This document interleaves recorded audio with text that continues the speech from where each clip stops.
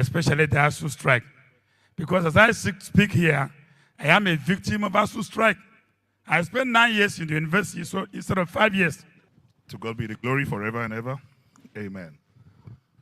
The chairman of this very unique occasion, ladies and gentlemen, I want to appreciate the presentation by my lecturer, Professor Jibo, and the panelists.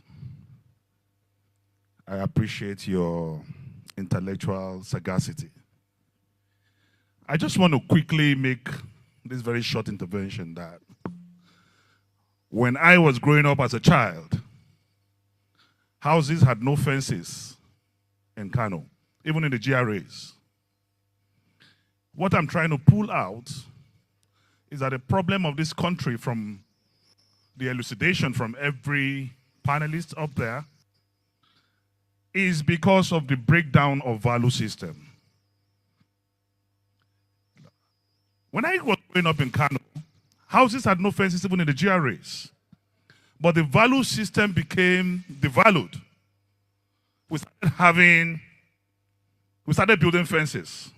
Growing up as a child, the only place I see fences is either a zoo or a prison yard. Gradually, the situation deteriorated. We started having tall fences. It further deteriorated. We started having broken bottles of minerals as barriers on our fences. It further deteriorated. We started having barbed wire. Today, it is electric fence. From the wear of dogs, we now have the wear of hyena, the wear of lions, showing how the entire society have become depleted. The Holy Book says, bring up a child in the way of the Lord, and when he grows up, he will not depart from it. It is our orientation from the family unit level that has completely broken down. And this have not been, it's not an advantage, because all our curriculum from primary school to university do not support system. If you see an American child at age 5, he can tell you about the dream of America. That's why when they are singing their national anthem when playing football, you see some of them crying. Because at a kindergarten level, you are taught nationalism. You are taught physical education. You are taught moral philosophy. Even as a child, you already know what it takes to be an American and what it takes to protect America. The only social orientation we have in our education curriculum is social studies. And what does it teach? It teaches you about Jaja of Okpobo, Awolowo of Western Nigeria, Azikiwe of Eastern Nigeria, and Sardauna of Northern Nigeria. And even as a child, you are already indoctrinated with ethnic consciousness. So we must go back. We cannot get it right, whether electoral, political, or economy, once we don't have the right attitude, the right values, and the right orientation. Nobody teaches you about Nigeria today. Today, history has been taken away from our curriculum in secondary school. It's no longer there. No more vocational studies. No more technical drawing. All the technical schools and colleges are down. These are primary values that we must go and resuscitate. No matter the grammar we speak here, no matter the policy direction we give, once we do not have the right attitude to manage whatever policy, manifesto, or ideology, we will not get there. So my advice is we need to go back to the basics. This attitudinal shift is the primary thing. Because if you don't even know your country, you don't even know how to divide your country. When I was growing up, there's no Hausa, there's no Yoruba. When it was Christmas, I can tell the streets, up to the 20th street after my street in Kano, we share rice, and during Salah, we also get tuwo shinkafa. Today, I don't even know who is my immediate neighbor in Metama. These are the value systems that we need to get back to. There is no Boko Haram or bandit today who no human being will pick up a gun and shoot a fellow human being if you're not under influence. Drugs have taken over all our young ones, and the attendant satanic manifestation is what we are getting. So let's get back to the basics, go back to family unit reorientation, then we start from there before we can get to all these big grammar level. Thank you and God bless you. I agree with Dino Melaya's submission, 100%. so I don't need to address it. Let me speak to His Excellency, former Governor Oshiomhole, on the matter of zoning. I want to make an important clarification. Everybody here knows that I have offered myself in the past and was a presidential candidate in the 2019 election. And even in the 2023 cycle, I also offered myself in the context of my political party, but did not get the ticket for reasons that my resignation letter from the political party stated very clearly, and which was what Dr. Babayo was referring to. And the reality is that many political parties, especially the smaller ones, that many of us had thought would be effective counterweights to the APC and the PDP, because we were not happy with what people saw as political corruption in APC and PDP, and so we decided to try alternative vehicles. I can tell you flat out that many of these parties are worse than the big parties we complain about. Let me explain. They are worse because Henry Kissinger once said that the reason that the politics of the academia is so vicious. Remember that Henry Kissinger was a professor at Harvard and then later became the National Security Advisor and Secretary of State of the United States. And so, reflecting on his time in academia, he said, the reason the politics of the academia is so vicious is precisely because the stakes are so small. Maybe people are fighting to death about who will become the head of department. Maybe people are fighting to death about who will control some research grant, right? So extrapolate this to the national political situation and you will get what I'm saying. Many of these parties, not all, I'm not saying all, but many, they're not even serious about winning elections. Certainly not the presidential election.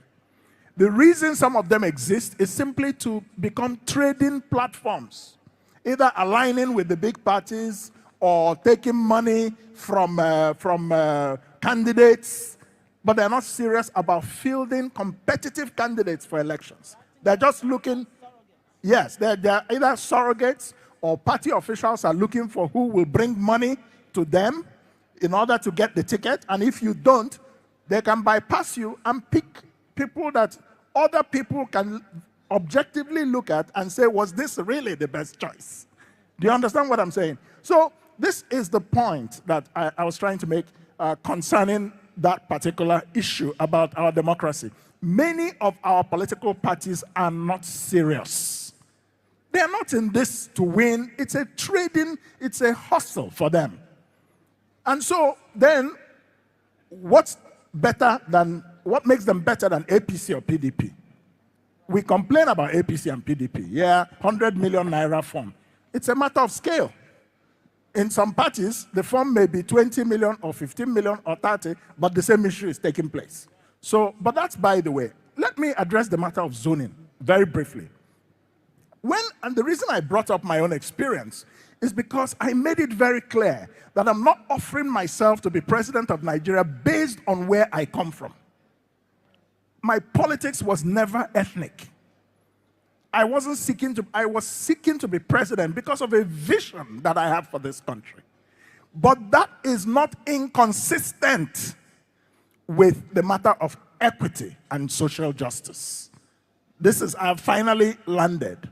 Now, this matter of equity and social justice, there was a study by Harvard University in 2002 called fractionalization. That study empirically proved that where there is a heterogeneous environment, the more heterogeneous it is, the more fractionalized the country is. And they showed by empirical study that Japan and the two Koreas are the two most homogeneous countries in the world. And that European countries were also highly homogeneous in their composition. But that African countries tended to be the most heterogeneous countries on earth. Empirically proved. And that is one of the reasons why in Africa there is a lot of division. And democracy can, if it is not very well managed, contribute to fractionalization. How do you solve that? You can develop a democracy that suits your own local environment. And that is where this zoning matter came up. You also have to look at the matter of constitutional restructuring. Because the only way you manage a big, diverse federal state is through a federal system. And that's why you see America, it's federalism, Australia, Canada, Germany, Brazil, India, so many countries that are big and also have heterogeneous populations tend to be federal states. But in Nigeria, we are running away from the matter of constitutional restructuring. Then we're not serious. So that's why we must come back to that matter, and then we must come back to the matter of zoning. In the matter of constitutional restructuring, we can look at, it's a debate, we can look at, should the presidency, for example, rotate across the 6 geopolitical zones? Switzerland is a confederation. The presidency rotates every 2 years to every one of the 26 cantons in Switzerland. Are you more developed than Switzerland, that recognizes the fact that there are French Swiss, there are Italian Swiss, there are German Swiss, and then you have the Romanced. So in Nigeria, we tend to, I don't believe in running away from issues. And let me say, today has been a day. I will give a meaning before I drop. The celebrant, distinguished visionary leader, a father, an elder statesman, the chairman of the occasion, and his wife, distinguished senior sons and daughters of Nigeria, particularly General Magoro and General Akilu, senators serving and retired, former governors,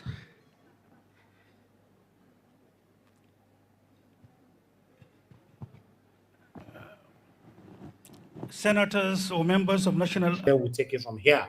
But meanwhile, I'd like you guys to understand that this is the state of the nation. This is what we all are currently facing in our country. I love my country, don't get me wrong. I'm a patriotic Nigerian. In fact, I want my country to be better than the United Kingdom today. Yes, that's what I'm doing today. I just want to see Nigeria better somehow, someday. But it's looking somehow. As you know, they say for screen, the Northerners don't they plan to come up for Nigeria. But when they blame the Igbo people. Igbo people, where will they go? Not Biafra. Biafra not this, Biafra not that.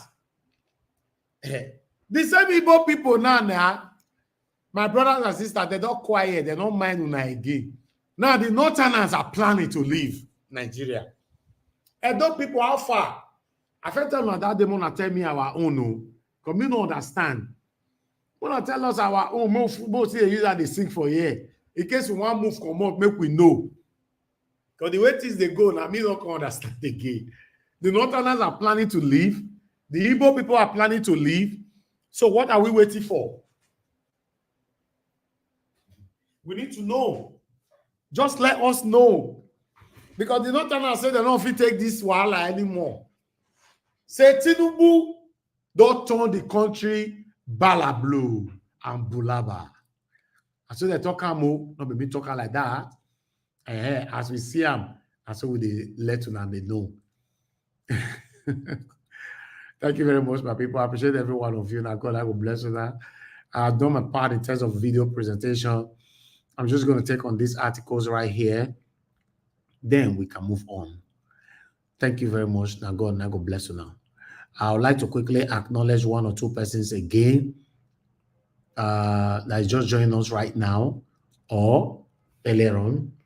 We have Divine Cross in the building. Thank you very much, Divine Cross. I appreciate you, Jidima. Thank you very much once again. Morris, thank you very much. Good evening to you. Thank you, Leonard and Ozie. I can see right there. Michael Okata, once more. Ghost Child, thank you.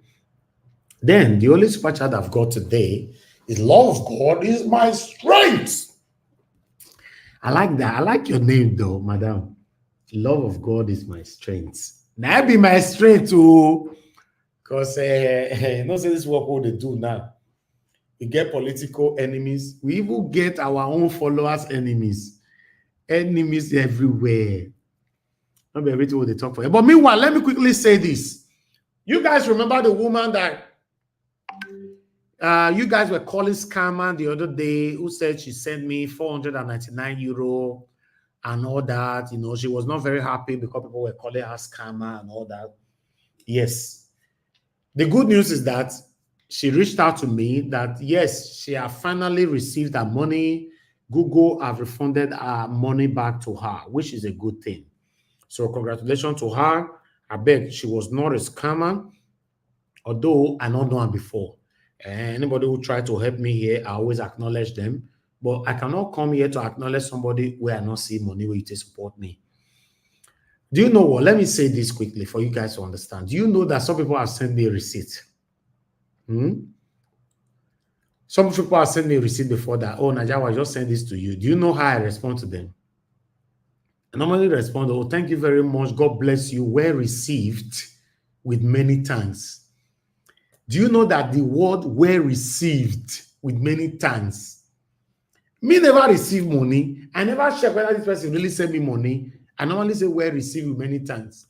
Until one of them, one of our consecrated members, she go to listen to me now. 3 days or 2 days later, and she now sent me a message that, oh, Mr. Najawa, you need to send me another account. The money they say no go through. I don't know why. Send me, do you have any other available account? Because Najawa's account did not go through. Guess what? The day when she sent me the first receipt, I've already responded, well received with many thanks. I not check. That's my person. I know the check. Do you also know that some people have sent me 50 naira so many times, 100 naira so many times? For me, they write to me, they send me 50,000 naira, they send me this and all that. I normally responded back by saying, well received with many thanks. And I get to realize one day, say, person why I tell say well received many thanks. Now 5 naira be 15 naira now he sent for me. And he tell me say na 50,000 naira he sent for me. I can't tell my mama, say, Mommy, see this receipt. I been at me, my eye they pay me. My mama look, I can't send that to one of our wonderful panelists that yes, I trust here. Now woman, I can't send that to her and say, look, she can't look and say, no, this one are 50 naira. I say, me, I don't already tell this person, say I don't receive 50,000 already. I can't go back again to say I did not. So the deliberation when I going on, oh, maybe it was deliberate and all that. For me, I know you okay. As long as you manage to remove 1 naira from the money where you suffer put, I don't know how you take suffer put. For me, when immediately they send me receipt, I normally tell them, thank you very much, well received, many thanks. That's me. I appreciate everything. So that our sister says send me 499 euro, I don't see her. But though she herself came back to me after that deliberation the other day, I brought it to the broadcast, telling me that, good news, Mr. Najawa was, although I was not happy, people were saying that I was a scammer, I was this and all that. I let her know, say, I don't get the power to control people's opinionism. Don't worry. Let it be between you and I. Thank you so much. God bless you. And I prayed for her. She said she don't receive her money. So you see, life move on. Now, this one, they talk say it's good for somebody to be transparent. Let's be honest in every endeavors of life. Because the lie where you lie today, they go still cash you. They feel not cash you today. But somehow, somewhere, prospectively, people go cash you, say you lie. So don't live on this kind of thing to destroy your integrity. So, ladies and gentlemen, she finally, Google have returned back, let me call it 500 euros. She don't receive them, which is a good thing, you know. She said it was a mistake and all that. Anyhow it happens, I'm not interested. My concern is that she got her money back. Google refunded her back that money. The money not reach here, and I don't know how they take hang them. Maybe some of you commented the other day, maybe they hang the money because maybe it was suspicious, so it's the biggest amount coming to my platform, and they just decided to say, I'm gonna hold this one for more, check out whether not true or if not scam. And truly, nobody don't ever give me 500 euro for my entire life, 500 pounds or $500. Nobody. We have to say it how it is. Nobody, both on air and off air, nobody have ever done it. So I believe maybe YouTube was like a bit skeptical. What did they happen for here? A whole 500. Although I'm looking forward to the day somebody will give it to me, but I know somebody don't give me $200. You know, Pansat are giving me $200. Dr. Lazada Gomez are giving me $200. Madam Luke have given me $100 so many times. So yeah, but I never get 500 before. So maybe that's why they paid that money that time. So I beg, she was not a scammer. She was only trying to, no, I can't say she was only trying to help. She said, "I'm picking Duan," but she was not a scammer. I'll leave it like that.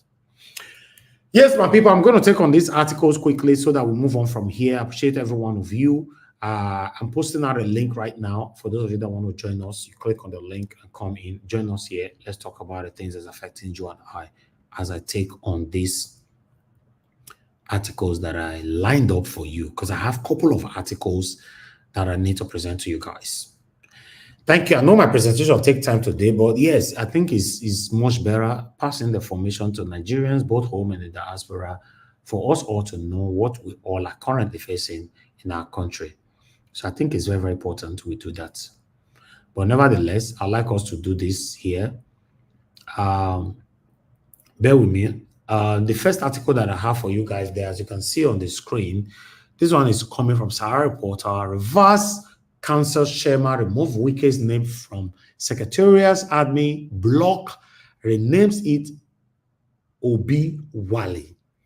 Wike, you are done and dusted. Yes, you are done and dusted. Anybody who believes saying I be the Oduga of the world, somebody will bring you down, because no, you can never be Oduga of the world. You must be able to respect yourself and embrace humility at all times.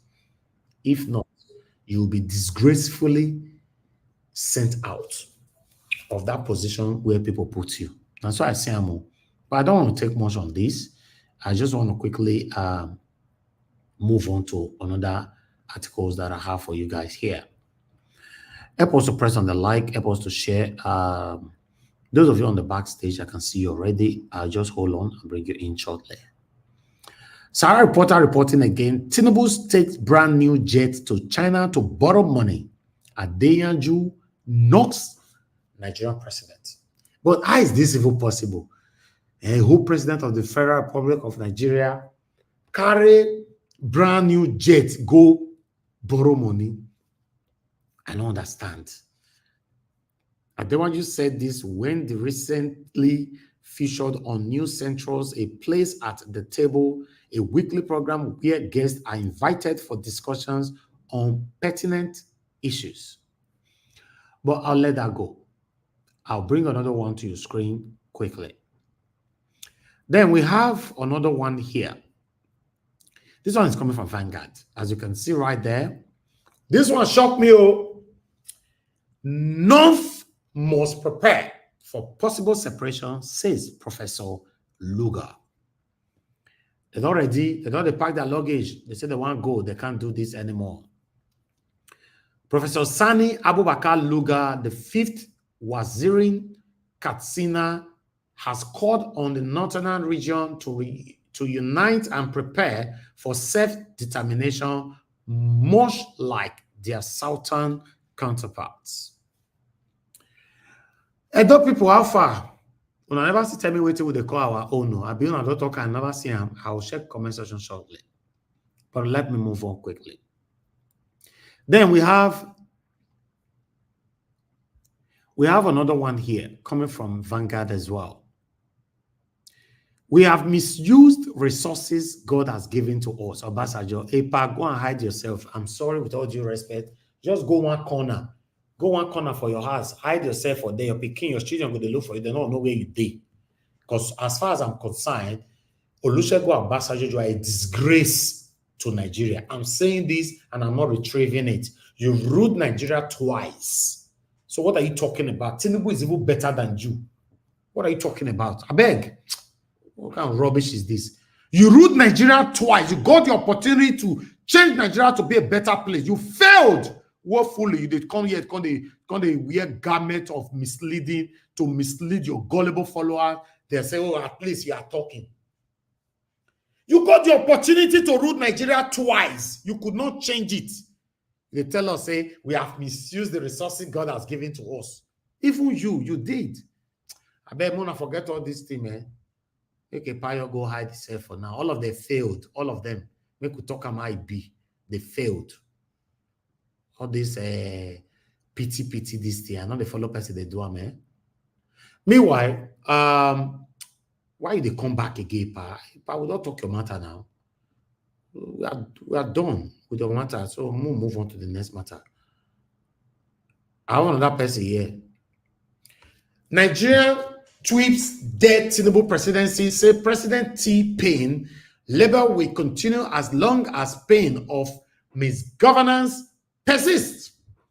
Although the same people don't want to now say, if we not take time, if we not call Tinubu T-Pain again, we not gonna know between I was there and I shall be there. We're gonna be careful. Now, when they call Tinubu T-Pain, the government, the federal government, they are very, very upset about it right now. They don't want to say, we're gonna not try him again. What do I know? As I see, I'm not trying to present him for here. But meanwhile, I have another one here. When I see that one coming from Daily Post, Nigeria under Tinubu becoming a failed state. Bishop Adaji, I talk this one. I would like to take one or two paragraphs from this Catholic. The Catholic Bishop of either diocese, Most Reverend Anthony Ademo Adaji, has lambasted the administration of President Bola Ahmed Tinubu, saying he's leading Nigeria into a failed state. Most Reverend Adeji stated this on Sunday at Our Lady Mother of Mercy Catholic Church, either to mark his 60th birthday. My people, that's why I see that one reach. I have just 2 more to go, so I can take calls. Those of you that want to call in, you can start preparing to do that now.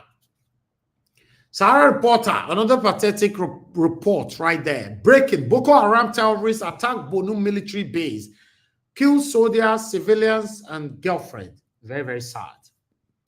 Very, very sad. These are the same people we speak for all the time, though they intimidate Nigerians and all that. In fact, I'd like to say this. On Saturday night, I went somewhere. And I went with my God-given car, by God's grace. Then somebody that I was waiting for, I parked in a place that is not too secured with that car. Although it's okay, now still island, but I know that place I was not okay. But I see this small white bus. White bus. If those of you that live in Lagos understand this white bus, now the police people they use. I see this white bus, you're parked in front of my front. I see some police people. Then I was very, very happy. Then I rolled down because all my glasses are tinted, including the front wiper, everywhere blacked. I rolled down, I tell them, first thing I told them was, they greet me and I greet them. Although I went straight on British accent because I know they talk to these people with pidgin because I get reason. Then I told them that thank God you guys came. Regardless of what you want to ask me, license or whatever, please wait with me until that's why they wait for come. Because here my mind not reach grand. They said, no, don't worry, you are safe. I say yes, but just wait. I don't want you to go anywhere. Stay with me here before we leave. They said, I bring my license and not give them British license because that's what I use here in Nigeria, my British license. You can use it for 6 months. When you're out of the country for 6 months, then you have another 6 months again whenever you come back to the country. That's what I use. I don't have Nigerian license. So I gave them a license. Then they now went on. Baba, you bless us this weekend, though. Saying on Saturday, you bless us and all that. I say, okay, that's not a problem. Then the other one I speak Yoruba, not knowing that I understand Yoruba. They don't want to speak Yoruba to your colleague that Make we tell her make you transfer money or make transfer money. Because you remember, this is what these guys have been doing to our youth in Nigeria. Taking them to POS, collect money from them and all that, blah, blah, blah. As you all they talk and finally tell and say, everything when you talk, I hear them. You want me to transfer my hard-earned money for you because of the kind of a car I drive? Why are you guys behaving like this? I can't tell. I'm a journalist. Yes, I'm a journalist and I know the law of this country. You want me to transfer my money? He said, no. Not be me they talk to. He they tell a colleague, say the money we get with him, etc., the way they owe and whatever. And I say, no. You tell and say me, they tell me my transfer money. He say, okay, Organo. The other one I say, Organo first, say we know the two get cash for this country like that. Say, it's my money. Although I was alone, then I just see my friends now just came in. He said, oh, I believe some people they wait for me this night. I say, my friends, yes. So it's my money. You can't tell me how to give it to you. They were now apologizing. For me to even give them cash, I then refused. That's why I take command for them. I want to let you guys know that if you're a police officer listening to me right now, or army or whatever, we that is speaking here, we are not only speaking for ourselves, we are speaking for you all. But sometimes when you turn your back on the people, the same people that are speaking for you, then look what Boko Haram are doing to you. We want a better country that will be favorable to not just we, the civilians, but even to you guys that is protecting us. But sometimes you get carried away not knowing that we are speaking for you as well. You cannot say somebody should be transferring money for you. Now your money. We have a long way to go in Nigeria. A lot is going on in our country. But meanwhile, I see this one. It's very, very sad. Boko Haram kidnapped by soldier, civilian, and even carry their girlfriend and all that, blah, blah, blah.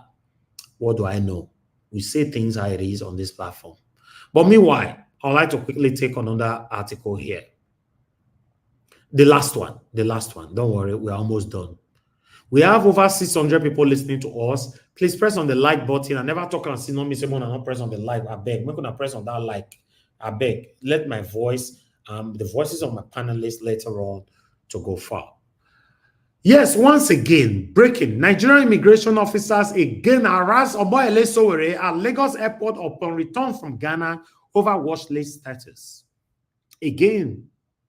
So Omoyele Sowore and the people don't cry, come and say, these people still they harass me. And there I go read that one, Rich. If you want to read more, go to Sarah Reporter and read more right there. That's all I have for you guys today. Good morning, good afternoon, good evening to you all.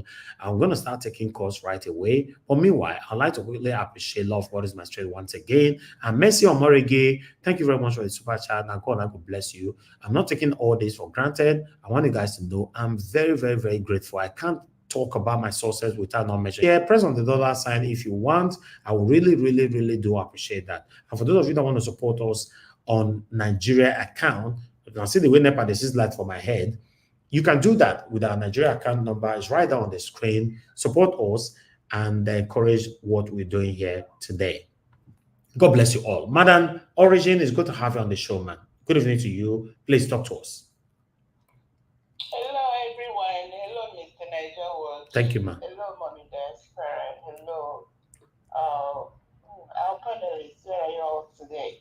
And all the ninjas, everyone that come out here every day. We are back to work, to our civil duty, to do this service that is so important. Thank you, Mr. Nigerian. In fact, today, this particular you need to archive it. You need to kind of put a seal on it. You don't know how much or what is loaded in this program today. Thank you, ma'am. You see, I want to, so much to talk about, but I hope to streamline it and summarize it in one. The people that spoke, Dr. Moghalu, Dino, Melaye, a whole lot of them were presidential candidates. I think the last, they are mostly politicians. One of them that spoke, Hamza al-Mustafa, the presidential candidate for Action Alliance. Mr. Niger Watch, that man is a man that carries the history. That man will go to his grave with a huge part of the secret of this country. And as he was talking, I started feeling like I'm having, like, you know how you feel feverish? And because I have, is one of those that I researched and I'm like, God, what that man, the man is carrying half of the burden of this country in his heart. And I feel for him. Now, like you were talking, you said Arewa or whatever, they're asking for to separate. As we are speaking on Saturday, Sunday Igboho went to UK. He has submitted his petition to leave for Yoruba people to leave Nigeria. So you're left. People, please, you get up, brainstorm. There are a few countries, a lot of countries in the whole world that don't meet up to your population. So it's not a bad thing. Like I was saying, and you made mention of Obasanjo. Yes, 2 times he had opportunity to, be a great man. Buhari 3 times.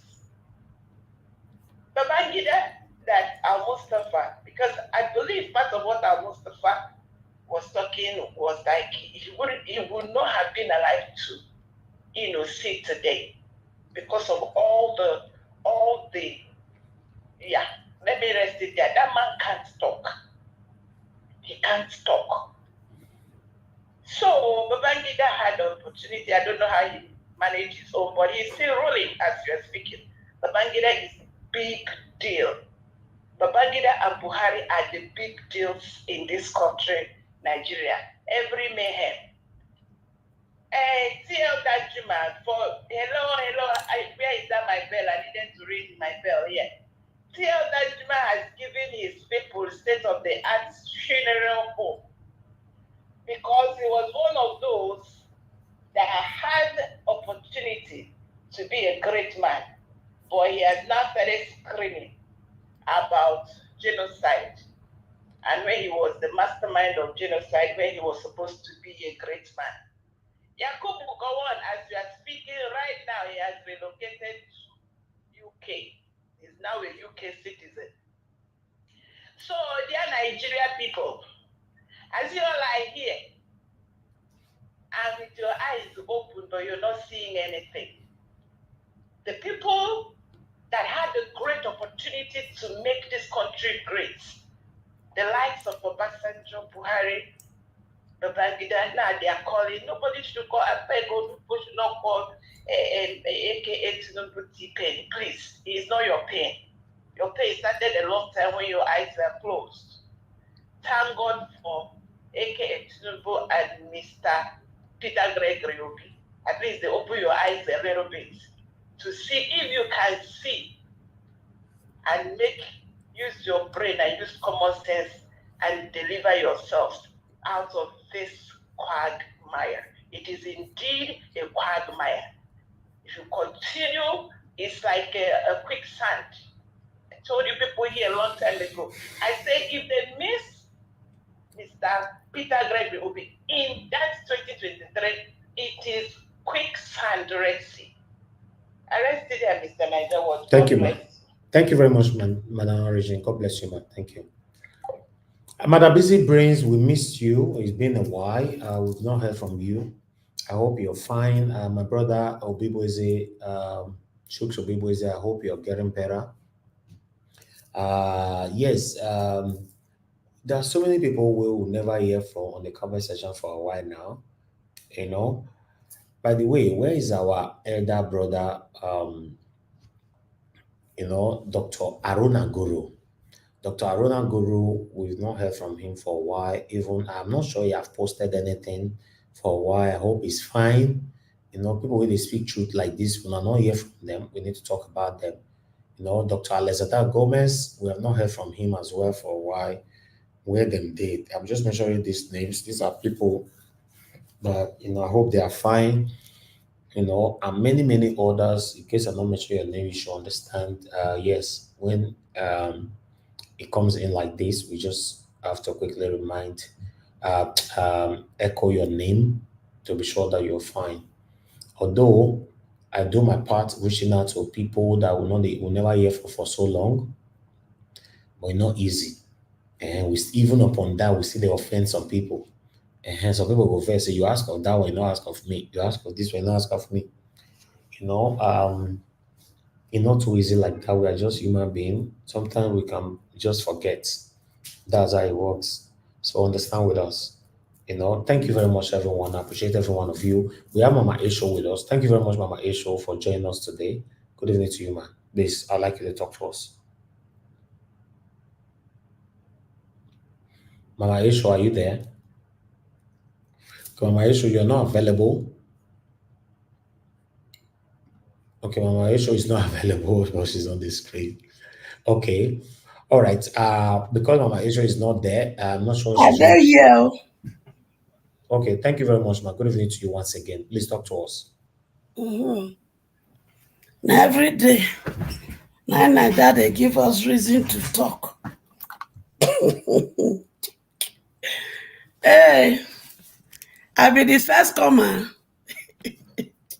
Yes, you are the I only got a first position today.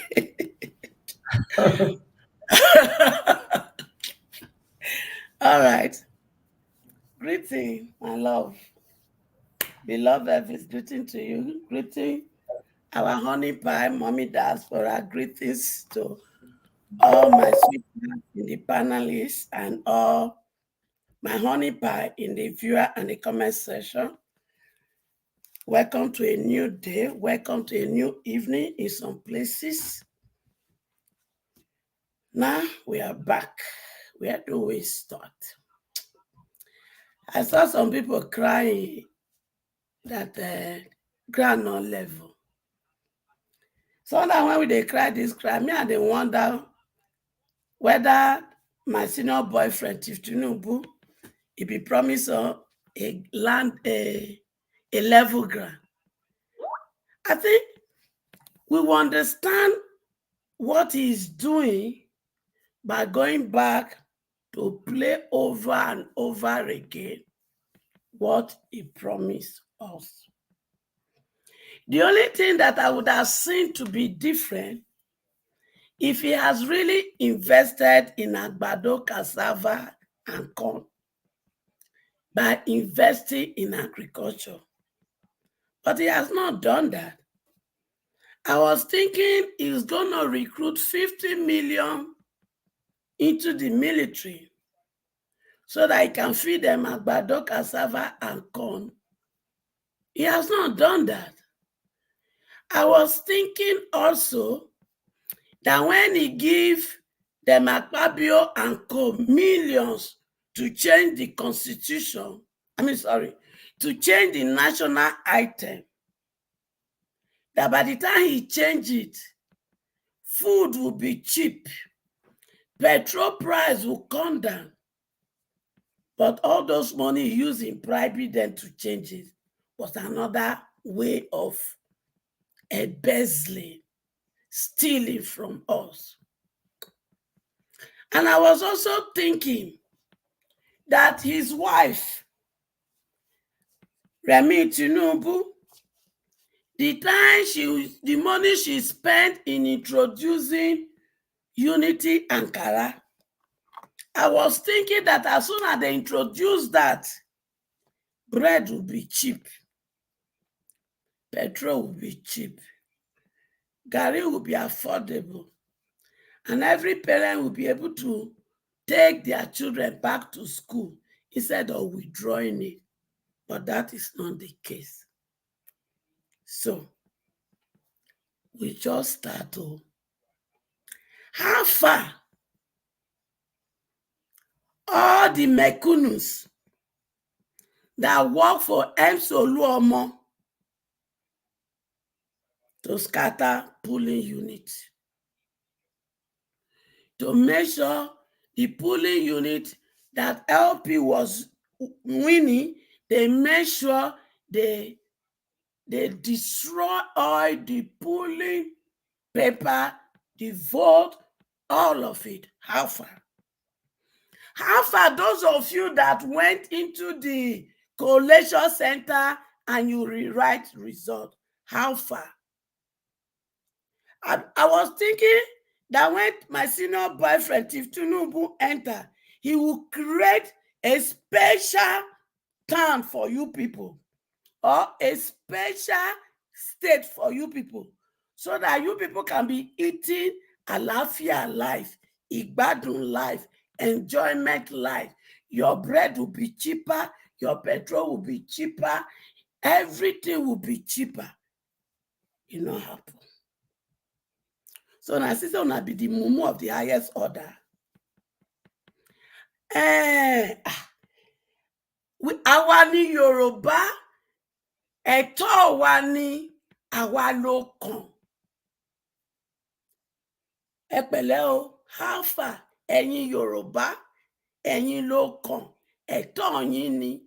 Ṣé ẹ̀ ń ra búrẹ́dì? Ṣé tọrọ kọ́bọ̀ lẹ́ ń fi ra búrẹ́dì ni?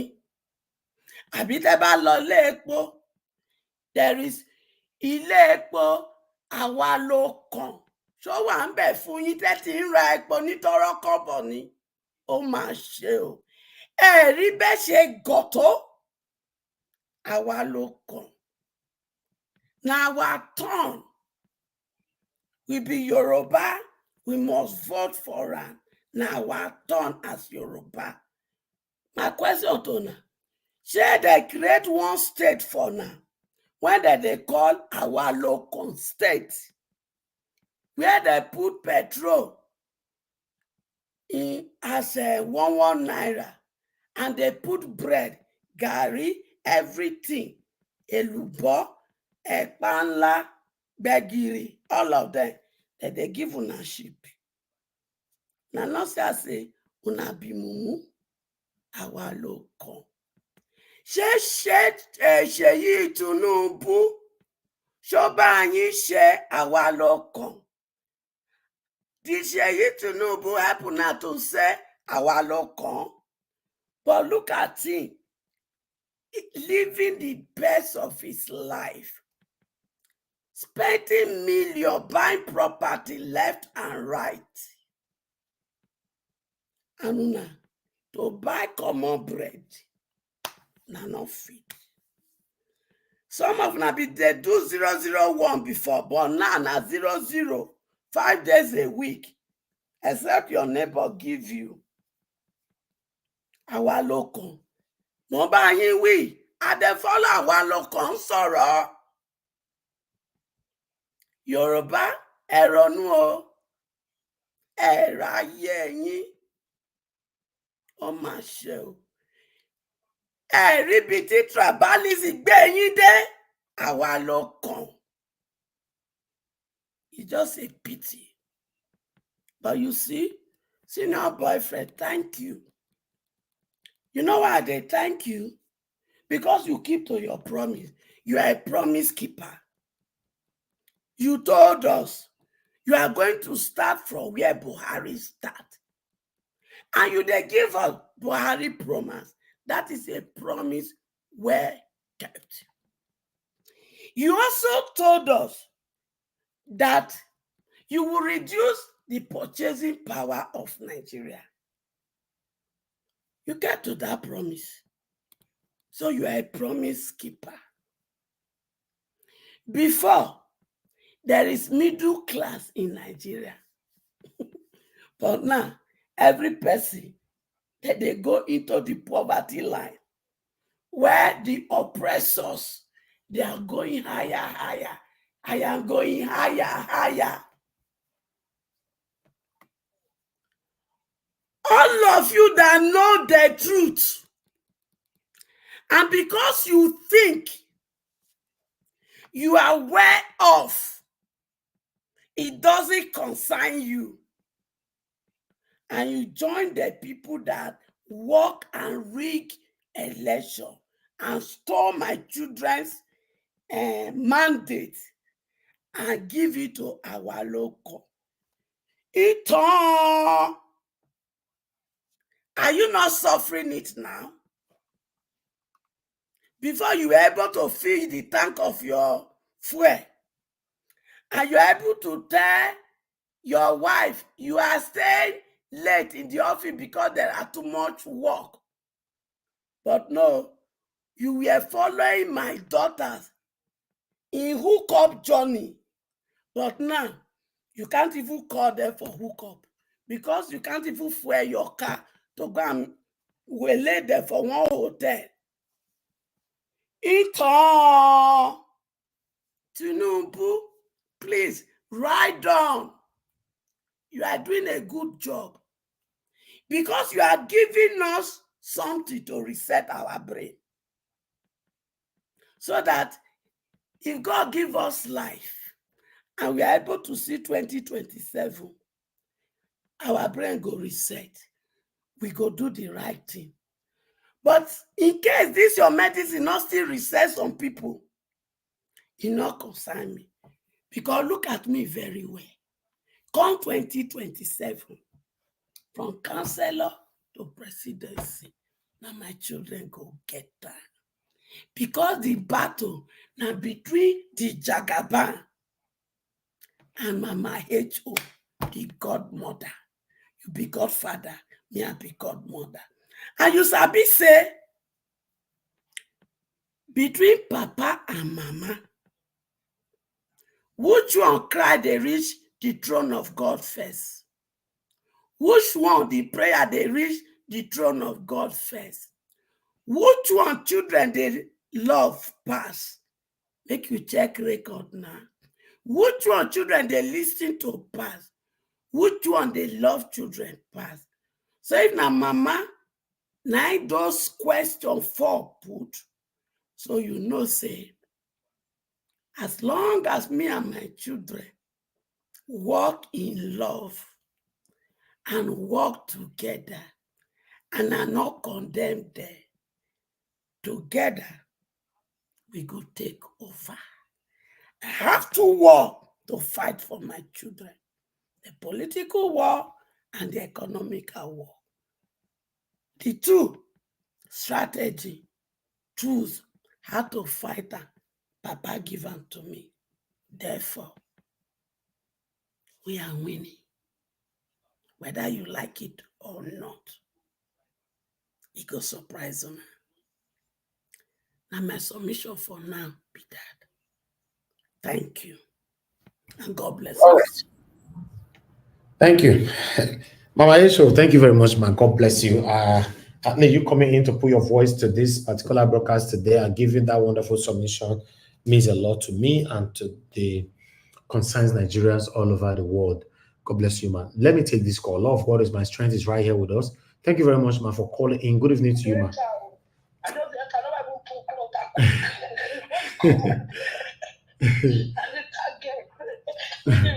Thank you, man. Thank you. Good evening to you, man. Thank you. Good evening to everyone on the comment section, on the panel, the panelists. I say thank you for all you do.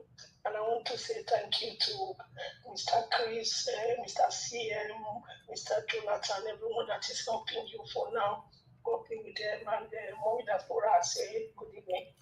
I want to pick a point from what Mrs. Origin, I was not here on the train when she was talking. She said something about the former military man that was one that worked for Abacha. You see, she was right. A lot of things that's happened in Nigeria, that man knows about it. You see, I'll put this as allegedly. You see this ASU work that we see, that everybody's going into one government, one president. If people know how that place was built, how that Asurok was built, the part of 5 people that they acquired to put on that ground before they start to do that building. People, Nigerians, new building, and let me call people from 1980 downward, they will be shocked. The deep story about Nigeria. If Nigerians who are young people like you, if you people hear it, you will open mouth. When Babangida allegedly, when he built the Asu Rock, even the builders who are building it, all of them, they put them on the ground. It's a deep story which I cannot say here. So what I want to say, everybody that is gathering in that place, how many have we had? I think this will be the 3rd time I've seen Nigerians coming together. And one question I want to ask, why are they calling those people alone who have destroyed it? Where are those people, young people, youth? Why are they not there? Where are those people who can really speak about Nigeria without no fear? Where are those people who are really suffering? Who are the Nigerians from every tribe in Nigeria to come there and speak? Not those of them. Yes, it's IBB something they are doing. Not those of them. With IBB, all of them, they are the one allegedly who has put us where we are. It started from him. It started from him to Abacha. Abacha did his own. With this man that is coming, this reform military man that knows everything. He knows everything. So Nigeria is a big story. All we need people, newly people young people like you, Mr. Nedaward, young people like Mandates, Thank you. young people like tradesmen on this platform. We need you people to represent us in places like that. We don't need the old cargo. Is it this man? What's his name? Kino Milaye? Is it the one that wants to speak for Nigerians with all what he has done, all what he has stolen, all what he has taken money from his own people? His people are sitting on the ground in classes. Is that those people that will speak for us? Those people who stole our money and take it abroad? No. We don't want them to speak for us. We want them. We want young people like you. We want young minds who are going to come and bring in Jesus to our society. Not these corrupt people backing themselves together. Nigeria was learning. Thank you, man. God bless you. Thank you very much. Love God is my strength. I appreciate you, man, for that wonderful submission. You're also part of the people changing the narrative, you know. Thank you very much. Thank you. Thank you. All right. God bless you all, my people. I appreciate every one of you. I beg make una help us press on that like. It's very, very important. Let our voices go far. Currently, our likes here, let me tell you. Our like is 154. We still have over 400 people listening to us. Please help us to press that like. Let it go far. Press on the like. I know a lot of you listening to us, you never press that like. You are just there. I beg. Now, I beg with the beg you. We not the shout. No say anything we'll do. Now, people they pick offense from. I wish men were God. You know, I beg, press on the like. If you know you are actually fighting for a better Nigeria, you're not fighting for me. You're fighting for a better Nigeria. Please do your part. God bless you all. But meanwhile, we have my brother with us, Oga Chris. Thank you very much. You came in on time. And God bless you. Good evening to you, sir. Good evening, sir. Good evening, sir. Hey, wow. It's good to be on the program again, Mr. Njavas. Thank you so much. Sir. I don't know how. Yes, as they plan to leave Nigeria. I did look here, this thing, the headline where you display. I just did look them now. I still saw you Sowore on. Stop addressing the president as the Penotana's plan to exit Nigeria, says Professor Lugga. Well, first of all, they say the beginning. We must start from the beginning. The beginning are to thank you, Mr. Najawatch, for coming out every day to do this. It's quiet, demanding, but you kept on coming and coming and coming. It's all for the love of the nation. And the people in the comment section, Mommy Diaspora, now do well for bringing this out every day for we to listen to just see what's going on in the nation. My own be say all this news, all of them, they out there for the public space, but they always talk about them from different angles. But if we carry and come here, so people are able to give a wider view to what the news is actually talking about. As in, we are able to talk beyond just the print, but we give different meanings and connotations to the news. Thank you so much once again. And Thank you, sir. I did try catch my breath because I just did run the come.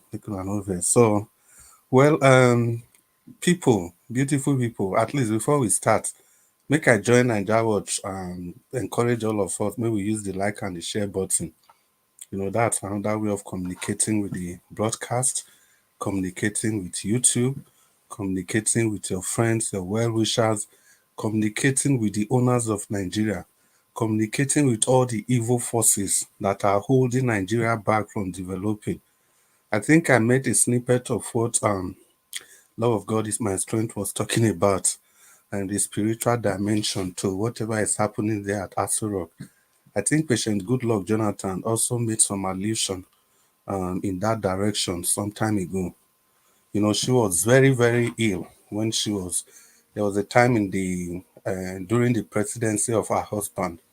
She fell really ill, and when she came back, he was giving this Thanksgiving and talking about the forces at Aso Rock. Well, I hope it is true. I hope it is superstitious.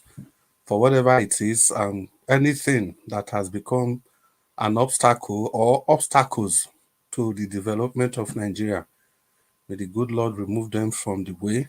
Anything, including living or dead, may the good Lord remove all of them from the way, starting from the evil and corrupt politicians. So now, so we say, they kept I don't know if it is embarrassed or threatening Sowore. They should know that this man is a fighter. No matter how you look at it, he's a fighter.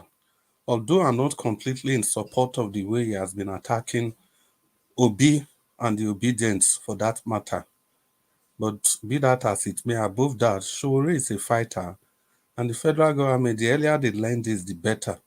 No matter how they try to embarrass him, even as a student union leader, he had more rough times. His feathers was ruffled many times, and he still kept going on and going on and going on and going on. But I think the lesson in it for all of us is that no matter who you are, no matter your status in this nation, when they are ready for you, they will come for you. So that is why it's important that we don't celebrate evil in any way. Because these guys, they don't care. They can come for any person at any point in time. Who could have thought that the fight in the APC is happening today? These were the same birds of the same feather that, they work together for each other to get Nigeria to the stage where it is now. But when it comes to dividing the largest, if I'm allowed to use that word divide, or when it comes to sharing the loot, they will always fight each other. That is why they say there's no honor amongst thieves. These people, they belong to the same class, to the same category. If any person think you are ever going to get a fair deal from them, you are just wasting your time. And in another perspective, I think it's not really time for casting blames and aspersion. And some of us, we still take a little difference to Sowore supporting these people in 2015.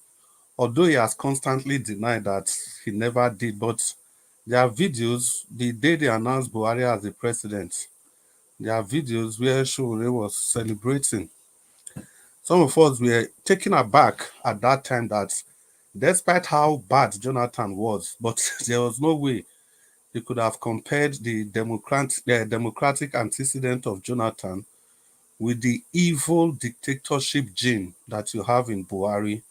Although they tried to cover him up and they said he's a changed Democrat, he has Osibajo there to moderate him, and blah, blah, blah. All they just wanted is for him to be there as a figurehead. And some of us, we argue that no, this is not how, it's only you guys in the South that see power as something to use to better the lot of your people. But in the north, power is everything. Power is everything. If they are not in power, they cannot breathe. And immediately they have that power, they use it to the maximum. They simply don't give a hoot about anything democracy. They just want to do what they want to do, hold on to power, use the power to benefit whoever they can benefit, and they just move on. They just move on in complete defiance to what the rule of every single rule of good governance dictates. It doesn't bother them. So, Sowore, you have to enjoy the game. These are the people that you people help to bring to power. We can see what they are doing to everybody. Nobody is spared. But be that as it may, I respect you. I really appreciate what you have done for democracy. But I don't know. There's something that I still don't understand. The constant diatribe, jibes against Peter Obi and the obedience. To be honest, I've asked myself where it is coming from, and I can't really find any. There's any way you can sheath your sword. There's any way all of us can work together. That has been my advocacy. Because I am of the opinion that if Sowore was to be part of the obedient group in 2023, I'm sure these people, they would have had a run for their money. But I don't know how we can do it, how we can actually prioritize Nigeria at all times. It appears that even people, everybody that are fighting for, yes, sir. Mr. I think the situation now between Sowore and Nigerians and the obedient is that Sowore is isolated. It's like he's not working with the concerned Nigerians right now. Although he's my friend, he claimed that he's working with the concerned Nigerians. But majority of concerned Nigerians are not with Sowore, and Sowore is not with them, and which is not right. So with the situation we are facing right now in Nigeria, it would be good to see that Sowore, aligning with someone like Peter Obi, all of them working together. Because what are we actually fighting for? We are fighting to see Nigeria become a better place. All this one says somebody want to do on his own, the other one want to do on his own, the other one want to do on his own. We are not going anywhere. We need to come together and do it together. So for me, it looks like we have a long way to go to achieve this better Nigeria that you and I are craving for. Thank you, sir. Absolutely, sir. Don't sir. Absolutely, I agree with you. Every aspect of the submission you just gave, I agree with you. But the problem persists. The problem is that Sowore has tagged Peter Obi as corrupt. Sowore has said in many fora that Peter Obi is not different from Atiku, is not different from any of these people that we claimed has brought Nigeria to its knees. And for hardliners like Sowore, when they make a position or when they take a position, it becomes very, very difficult for them to retrace back their step from that initial position they've taken. So Chris, yes. there are things you don't know. Did you understand? Sometimes we make our submission as if we know a lot of things. There are things you don't know. And like I said, there are things I know that I will not talk about now because it will break the table. And I'm a journey of bringing my children together so that we can rescue power from these wicked people. The reason you people think that is why Sowore does not want to work with Obi, that is not the truth.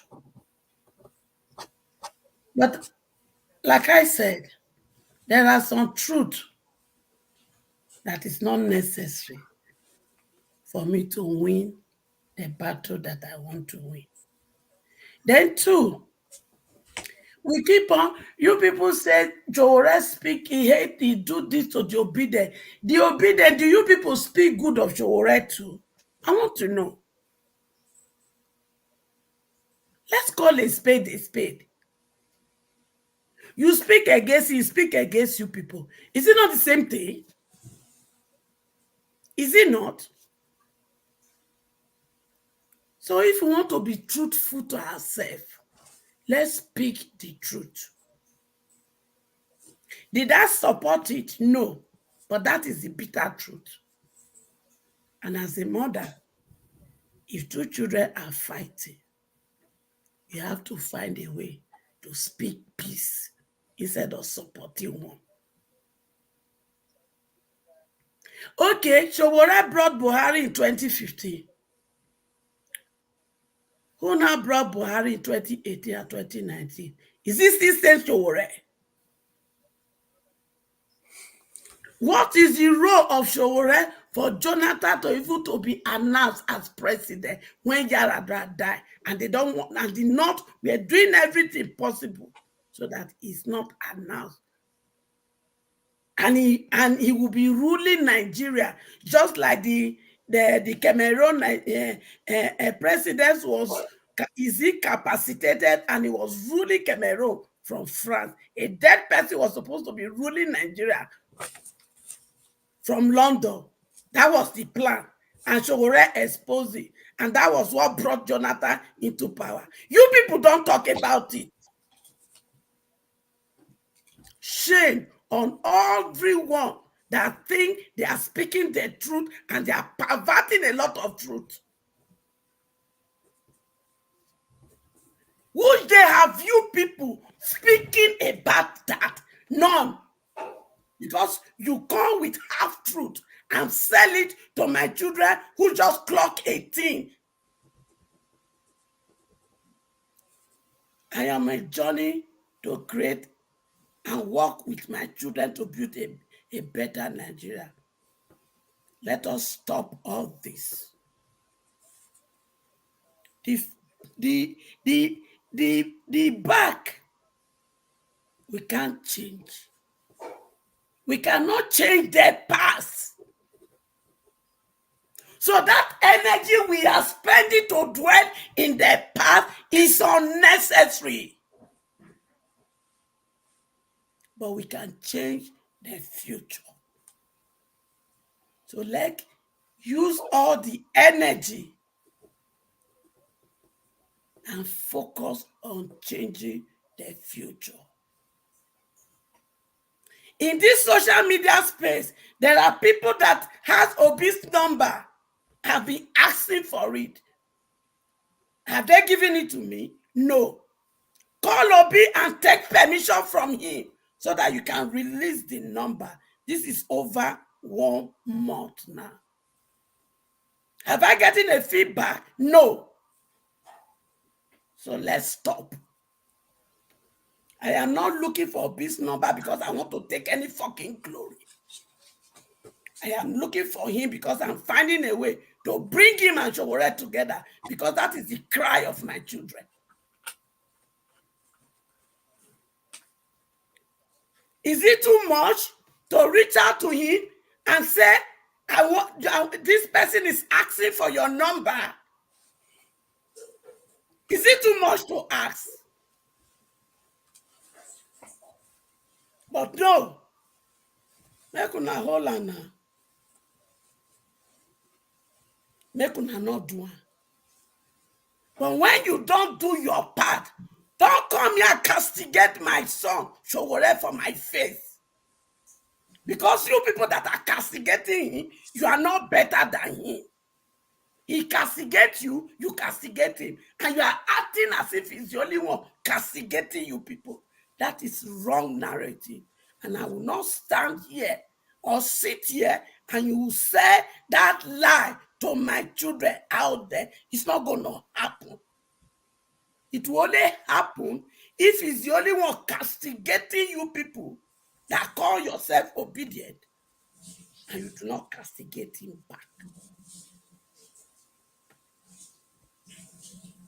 So please, speak how they can unite and stop this story.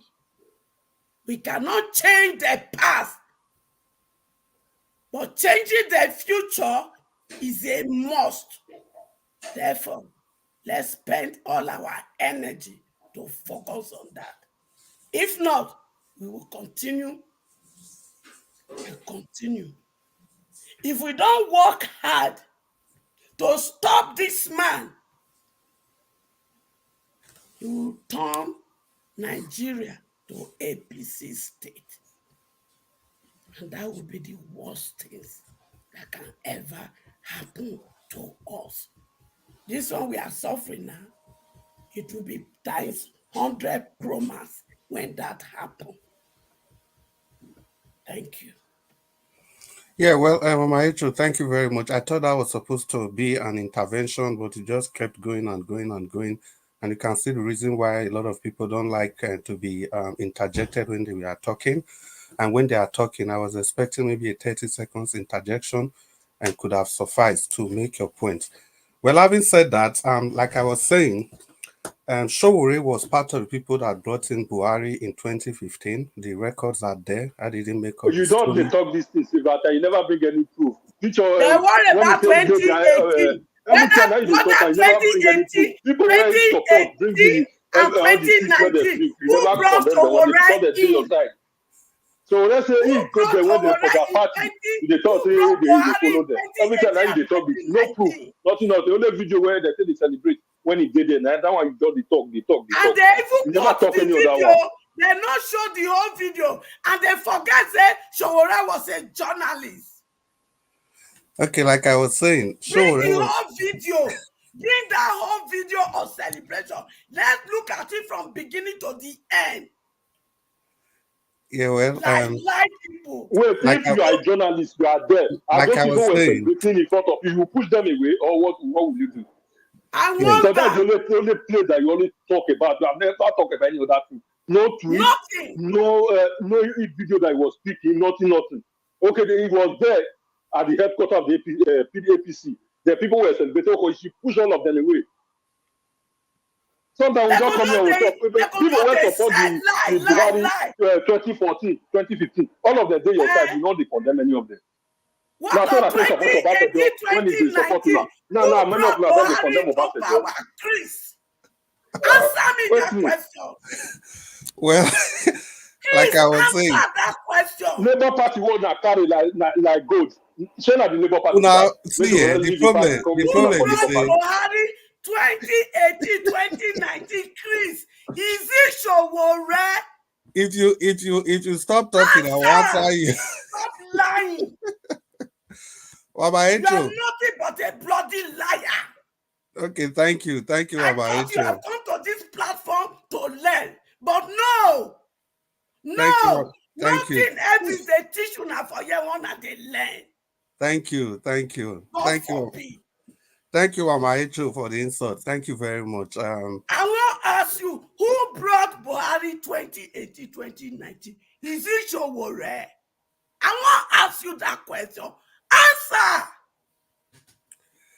Well, like I was saying, Sowore contributed in bringing Buhari in 2015, and as long as you not answer the question of 2018, 2019, you are nothing but a hypocrite. You are nothing but a liar. You know, some of you now come out for PDP because it's a reporter. They report on the whole corruption of PDP. That's been a problem.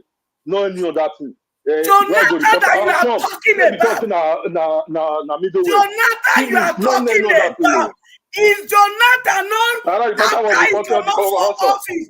Jonathan not the visit Boo-Boo. He not the visitor. Was he not going to Aso Rock? Una not the shame. Jonathan one that they fight for. If they die with them, and yet una they talk rubbish. All of them be thieves.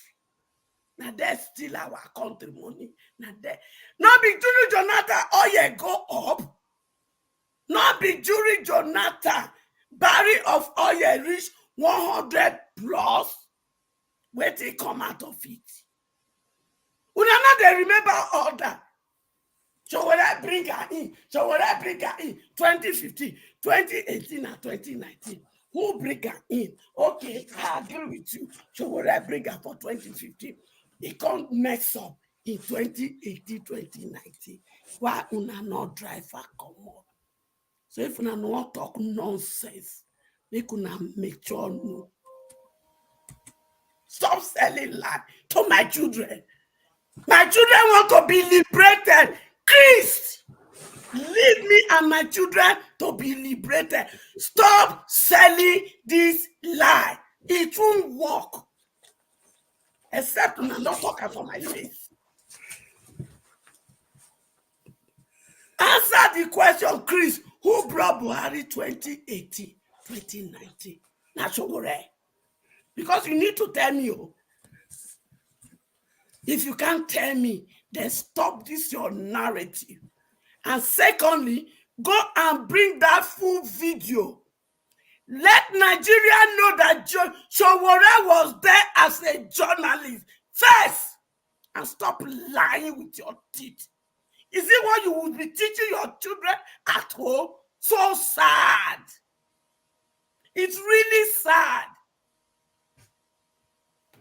When you are teaching that Sowore brought him in 2015, okay, I agree. 2018, 2019, you need to tell me whether Sowore still bring her. Because if you can't answer that question, then stop measuring 2015 in my front. If not me, you go wear one trouser like this.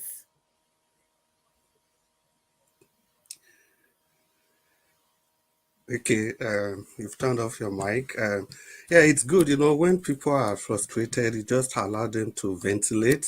Now you there frustrated, Chris. Now you there frustrated. Is something wrong with you? See, I won't show you my face. You hear me? See my face as I find rich. You see frustration for my face. Now you, when you cover your camera, now you frustration, they dress up every day. And it be like say, now frustration dress you up this morning. And then you take eat breakfast, now you take eat lunch. And now frustration, now you don't prepare for table when you want eat. Now make you they talk of frustration. Do I look at person when they frustrated? Chris, look me very well. Yes, I they use crutches. But look me, make I show you. Make I show you so that you go tell me where you see frustration. Look me, Chris. Open your camera. Oh, yeah? Open your camera. Maybe we see who frustration their body. Open your camera. You want to use English? Try it for me. Now, me and you today. Because I won't sit here, make you begin to feed my children that want to be liberated because they are king and queen and prince and princess. Una turn them to non-entity. And we are trying to work to liberate them. You dare they say like to them, I'm not going to greet that one for you. Mr. Man that does not have frustration, open your camera. Make me and you show ourselves to my children who frustration they keep. Because if you use nonsense language today, I go fire you back. Oh yeah? Continue. I dare you. Because now people like una, now make my children, they do the nonsense way that they do just to survive. People like you, Chris, you people are the satanic. Yes. I won't borrow my Peking. Elvis way. You are satanic, Chris Dublin. You are a satanic entity. Because people like you want to continue to send narrative that will not make us to focus. No, Mama Esho, no. That's a direct attack. You can't do that to any panelist here. That's not nice. That's a direct attack. You know, yes, if you are satanic. No. Yes, I use it, but you cannot directly attack somebody for their opinionism. That is not right. It's not opinion. It's the lie. It's the lie. He's not lying. He's not lying. He's expressing his opinion. The question is this: make una answer me. I agree with una. Sowore bring Buhari in 2015. I agree. Yeah, but Mama Esho, hold on, Mama Esho. Sowore, Mama Esho, please hold on. Sowore, I have a direct communication with Sowore all the time. But it's not enough for me to attack the people here that doesn't believe on Sowore, Amoyele Sowore's apology. And I'm not begging them to believe me. But you should let people give their opinion about him. Wait. Don't beloved have an Elvis. insult directly. No, you were attacking mommy, please. I was attacking because you there when he said they're frustrated. Are you not here? No, he didn't say that. He was only referencing. You know, he didn't directly attack. He wasn't directly attacking you. He wasn't directly attacking me. That's what I'm saying. Okay, thank God you used the word. Mama Esho, he said he was indirectly. Now you are directly attacking him. And because me, I'm not. You see, Elvis. Mama Esho, you know what? I'm not like this. I know, even though we don't do that. Mama Esho, even though we don't do that, you cannot directly attack anybody on this platform. Elvis. See, you see, now lie, now destroy us for Nigeria. Yes, I know. If you do me wrong, if I do you wrong, call me back. The other day, Elvis. Wait. The other day, Elvis. There are days you call me out when I didn't do well. I didn't fight you. Yeah, but I didn't attack you. I've never disrespected you. You called me out, right? Yeah, calling you out is different. You telling that you mentioned his name. You mentioned his name that Chris, you are satanic. I can measure and make him measure my own. Permission granted to you. If you address me, address me by my name. Mama Esho, just take correction, please. If possible, just take that word back. Attacking him directly is not allowed. Take that back. Elvis, I go announce for your platform. Anyone fit, not using directed talk to me. I know if anybody using directly speech on you, just move on.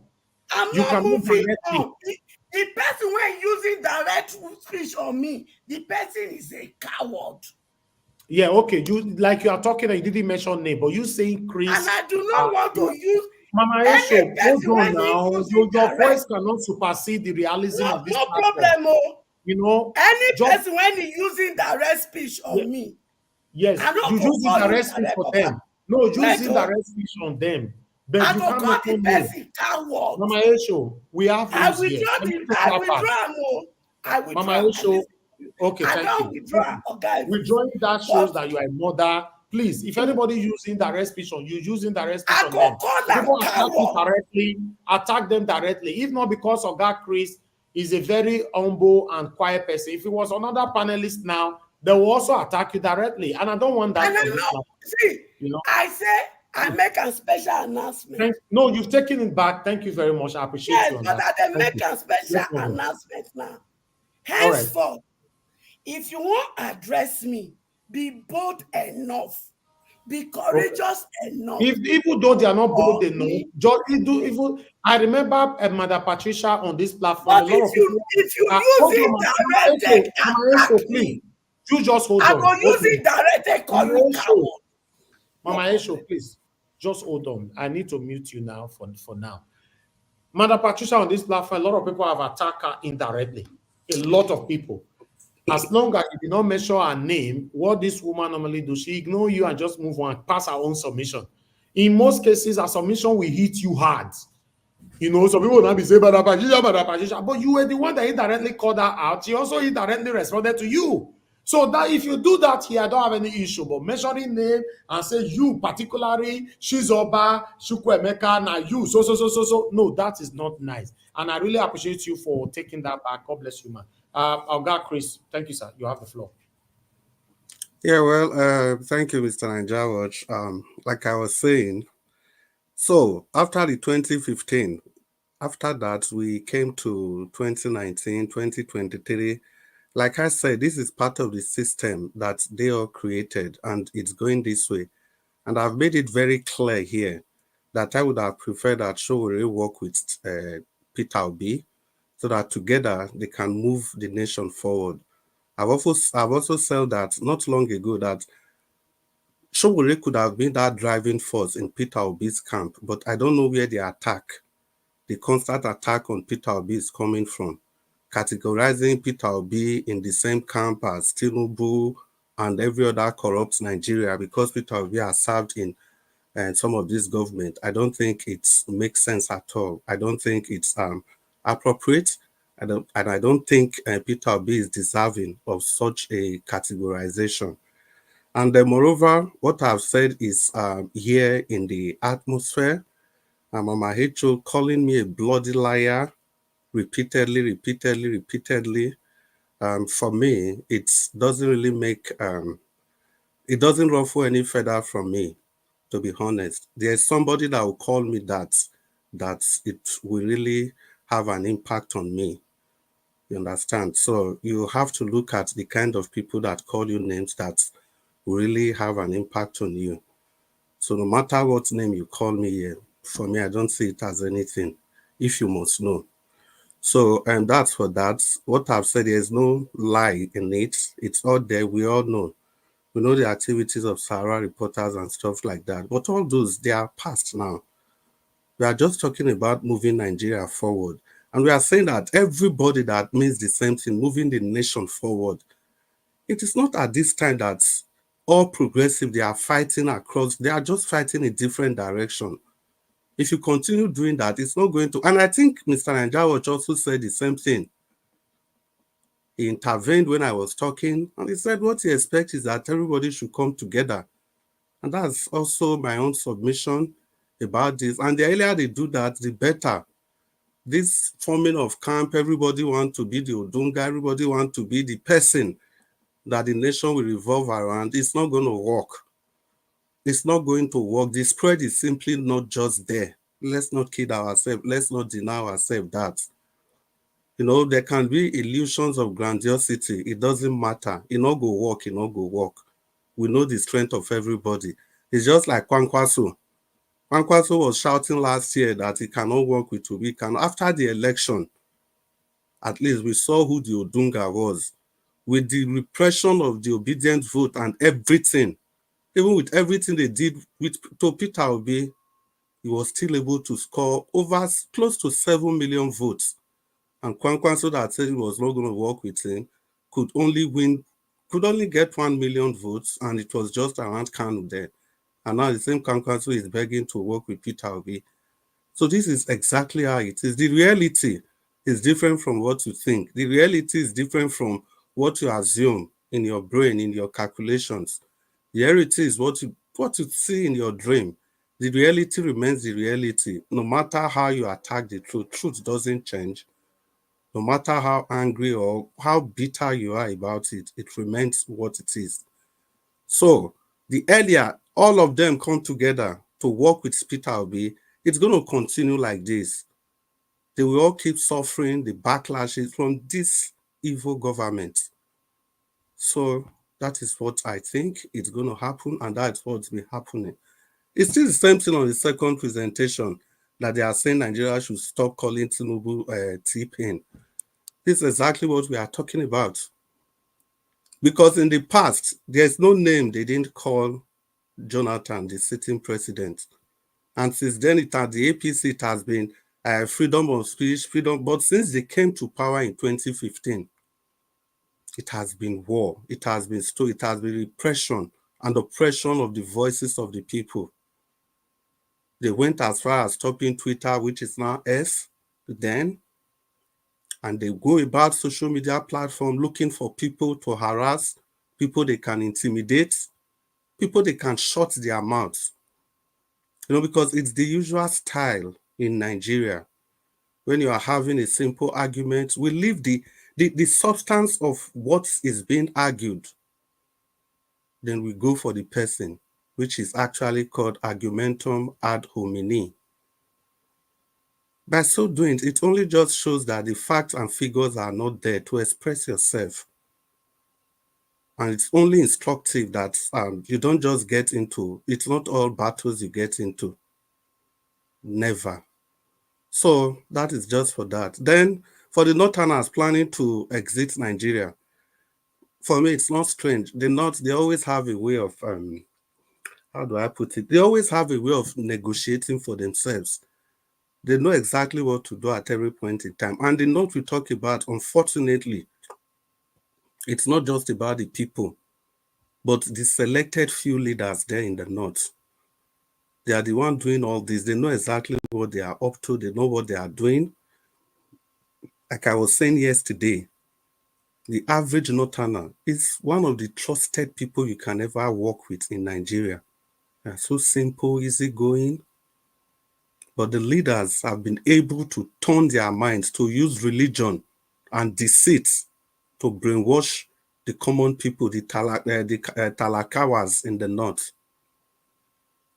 But we hope we are going to get a leader that will be ready to unite everybody. And I think that was the person of Peter Obi. The way he came, it was obvious that he was ready to bring everybody together in one single umbrella. But of course, the powers that be, the owners of Nigeria, they will never allow that. But for whatever it is, we have to keep up with the struggle. We have to keep fighting, irrespective of any angle any person comes from. All you need to do is to stay on the path of truth. Stay, keep doing that which you know is the proper thing to do. Say your truth. Campaign for whoever you are. Speak for your nation. No iota of intimidation. Don't be intimidated. How do you expect to get into a fight and you are not going to get attacked from left, right, and center? No. It's emancipation of the country. And people have different values. And people have different interests. And you must bear this in your mind. If you are ready for this, it's going to keep coming from everywhere, attack from unexpected corners. But whatever it is, the truth is there for everybody to embrace. Well, for that, Mr. Nanjawaj, I think I'll stop my submission while the broadcast continue. I hope I'll have the opportunity to make further submission. Thank you, Nigerians, and good evening. It's good to be with you all again. Thank you, sir.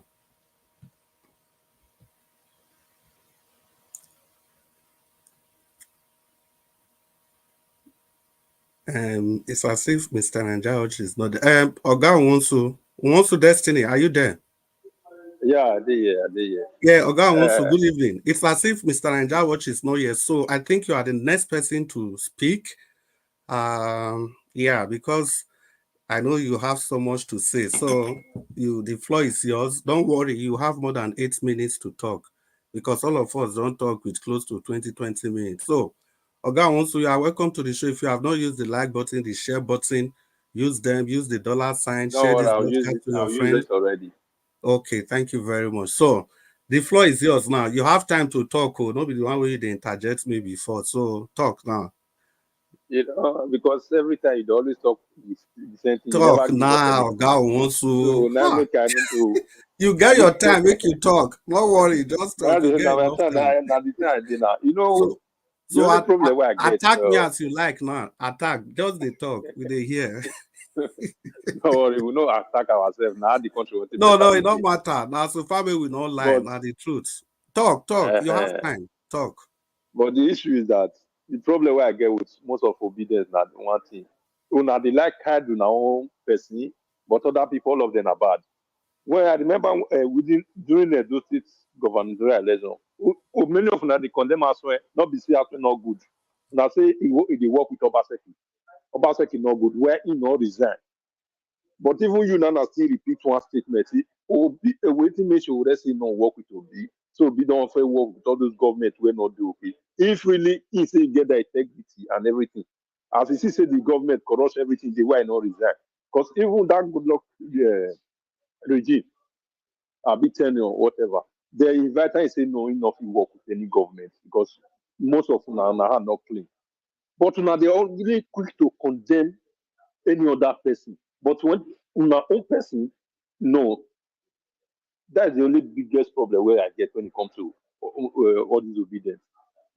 Now, within the time of the 2023 election, make sure we leave the party, conjoin Obi, I wish he leave the party now that time, destroy the collapse that party, conjoin Obi. Now, this Labour Party, so now we go. Now, for day we are up in Navio, which one? Because even I'm surprised that the one I listen to now when This man they talk say even when before they even call the Labour Party, they don't even know say the Labour Party say they like that. But then get that belief say if they enter inside, they go sanitize everything. Okay, you know, so you say you won't come with a clean hand, then you enter the party, see as it be. Why you not come out? Because I remember 2018, yeah, when she already won't start, he say he go into all these small parties. He discover say there are no difference within those small parties with all these big ones. Now he can find a way to go register his own party because he no want join in hand with all those corrupt people. So I don't understand why now not go condemn on our own side every time that they condemn another person. Does it make sense? And we say that the good plan that we define. I wish Kenneth Okonkwo not talk on that. They say they no say that's what that Labour Party be. But then all the Americans say if they don't enter, they go sanitize them. How? It's possible. Then the Labour Party win the election. Say now say go still be. They say all that to say Sowore always say Jagaban and then all of them are the same thing. Well, how you know they talk? Mostly some he say go remove first substitute. Jagaban say go remove one. I think say go remove one. Almost all the whole thing where Jagaban talk. Yes. 5 minutes. Sorry, 5 seconds. Mr. Nigeria Watch, please. Oga Collins is at the backstage. If you can just let him in. Thank you, sir. Oga wants to continue. I will not stop you. No, say you go talk for a long time. So make you continue.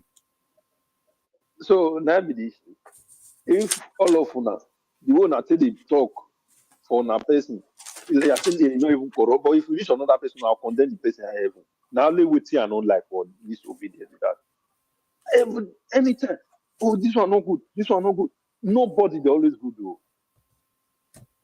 But now no say where that person they go. Many people they're not good. They corrupt. People were surrounded okay, like that 2023 election. Many of them know say even people were surrounded be no they corrupt. But na no agree. Many of them they support Obasanjo there. But now, many of them realize Obasanjo now really more of people where destroy the country. I don't understand that because the thing they confuse me. Which one I can't they fight for inside? Now when when the person not doing on side now they agree say yes corrupt. But if the person come up for on side now, now begin to condemn her. But when you do on side, no, you know they always they bad. It does not make sense. It not work like that now. So they condemn totally. Not be you want this side one side. When you come to the other side, you condemn her. And they look everyone love now when okay, mostly that do state election. They condemn us say because it don't pass the government. But when 2023, we are not condemn Obi one they say the good luck. And all of them they talk say that good luck tenor to nothing. It is corrupt, it is bad. And I want to make most of the good luck tenor and I make money of I feel dislike Sowore because I'll not use that word hate, which is not I don't like it. Let me many of us dislike us today. Like I said, the government good. And the way if to say all the whole thing, many of the things now where the Sahara reporter report say na baba thing. Or sorry, all of them are fake news. Una they talk all these ones. I don't get any problem. But for now, they come out now because of a person. I wish I know. So for inside this channel, many of us they talk and say, "Una not like the way China television and the Arise, they report some kind of corruption. They're not like her. They're not the reporter the way supposed to report. They're not the doing the way supposed to do. But when the one person do now, that many of them are still they dislike her food till today. Does it really make sense? Are we really fighting for the betterment of the country, or we are just fighting for our person to just give me? Or maybe person just report corruption where person where they close to us, they will come dislike the person. But if you bring any other person come out, hey, everybody will celebrate because the person not there near you. It does not make sense. Let's stand for truth if we stand for the truth. If we stand for the wrong side, let us we'll still talk and come out. All of us will know. Not be with the dive the one where we know say it sweet us. Then we'll talk about and the one where not sweet us, we'll leave on. It not make sense. Okay, they go. Later, I'll go please, I beg. I see the listing.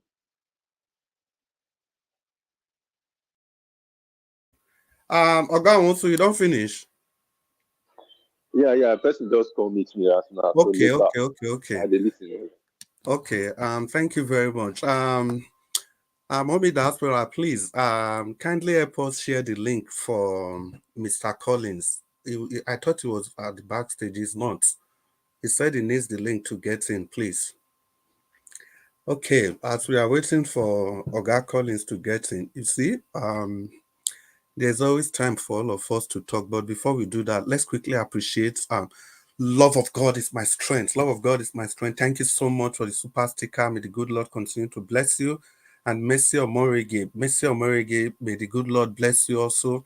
And may the good Lord bless all of us as we continue to support this station in any way we can through our super sticker, through the like and the share button. May the good Lord continue to bless all of us. And let me use the opportunity while we are waiting for Oga Collins to come in. We use the opportunity to quickly say hello to people on the comment section. Una do well, my beautiful people. May the good Lord continue to bless you all for making it a date with us again today, despite your very busy schedule. This is Nigeria Watch, is the station to be at every point in time, but it's only here you can find authentic news as it ought to be, without adulteration, without any iota of garnishing. I can see Adewale James, Oga Babayale. Adewale James, I greet you so much. It's good to have you on the show. Leonard Anozie, welcome. It's good to have you. Agio Deborah. Happy Monday to you, Deborah, Madam Ejediman. It's good to have you in the house. Oga Morris, welcome to the show. Divine Cross, it's good to have you. Who else is there again? And please don't be offended if we miss your name. Michael Ogan Emaro, where you did since? It's good to have you. Good. Ogan Emaro, welcome. Hope you are okay. And Lady Eugenia, one community, one voice. I hope I didn't miss that today, Lady Eugenia. And Johnson Emmanuel, I see all of now. Frank Adams, God's child, welcome. Madam Love Maduka, welcome. Now do well. Who is there again? Madam Patricia Inofe. Long time, Madam. Where have you been? It's good to have you on this show. Who else again? Olabimpe Shoyemi. Olabimpe, welcome. Thank you. Who is there? I can say Agil Deborah again. God's time, see you, Okiku. I hope I got that right, God's time, but if I don't, I'm sorry, maybe next time I won't be able to pronounce it properly. Ohiku. Yeah, it sounds better. Upright TV. Thank you so much for keeping up today. Who is that? Kate Omo saying, Kate, welcome to the show. It's good to have you. That's God's child. I think I mentioned that before. Wisdom Lucky. Yeah, Wisdom, is good to have you. And I also saw you yesterday on the broadcast. Thank you for making it another date with us today. Marvelous Lugard. Marvelous. Well done. I see you yesterday. You know, say I be asking whether or not Lord Lugard you relate to them. So make we just beg you. May you just quickly talk as we take join Nigeria together so that we will know how to find the solution. And Chukwuemeka Ogugwa, it's good to have you, Chukwuemeka. You say greetings everyone, Nigeria Watch Family TV. Like, also share so it will go viral. Yes, I agree with you, Chukwuemeka Ogugwa. I say Abuazi, but I'm not going to talk about him now because that is Pana, me I dey fear. Mr. Morege, good evening to you. Make I read your comment. God bless you abundantly, Mr. Elvis. Thank you so much for that prayer. Amen. And you too, Mr. Morigi. And Martin Benjamin. It's good to have you on the show, Martin Benjamin. Thank you for that wonderful comment. Adewale James, yeah, I greeted you before. Nabuike Chooks Eva, good evening, and it's good to have you on the show. Who else is there? Stella Affini. Madam Stella, it don't take small, but it's good that you are here with us again. Madam Ame Bright, happy Monday. How was your weekend? Hope it was good. And God's grace. God's grace, this is your comment. Yeah. Okay, no need to even read ourselves, but it's okay, God's grace. Thank you so much. Yes. Now so life be that's just unfortunate. That's how life is. And Johnson Emmanuel, we see you. Victoria Osamudiame. Victoria Osamudiame, welcome to the show. Thank you so much. Don Anthony, happy Thanksgiving Day. Oh God, Don. We're trying to be happy Thanksgiving Day again. Like for US, I mean like for yeah.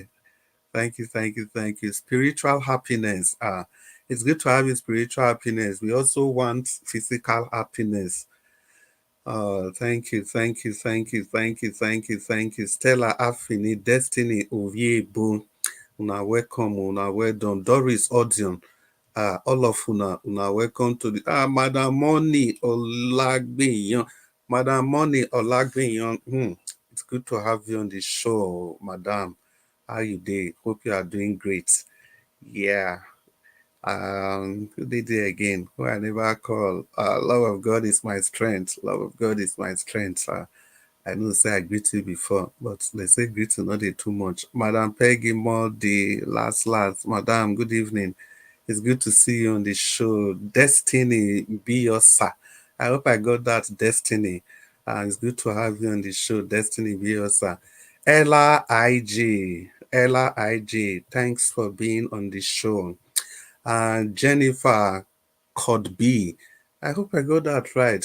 Jennifer, good evening and welcome to the show. Thank you, Rosie Ehioji. Rosie, your face castle. Well, thank you, thank you, thank you.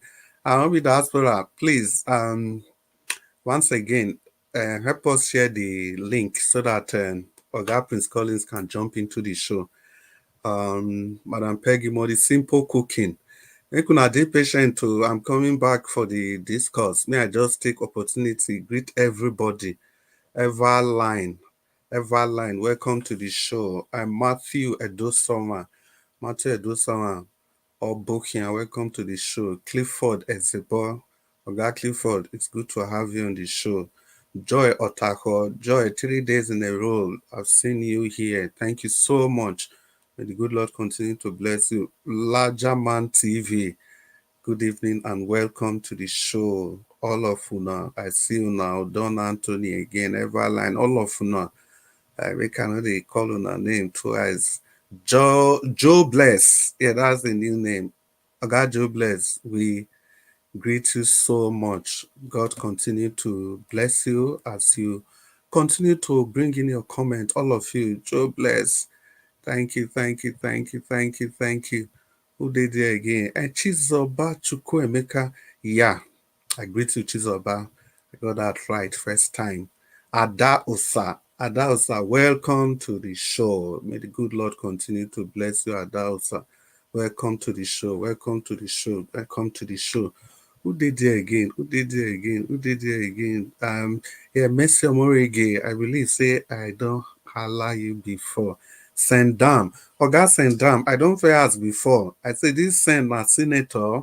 I've been an abbreviation. Make you tell us so that when we give you the proper respect where you deserve. Sendam, welcome to the show. Sorry, Oga, please. Sorry. Yeah. If not senator for Nigeria, I not deserve his respect. Oga also, you know that. You know, as with the drum. You know, if you by yourself call yourself senator, you know, if you be senator just for any other thing, but everybody deserves their own respect. Yes, so una well done. Who did there again? Wami Carls. Oga Wami Carls. Sorry, I don't know whether this name now Oga or now Madam. So thank you, Wami Carls, for being part of the show. Sorry, say I called you Oga before, but if now Madam, I'm sorry if now Oga make you enjoy the name. Wami Carls, thank you for being part of this. Who did there again? Patience Idemudia. Thank you, Everline, Prince Collins, Anthony, Mercy Foster. Mercy, where you gone there for some time? Well, it's good to have you. I know all of you, even if you are not here, you have this broadcast on your mind. Thank you. Patty Solomon, good evening, Patty. Welcome. Come. May the good Lord continue to bless all of you. Well done. And yeah, oh, is a new name again. I think Mike Ahimbari. Mike, welcome. You say greetings, Nigeria Watch family. Yes, greetings to you, Mike, also. Thank you so much. Manuel Ferrara. Manuel, get the link and join. Manuel Ferrara. Okay, Manuel, get the link and join. Since that day, we have not seen you again. Who else is there again? I see Black Panther. Black Panther. Black Panther, come. Make you come put your mouth for Nigeria matter. The matter hot. And then the people for the panel with me, although I don't agree to now before, may I agree to now again. Mama Hicho, I greet you special. It's good to have you on the show. Umonsu Destiny, I greet you. That Destiny, you don't ready to talk? I be me, I fire on. Oh, the fire on. Okay. One or two. Okay, that's very good. So I beg you, mommy diaspora, I beg, Mona give link to Prince Collins may coming. Manuel Ferrara, Mona coming. Black Panther, if you can make it, you guys have to come in. So well, let's talk a bit about Nigeria before we get more people to come. Not just Nigeria, that's a country, but Nigerians, we living inside this contraptment called Nigeria. Like I've always maintained that if we go back, let's go back a little bit to what the history is saying, because only history, if you know where you are coming from, you can understand why you are where you are, and you can have an inkling to where you are going to. So we go understand the way we Nigeria take from. Nigeria was not created deliberately as a nation. No. Nigeria was created to solve a problem of British rule. Before, there was the Northern and Southern Protectorate. It's just a summary of the origin of Nigeria. Northern and Southern Protectorates. And largely in the South, the British people, they were just in charge. And in the North, it was the Fulanis that have conquered the people in the North. So when the British came, there was nothing they could do other than to try and work with the system they met already in the North so that they can work together and continue to control the people that was living in the geographical expression called Nigeria. And before I forget this, so that I don't forget during my submission. Now, even these British, and when they create Nigeria finish, they still put caveat to.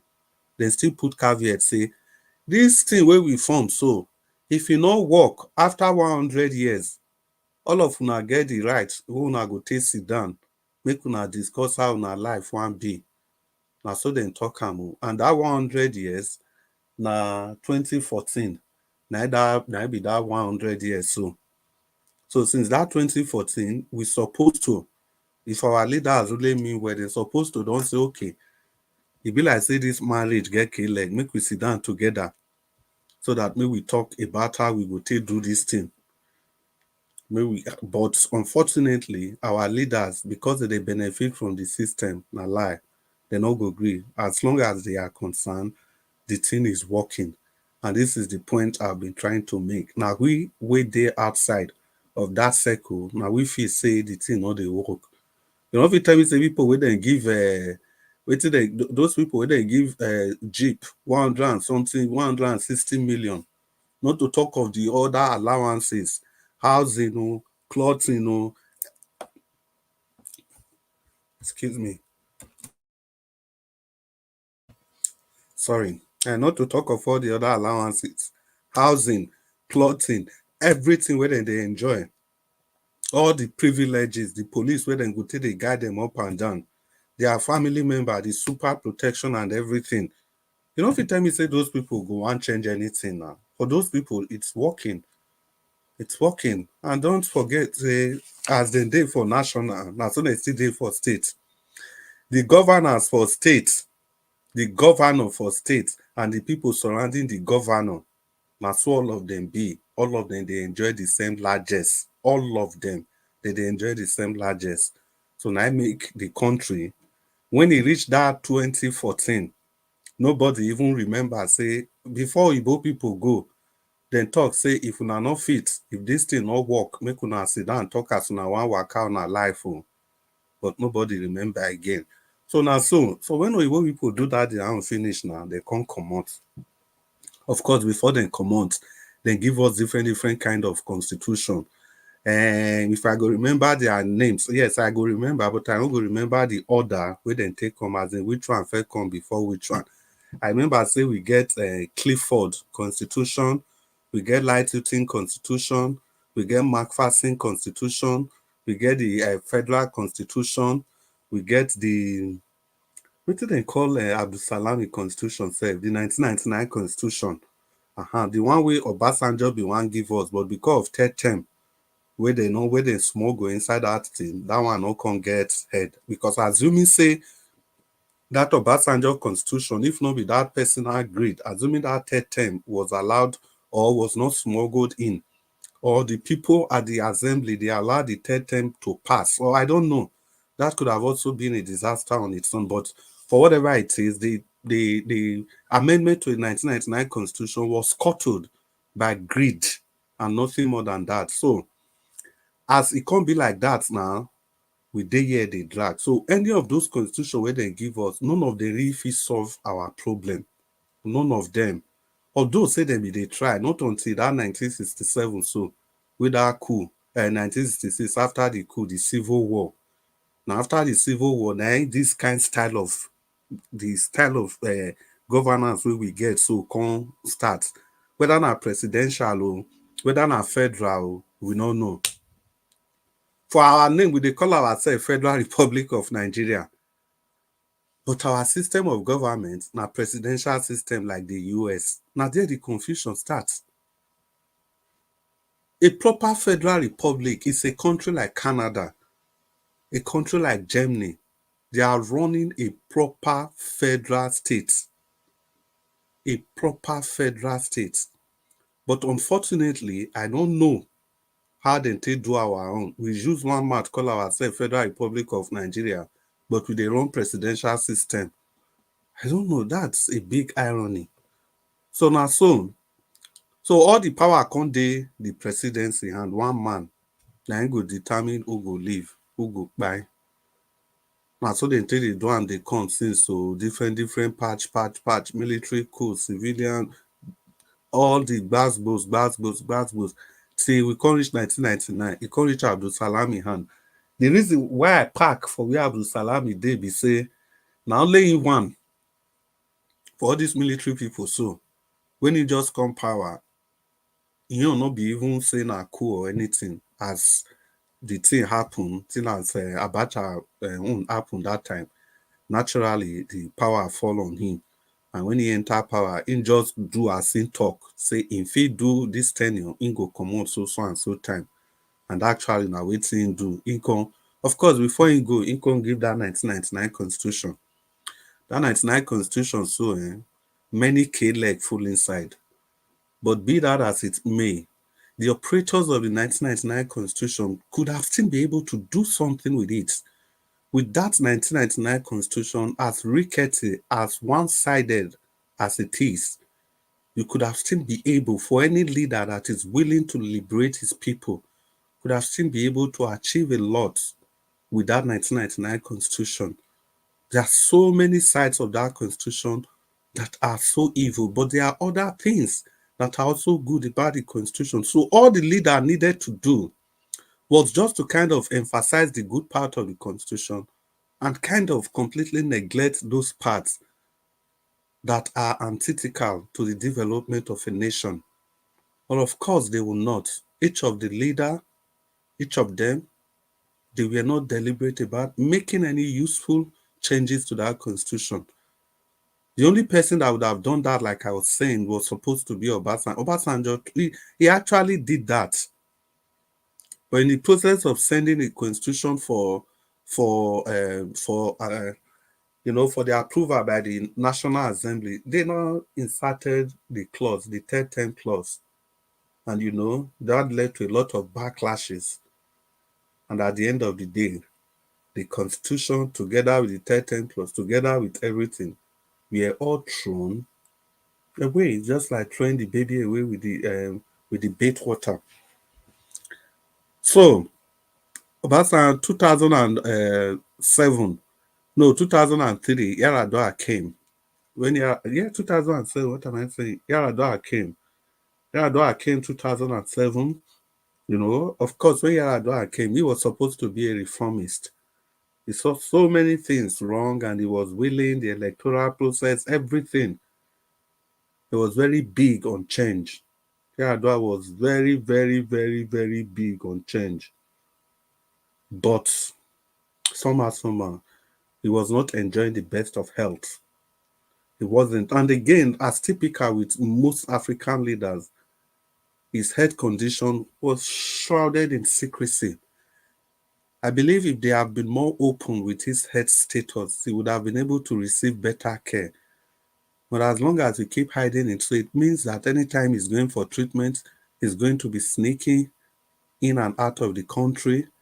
And in that way, he's not able to get proper care. The truth in all this is that despite that, Yaradua was a good man. Nobody can take that away from him. At least, it's not often that somebody will open his mouth to say that the election that brought him was flawed. He admitted to that, and unfortunately, he was taken early by the cold hands of death.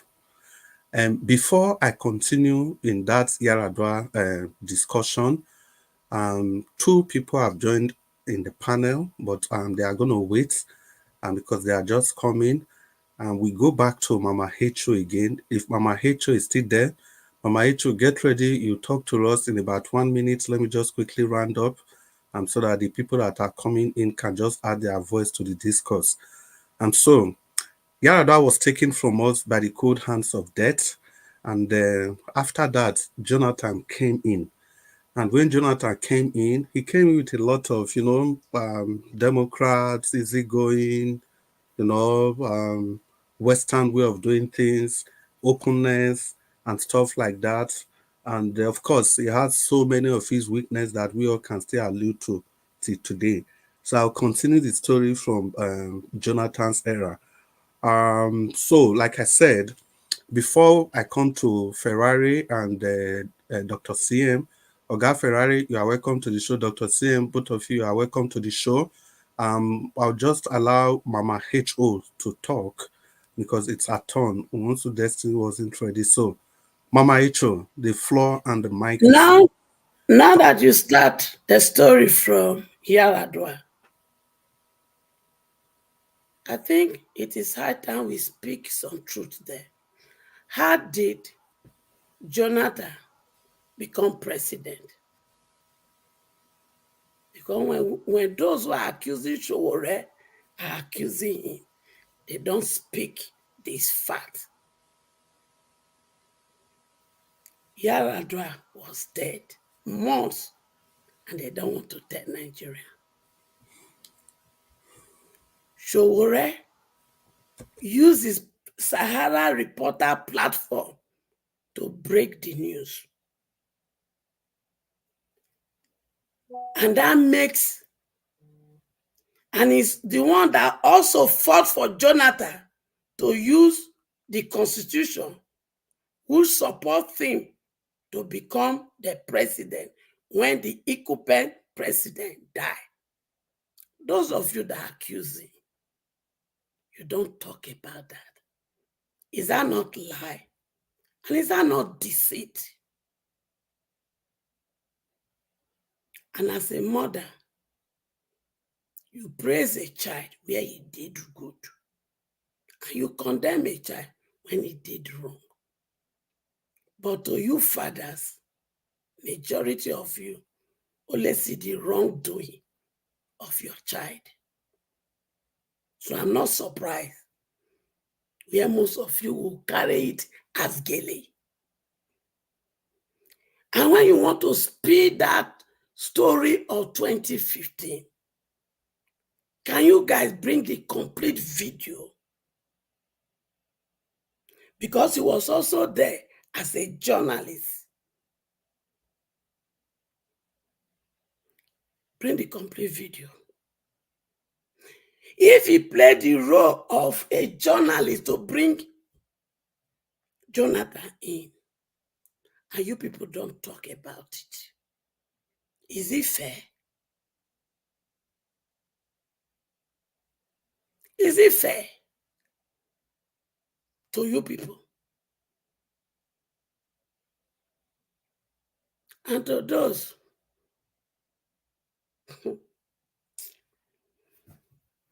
you see, I have one conclusion. The past cannot be changed, but the future can be changed. Okay, so when I brought Buhari in 2015, Buhari spent 4 years and he made Nigeria a sweet place to live. Everything was okay. The environment was good for business. All Nigeria got employment. Every place that was destroyed, there is no injustice. For 4 years that Sowore brought him in. Abi?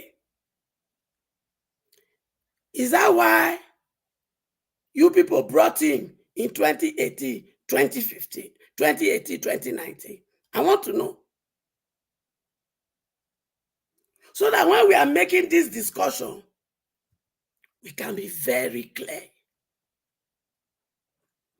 And if you are finding the way for them to move forward, you will not dwell on 2015, mister. You won't. Because everything you just talk is to make sure they don't work together. So please, those of you that want to carry this 2015 as gaily, just the way you be carrying it, also carry the fact that Sowore make it possible for Jonathan to come in as a president in the first place. And also make it clear to people that Sowore was not the one who returned Buhari back in 2018, 2019. And also make it known that Sowore brought him in 2015 and you people suffer. And in 2018, you enjoyed the suffering of 4 years. That is why you gave him another 4 years to enjoy more suffering. Because it is only Sowore's vote. Only his vote. Only Sowore won vote in 2015. That is what brought Buhari into power. Please, that is the truth. Because if that is not the truth, then all of you that say Sowore brought it into power, you are nothing but a liar.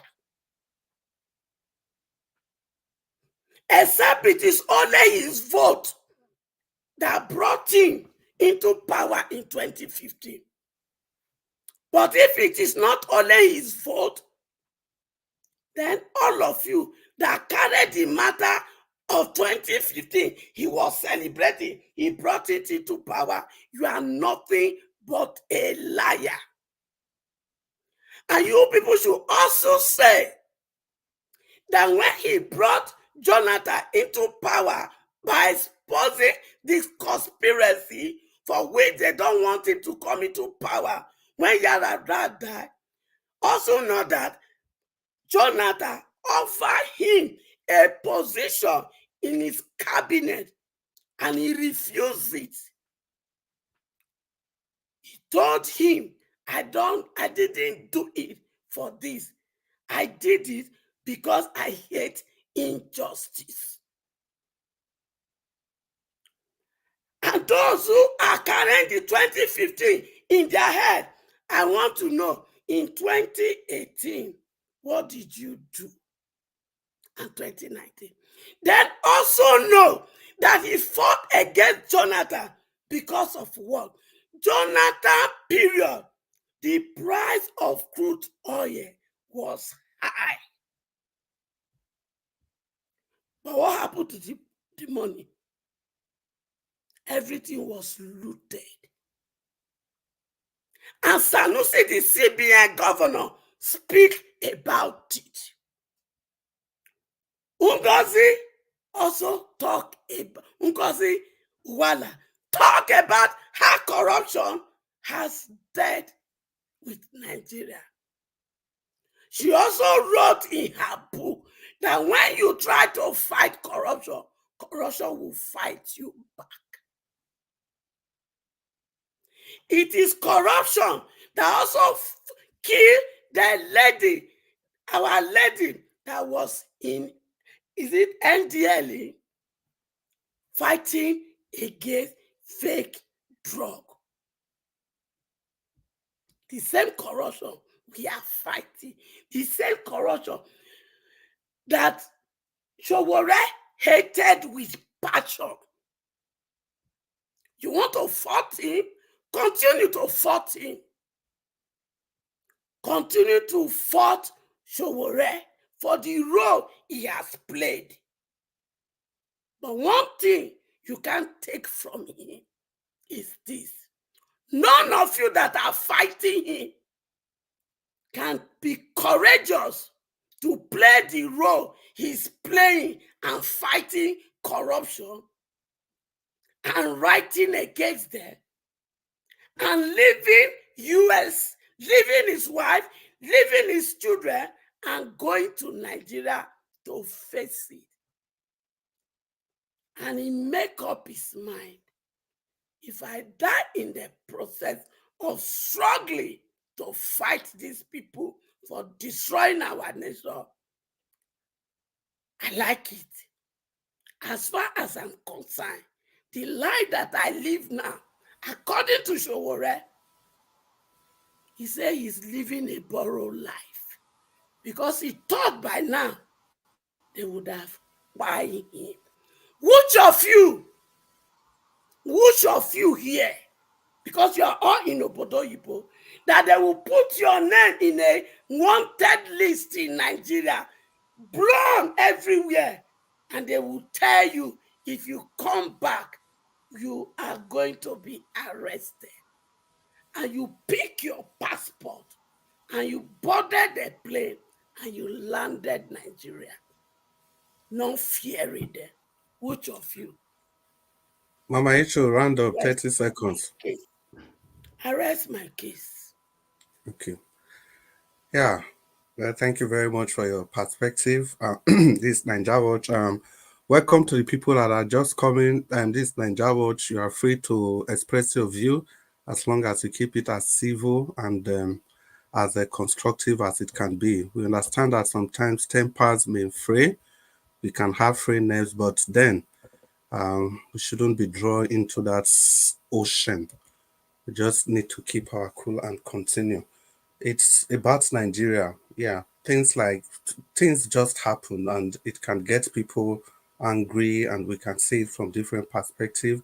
Ogachim is a welcome to the show. Oga Jonathan Kingsley, welcome to the show. Mr. Ferrari, the floor is yours. I'm trying to Mr. Ferrari and Oga CM. No, I think it was Dr. CM that came first. Dr. CM, talk to us. The floor is yours. Yeah. After Oga CM, Dr. Ferrari. Okay. Yeah, Dr. CM, welcome to the show. It's good to have you. Happy Monday. Talk to us. Thank you very much. Thank you very much, Oga Chris. Good evening, everybody. Naija Watch, all the best. Thank you. Good evening, everybody. Actually, I think I've not been here for 2 or 3 days now. Yeah. You see, today, I don't know. I just saw the headline.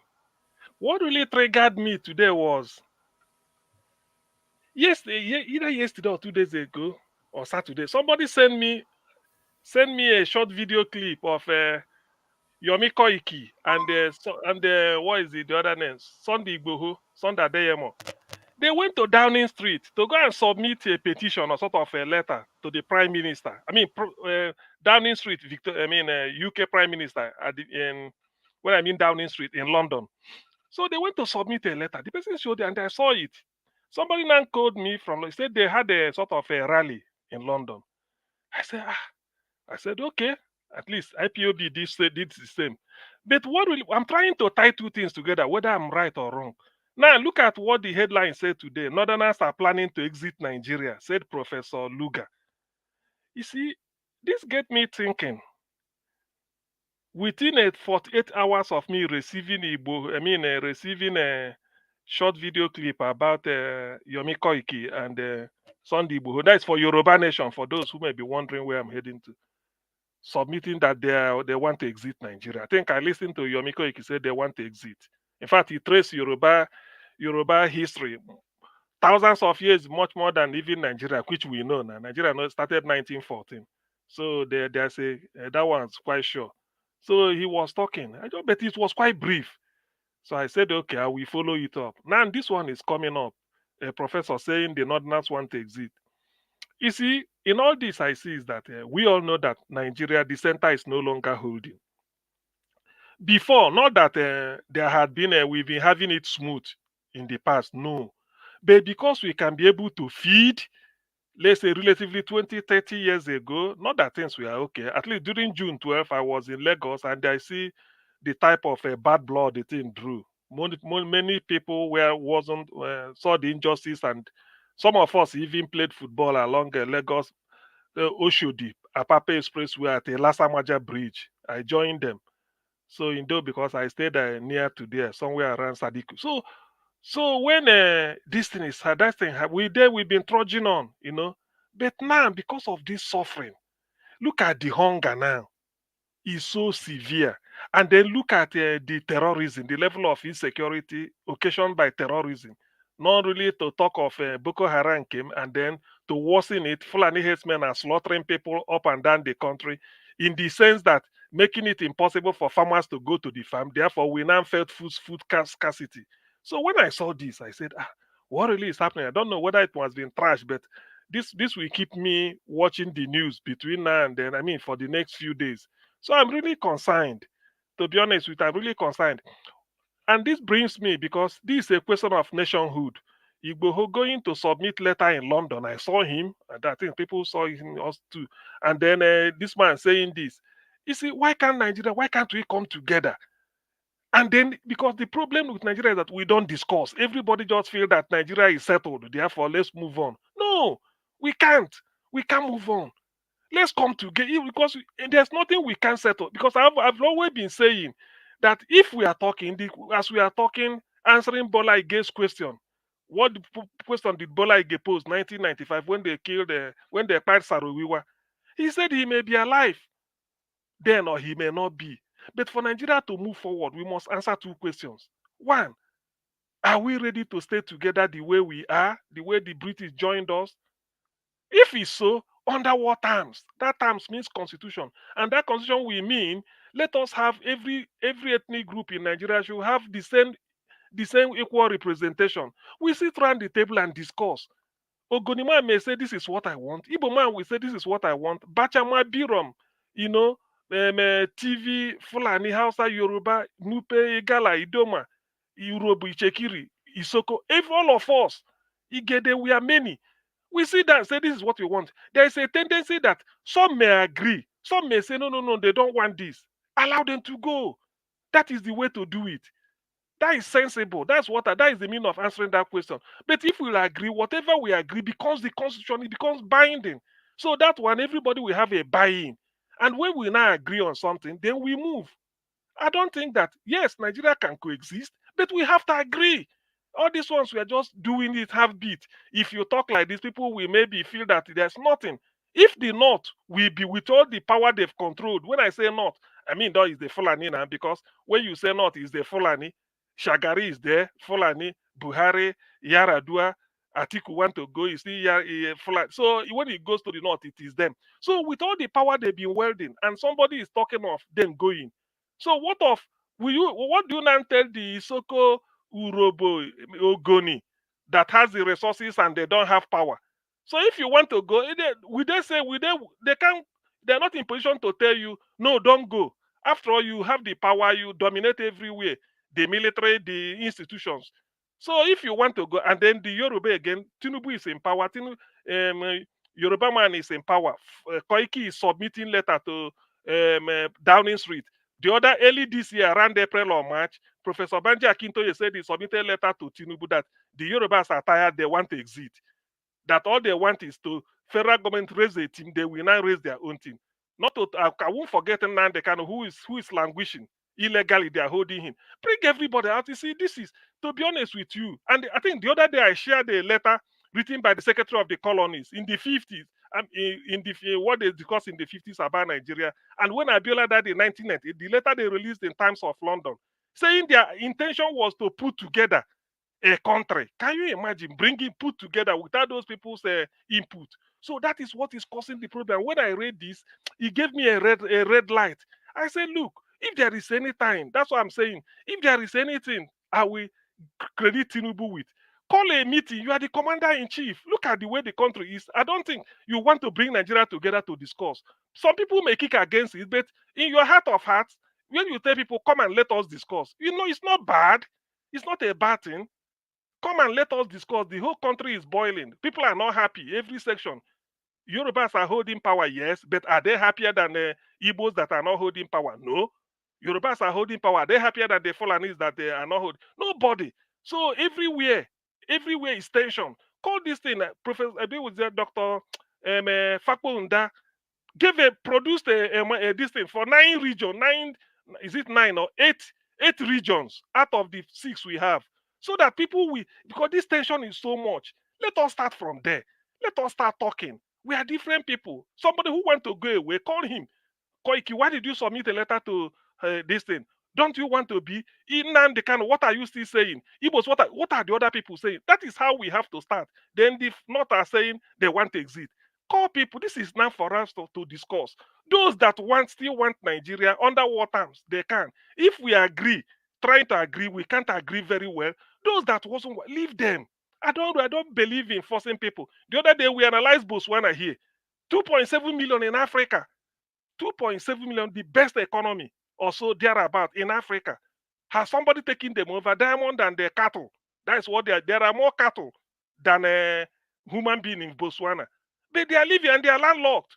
But what is, they're having peace, enjoying their life and moving. All of us cannot be equal in an attempt to build a country like the British envisaged. And in that letter, maybe I will have to share it again. In that letter, the Englishman Peter Smith said they know it will take a lot of lives, which it has done, and it will continue doing so. It take a lot of lives, Biafran war. It will continue doing so. Are we not losing people every day in Nigeria? So they regretted it. He said it was a regret they shouldn't have, because they didn't see the example of Russia. They thought that the way Russia is, they will build another Russia in Africa or Yugoslavia. But the example didn't occur to them, because in the 50s they were planning all these things. Russia is still intact. But by the 70s or in 90s, where Russia was breaking away, breaking down, before Abiola before they fired MKO in July 1998. So the man now saw the reason to write that letter and say, look, so in retrospect, it was a mistake. So that is what we are now. We can. That's why maybe people like Bola Ige read that letter then in 1998 in Times of London. That's why he's saying Nigeria must do something about this. So this is exactly what Nigeria requires now. When I saw this, I wasn't, because people might be, I don't want a civil conflagration to blow again. I don't want it. Even if it's my ethnic group that will win, I don't want. Because look at what is happening in Gaza and Israel. Do you think they're happy? Look at Russia and Ukraine. I don't want all those type of things. We are human beings. We can sit down.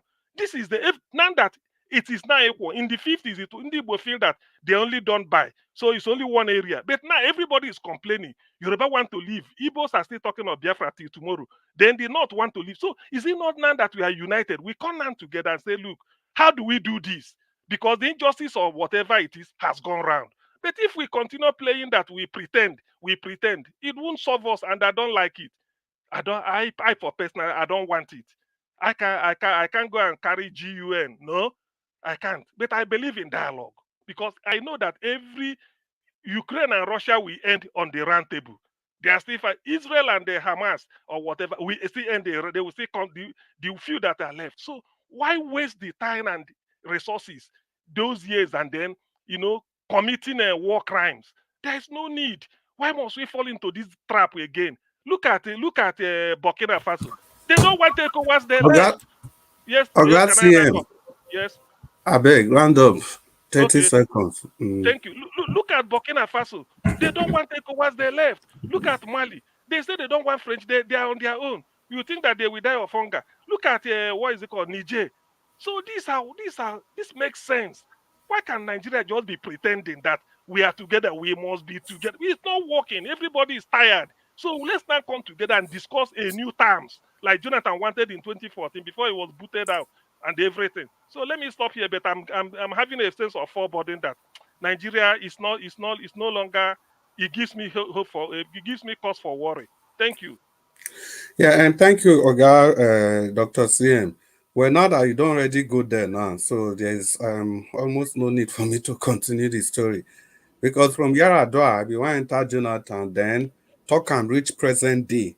And you have also talked about the number 10 Downing Street thing. What is my surprise in that is that there's no news about it. People are not talking about it. It's just like a normal thing, People went to go and drop letters since 2 days. It's not sensationalized, nothing. Everybody going about their normal business. Well, so the next person will be Oga Ferrari. Before Mr. Ferrari, let's welcome Mr. Chris. Mashallah. Yeah, Mr. Jonathan. Please, I just want to chip in something on the Dr. CM. Please, Dr. Ferreira, please bear me just for a minute or thereabout. Okay. Just to chip into Dr. CM's submission with respect to this letter that they dropped. That you see, that is the problem. You ended your submission by you talked about being pretentious. Yes, there's no need dancing around it. We are too pretentious a people. We are too deceptive a people. As a matter of fact, negatively ambitious, because there is nothing wrong in being ambitious. But when you bring it to negativity, then it becomes a problem. And that's who we are in Nigeria. This set of people that now went to Downing Street, dropping letter, they are pretentious people, deceptive in nature. These are the same people that supported when the heat was at it in 2023. Emilokon. They are shout. These same people that you mentioned, Koike and Co, Igbowo and Co, shouting Emilokon, supporting Tinubu. Where are you? It's not even a year. It's not even 2 years. You are going now to draw. That is the reason why people are not enthusiastic about this. For anybody who has a brain, nobody is going to follow them the way they follow them in 2021, 2022, run up to 2023. In 2023, we saw it is these same people. Where were they in 2023? They have eaten the money, Abi. The money don't finish. Now they are carrying letter to Downing Street. Thank you, Mr. Jonathan. Forget those people. It's not worth anybody's time here. Thank you. Thank you. Yeah, Mr. Ferrari, we'll come to you. Mr. Ferrari, ordinarily you are supposed to speak for 8 minutes, but because of the way Dr. CM's speech went, he went on for about 12 minutes. So, Mr. Ferrari, you will also have 10 to 12 minutes so that you have an estimate of the time you have, so you know when to come to a conclusion, so that I don't have to stop you abruptly. Yes. I hope that's okay. That's very good. Thank you very much. First of all, I want to thank Elvis and Mommy Diaspora very much for the great work they are doing. What they are doing is really very spiritual. It's the work of God. Without information, we cannot reorientate our people. Without education, we cannot change our country. And I want to thank you very much, Mr. Chris Dublin, for standing in. You're doing a great job. You're a superstar at this. You're actually very good, very, very good. I want to continue to thank Elvis. Keep it up. It is mediums like this that we need. We do not need the regular medium like Harass channel and all these other LTV. All those ones are nothing but vuvuzela for the politicians. All those other TV stations. In fact, if those of us who know a little bit about struggles, during apartheid struggles, the apartheid movement stayed totally away from the mainstream media, and they set up their own medium, whereby it is only information from their source that they channel. Anything that comes from the mainstream media is just an echo of the oppressor's voice and the continuation of the status quo. Now, that being said, the few topic here today is that Mr. Kingsley have said it right. Koiki and Igboho going to Downing Street, two things are very wrong with that. Number one, you just have two terrible hypocrites go down to say they go submit letter to their master. Number one, these two people are strong supporters of Agbado, of Tinubu. So you cannot have both. You cannot have Tinubu and then say you want to have Yoruba nation. That's hypocritical. Before you were shouting Yoruba nation, and then the moment is your turn for you to chop, you switch Yoruba nation no more. And now you're for Tinubu. And now, to make matters work, they have gone again like slaves to go submit letter to the white man. What will the Downing Street do about our country? Is it the Downing Street you should be giving letter? Are they the one who are going to do another amalgamation of the Yoruba land? You see how foolish people can be. Nonsense. You know, you want to have your own thing. Talk with your own people. Let your own people come up with their own decision. Don't be an hypocrite running again to the same people that created your problem in the first instance.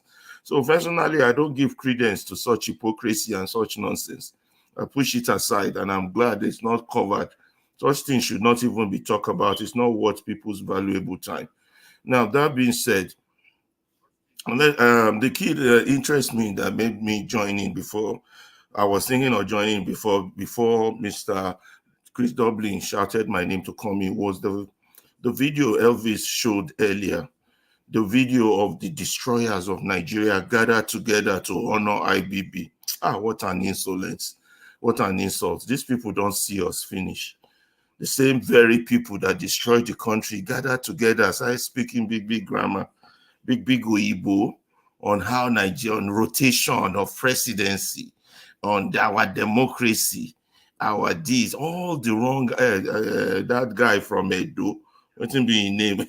I can't even remember. I know they do names. So the former governor of Edo State, the one we just mess up the election. Oshiomhole, they carry microphone, they talk rub. In fact, I was so disgusted with it when Oshiomhole was talking. I just turned off the volume, turn it back on when another person was talking. Then as I turn it back, another nuisance carried the microphone again. I say, "Show, I weak. Why Elvis won't punish us like this?" That one, the one that went to the one that went to Dubai to start showing his cars and jewelries. What's that one's name? All the nuisance, the people who should be in jail gathered, they talk about Nigeria. That's the problem. Is that Dino Melaye? Dino Melaye, and that one to talk. Then the former security officer for Abacha, that one to talk. All the complete nuisance, people we gathered, destroyed Nigeria. People will derail the country. All of them, in a sane society, they would all be lined up and face the firing squad. But they are attempting to rewrite history. Exactly. They gathered and they were talking. Your honor, your vision. Which kind of vision does Babangida have? A man that announced June 12 derailed the country that was moving forward. That one has vision. Killed a lot of intelligent Nigerians. Officers, good officers were allegedly murdered in a plane crash. Dele Giwa, so many others. Is that the type of man you want to honor? That man is a stain to the name of this country. But that put that aside, and then they are gathered there. All those bootlickers, that's what I want to call them, singing praises to their masters. But just to tell you one thing, though, that's to tell you how united the destroyers of Nigerians are. We are all united. In fact, I actually thought with all that speech that whether Babangida is relaunching his political campaign, whether it's him now after a Miloko, because he really did tell you guys that he stepped aside because all his boys gathered. I didn't even know Oshomole was one of his boys. He must have made good money under him. Anyway, so that's to tell you one thing, that the ruiners of Nigeria are united and they are determined to hold on and destroy that country further. And the individual pursuit of Nigerians would never be met for as long as these people have a stronghold on that country. That is all that is telling us, and we need to pay close attention to it. These ruiners of Nigerians, they don't care about the country. They don't care about you. They don't care about me. They don't care about anything. They only care about them continue to proliferate or proliferate, steal the country to the bones. That's all they care about. And they're not patriots. They're not good people. They're not people who should be honored, you know. But anyway, they are there and in charge. And all these Igboho, Koiki, and the likes of Tinubu, all these things about the North saying they want to break away, pay close attention to it. It's because they don't have power now. Let the battle quickly change back to them. You will see them not sing that song. Because now they think, oh, they are not in charge. And this old man they thought would die real quick. No one died. Still they hold on. So maybe they should start their own agitation. That's the North for you. They know they don't want people to come together and discuss their common destiny, which is the only thing we need to be done in that country to move forward. Every nooks and corner needs to come in and discuss how do we live together. If we want to live together like they are doing in Europe, have different regions become a country and live together like a Schengen state, where in the Schengen state, you can move from one state to another, trade, live in any region, get a job from anywhere, or we come together under sincere agreed terms, not that one class has more rights than the other, or one group has the destiny to rule more than the other, or somebody will switch up the viva and all this madness, and then nobody gets punished for any of the crimes they do, as long as they are put them together. These are the key issues that face the country. The country is in comatose right now. Anybody who doesn't realize it needs to know that the country is dying, if not totally dead. And these people need to realize that they cannot hold on to this madness for longer than necessary. It will crash in, and when it crashes in, it will crash upon them, and the sticks and the stones that build that structure will hit them when it's coming down. But well, let the wise speak, but the foolish will not listen. Let them continue. And the Yorubas have a proverb: "Omogo eniomaku." The child is foolish, and you're saying the child should not die. Death is before them. They don't just see it. Nigeria needs an opportunity to talk, to discuss their destiny, to decide for themselves how they want their country to go, to run. Not these thieves, rulers, and dictators that are wearing agbada and calling it democracy. Not all these people are not going to get us anywhere. I have very much more to say, but very little time. Let me just stop there so that other people will speak. But it is important for us to read between the lines as we outline the headlines that are coming out every day. And, you know, like Fela, my idol, says, and then, you know, they say, make I sing. No good thing to sing. Everything I don't sing about. There's no good news. Just the same old, same old. Thank you all very much, my people, man. Thank you, Mr. Ferrari. Thank you very much for that impactful submission. Thank you so much for having trust in this channel and the wonderful things you said about this YouTube channel. Really appreciate you. And your exact view about the politics of the North. Maybe if you were here earlier, that was exactly what I said. I don't really take it's just about power for the North. And this power is not really for anything meaningful. It's not for the upliftment of their people. It's just for that ruling class, something they will hold on to. And again, we are all making a mistake when we think that Nigeria is not working for these people. They are all gathered and celebrating Babangida. They are actually doing the right thing because the country they have designed for themselves is working exactly how they want it to work. So they are celebrating their victory. We are looking at it from our perspective, but from their perspective, it's working for them. But Chris, those people that are them, they are not up to 10,000. Why they are about 190 million are suffering? That's why we are saying they are not up to 10,000, but they are all owing 100 billion naira each. Now, so what can you say to that? Dr. Ferrari, you were asking a question about Oshomole. That's why when we talk about state politics, we can be very passionate. Oshomole took a team because we are trying to look at the connection between Oshomole and Babangida. Oshomole in Edo State, he took a team those days to Niger State to go and meet Babangida and solicit for his support for 1 man, 1 vote. It was that mantra that we used in Edo State election during Oshomole's time. He campaigned, he championed for 1 man, 1 vote. And yet, when it was time for him to hand over power, he rigged the election, did everything he could do. So when we talk about these people, we know their antecedents. He has been with Babangida long ago. So, well, that's it. Mr. Jonathan, let's welcome Black Panther and Chris Collins to the broadcast. Mr. Jonathan, Mr. Jonathan, talk to us. After Mr. Jonathan, Omashola, please, you get ready to talk to us. Mr. Jonathan, sir, good evening. It's good to have you on the show. Happy Monday. The floor is yours. Thank you very much. Thanks. I was kind of listening to you. I greet everyone. Mr. Elvis, I greet you. God bless you for the good work you are doing. Fellow panelists, I greet you. I greet you all. I greet those on the comment section. Mommy Diaspora, I welcome you. I greet you once again. God bless you abundantly. All the callers, those that are listening, I greet everyone. Welcome.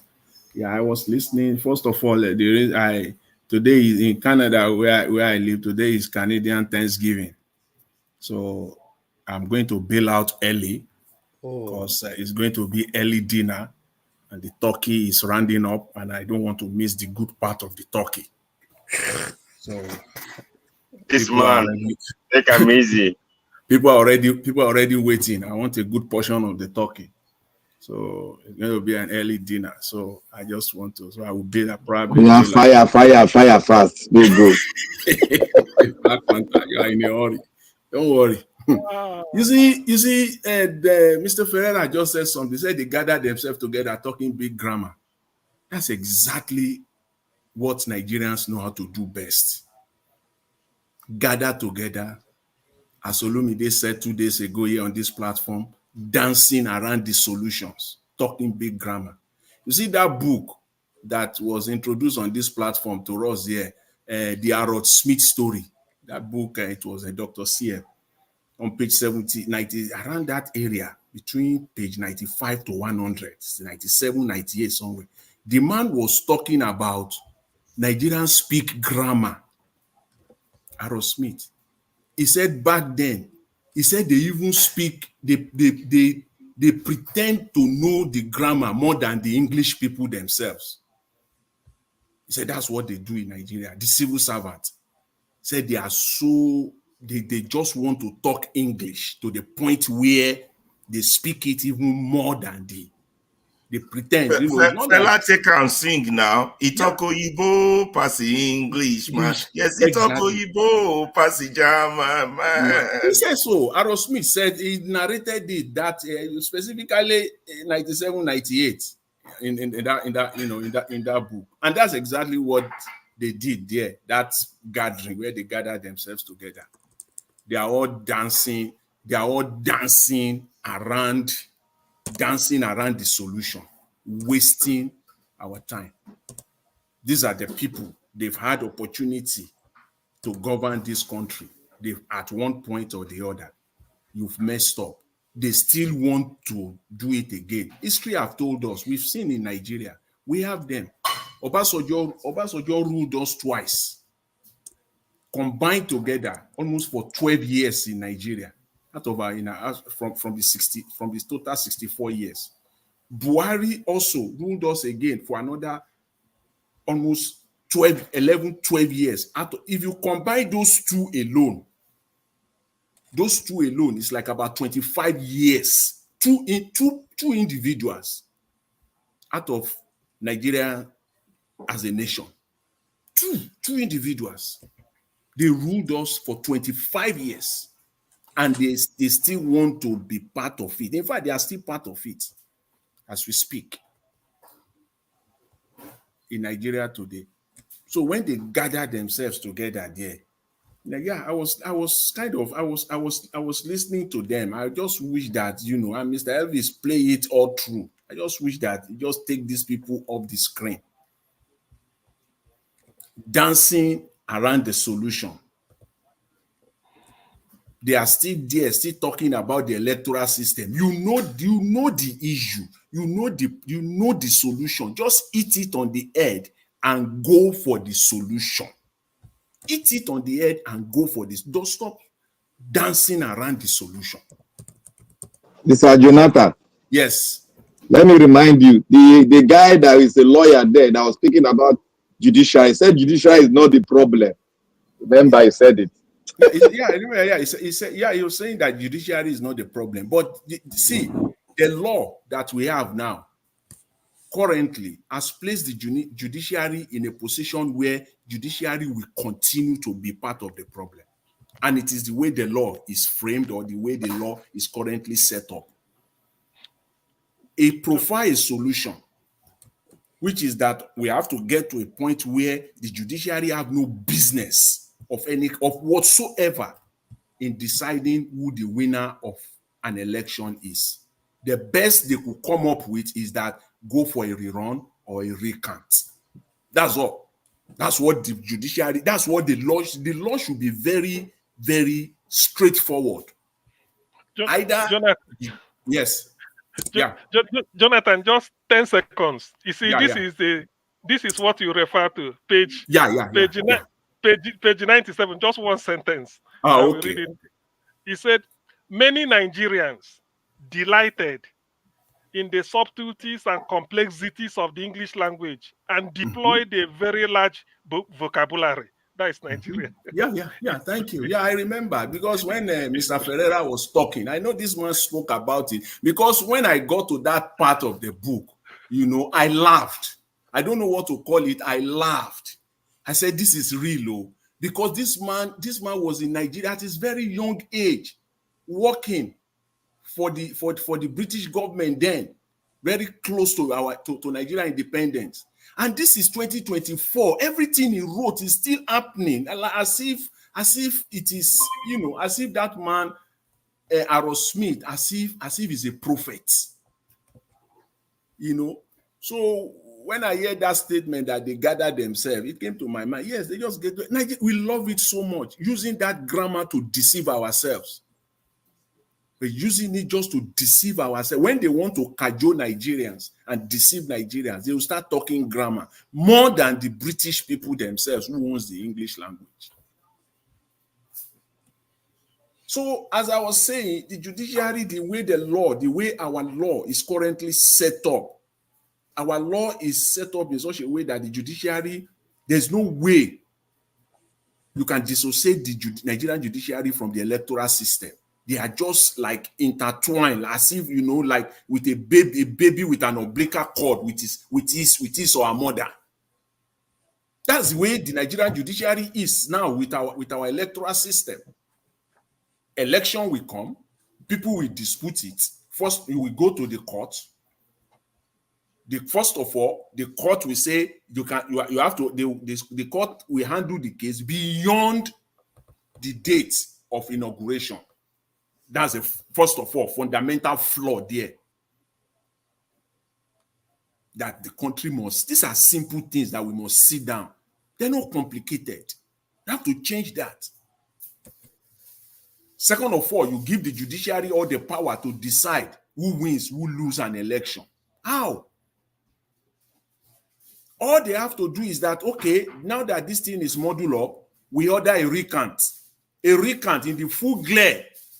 Media will be there, representative of all the political parties. The one that is alleging that is being rigged out, his representative will be there. The one that has been declared the winner, his representative will be there. The media will be there. Third parties people will be there. Now count it. And let's see. Bring it all together. INEC, bring it and let's count it.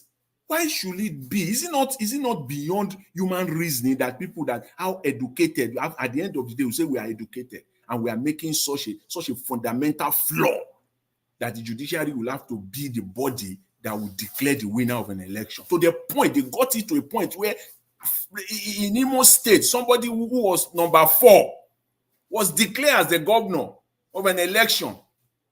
What rubbish is that? And some people now sat down together, still dancing around the solution. Eat it on the head. All these things must be corrected if we have to move forward. Nobody should be advocating for any nobody should be advocating for any election in that until all these basic things are done. They are basic. They are basic things. They are not complicated. They are common sense things. If you go to school at all, you don't even primary 6 alone, you know these are just basic things that that's the only way our country can move forward, because we will now have normal people. So that the person that is elected, if he messed up or is not up to the task, or we see, he knows that his days are numbered. It is only in Nigeria that somebody will win election. As far as he's concerned and his supporters, he's going to spend the entire 8 years. They have concluded that he's going to get the 4 years, the other 4 years. Who says? We have not seen it. It has to be based on his performance. But Nigerians, we have concluded that a governor is 8 years. The president is, yes. So all these things have to be changed. So when those people gather there, we shouldn't be giving them, these people, they have messed Nigeria up, and enough is enough. They gather there together, lecturing us, trying to rewrite history. That is the most annoying part of it. Telling us now for us to so for people who don't know history now, they would think that Babangida Babangida was the Messiah. He said he has vision. He said he has vision. He has vision. God will help us in that country. We must be truthful to ourselves. We must stop this deception. You don't know how the judiciary work. Thank you. You. Don't know how the judiciary Thank work. you, Mr. They work Thank in a you, different Mr. way. You cannot understand it. That's what I always mean by the elites are our problem. The lies they tell. Thank you, everybody. Mr. Jonathan, I think I just have only 2 points to add to what you said. The first one is with the history. You know, I think yesterday and the day before yesterday, we talked about the political class removing history from our curriculum. It is only with history that we can see the role that every of these people, they played in the development of Nigeria to the spot where we are now. And secondly, you talked about the Imo State election. I was just waiting for you to also remind Nigerians that judgment you talked about, you know, the position of that person today in the scheme of things. You know, we have a Supreme Court judge who was in charge of that infamous judgment from 4th position to 1st position. And you have that person now as your Supreme Court Chief Justice. I don't know. So we have a long way to go. So please, Chris, please, can I make there's somebody asking me, can I use 10 seconds to clear this? Let me talk to Madam. Yeah. Love of God is my strength. This book is available on Amazon. I think it's £10. This is the Harold Smith story, £10 if you are in the UK. And then what is it called? The postage, maybe about £2 something, maybe probably £12. You should be able to have it. It's available on Amazon. There is hard copy. There is the digital one. So and there's a soft copy, copy. So it depends on the one she wants. Okay, yeah. So but it's on the Amazon anyway. Thank you, Chris. It's on the Amazon if she's listening. Thank you, Dr. CM. Thank you. for the advert. We'll send you the bill later, Dr. Sim. We'll send you the bill later before the Not be advert, not be advert. Now your history, your Nigeria history, 9 days inside there. Oh, that one a Black Panther. Huh? No, now White Panther. That was why you let Black Panther come in. Oh my God. It's okay. Amashola, you did the way you talked to us. I did, yeah. Amashola, you don't wait, you don't tire. Sorry, that's why they be sometimes. Amashola, fire on. Talk to us. Welcome to the show. For you to survive in Nigeria, you have to be patient.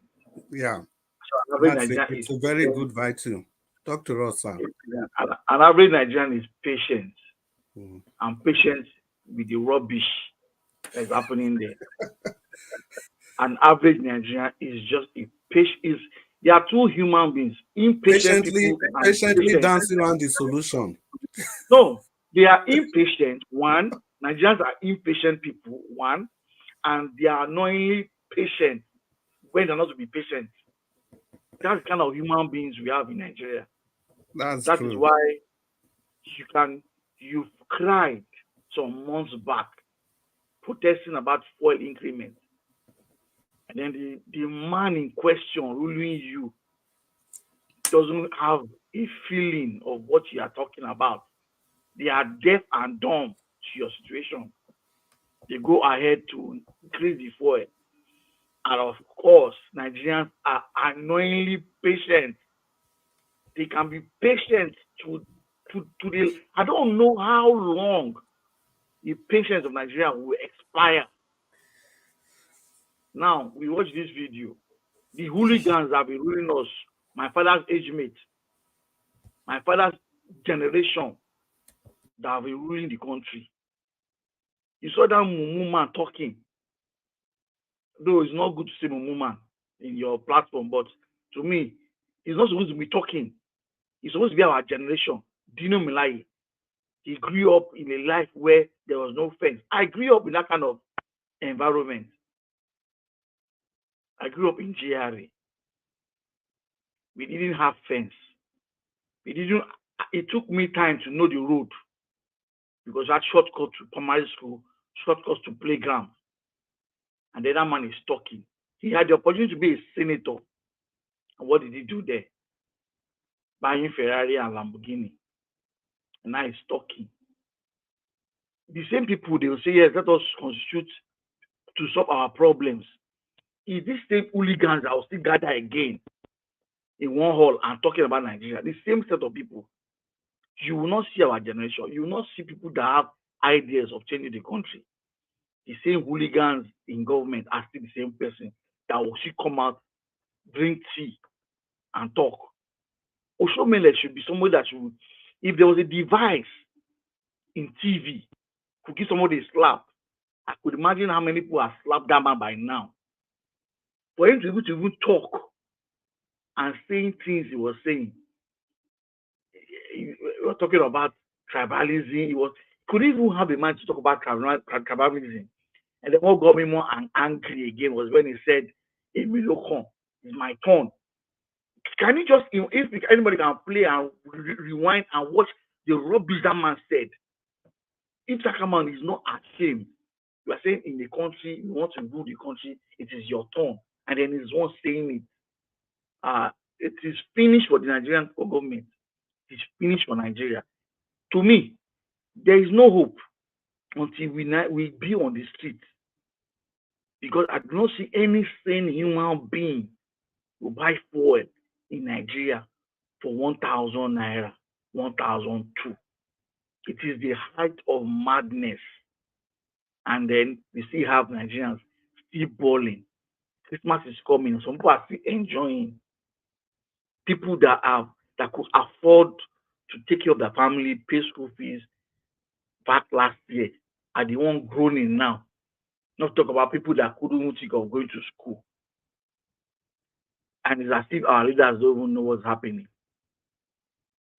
Like they always say, if they explain Nigeria to you and you understand, they didn't explain properly.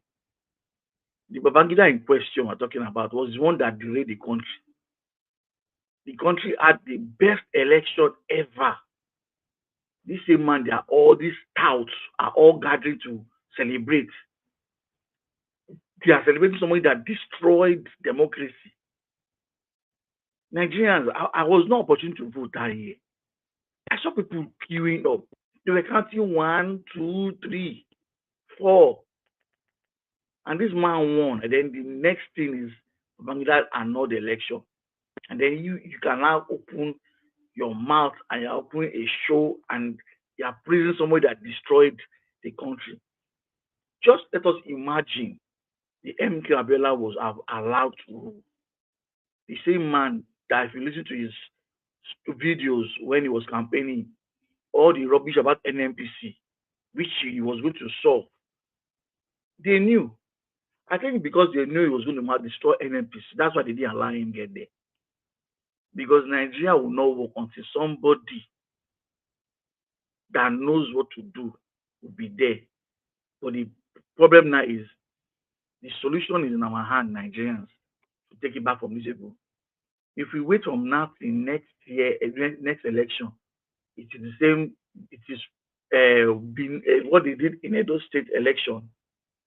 The refined version of it is what we will get. There is no way this man is going to live there. Tinubu is having a nice time. He's on holiday. His 2 weeks is going to expire very soon. They will extend it for him because he's enjoying himself. And then we are in a mess. The Senate president is not saying anything. Look at it. If they even have you in mind, Nigerians, the senators are there. They have not said a word concerning this issue of petrol subsidy and petrol issue. And that's what is biting everybody. There is no money. There is no food. In some few months' time, it will be Christmas. The same politicians will start sharing rice to you, the poor people. Because Nigerians are now beggars. They turned us to beggars. We will beg. And then when we talk, they say we should not keep quiet. If you talk too much, they arrest you. Sunday Igboho and Yemiko Iki, congratulations. You go and submit letter we don't hear. They don't read, finish. You are submitting letter. The Nigerian issue is not a matter of letter. It is a matter of action. And the only man that had an action, now the government is holding him down. So the you did the same thing with almost the same. Let me say the same thing you did with Nnamdi Kanu. They released you because you are Yoruba. Nnamdi Kanu, they refused to release him because the man knows every secret about Nigeria is in that man's hand. The full problem in and out. And if you watch that video, I think it was still same former Edo State governor that was saying is that when it comes to Nigerian problem, everybody can say it, but nobody is showing solution. Because none of them have solution. It is the problem they know, how to create problems. And that's why they are gathered there talking many things. Because they never have solutions to Nigerian problem. It is always a problem they know how to create new problems and develop new problems is what they are all about. And then coming to say, not calling Tinubu T-Pain. Why won't you give a nickname when it's stopping? You keep as you are trying to manage, like fella will say, he manage to buy fan. When he get money, he should buy the fan. The money don't go up. Now in Nigeria now, they manage to buy for him. I don't manage the money with the get. Man, they survive my life, they go. Before you know NMPC increase them again. Now manage. Everybody will buy for the country. Thank you, Nigeria Watch. Thank you, Omashola. I beg, Mr. Chris, make I just add 10 seconds. Okay. Ferrari, are you there? Chris, how far am I? We there? They don't arrest them. Hello, I'm there. I said, okay. Can you allow me 10 seconds? Yes, right on. I say, just from the last speech, as the man nearly buy the fan, government go at 20 naira more. Now we did now, and the man is late. The man is gone and gone for a very long time. His music is still the same thing, the same story I heard when I was small, the same music, the same problem. And Thank those you, people Mashallah. never have problems to solve. Thank you. Thank you very much for your submission. Yeah, it's a different perspective, but it's all speaking to the substance, the elephant in the room. The next person will be Oga Black Panther.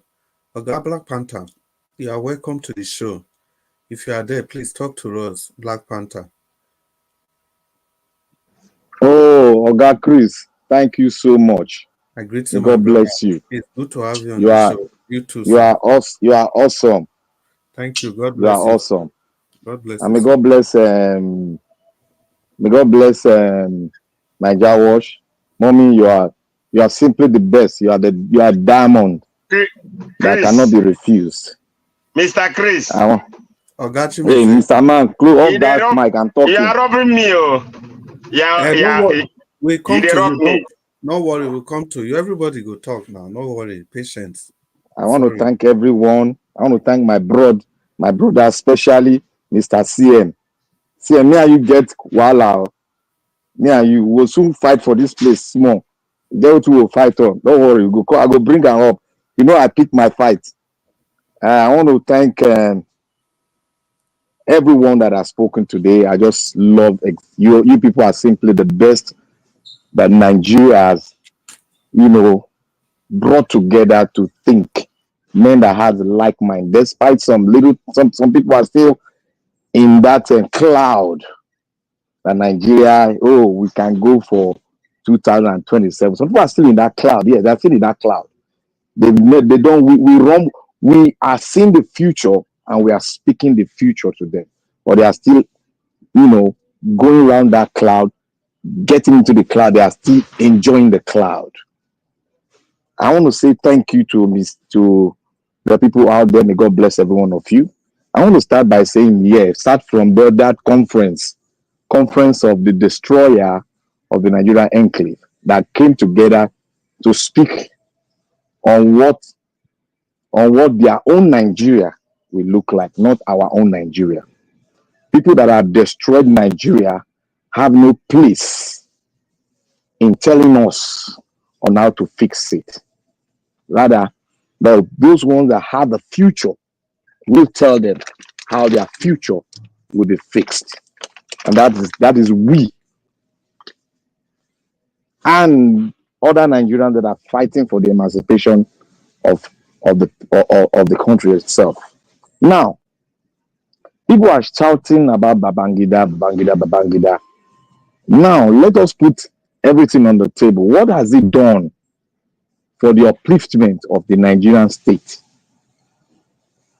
To me, he has done nothing but let me just give him 15% for even attempting to organize an election within SDP and NRC, giving us a two-party state instead of democracy, in quotes, the freedom for all to participate, despite the party you want to belong to, but the freedom, the liberty to participate in a democracy space without not being gagged into a position where you are limited to speak. He did that. He ruled us with an iron hand for 8 years plus. And we forced him, the Nigerian people forced him to step aside. And he stepped aside, and the hypocrites gathered themselves, praising him. While they were in power, they couldn't do nothing. So you can see the two-sided face of this evil enclave they made themselves to become. And they are thinking that we don't know that they are evil. But the Nigerian people know. They know. There's a time where there's a set time where a man is born, and there's a set time where a man goes to meet his creator. That is the picture that I see about Nigeria.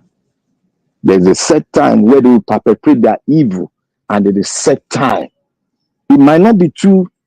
It might look somehow cranky or somehow rough, somehow dull, but there's always a set time when the will of the people will take their birthright and take their pound of flesh from the wicked ones.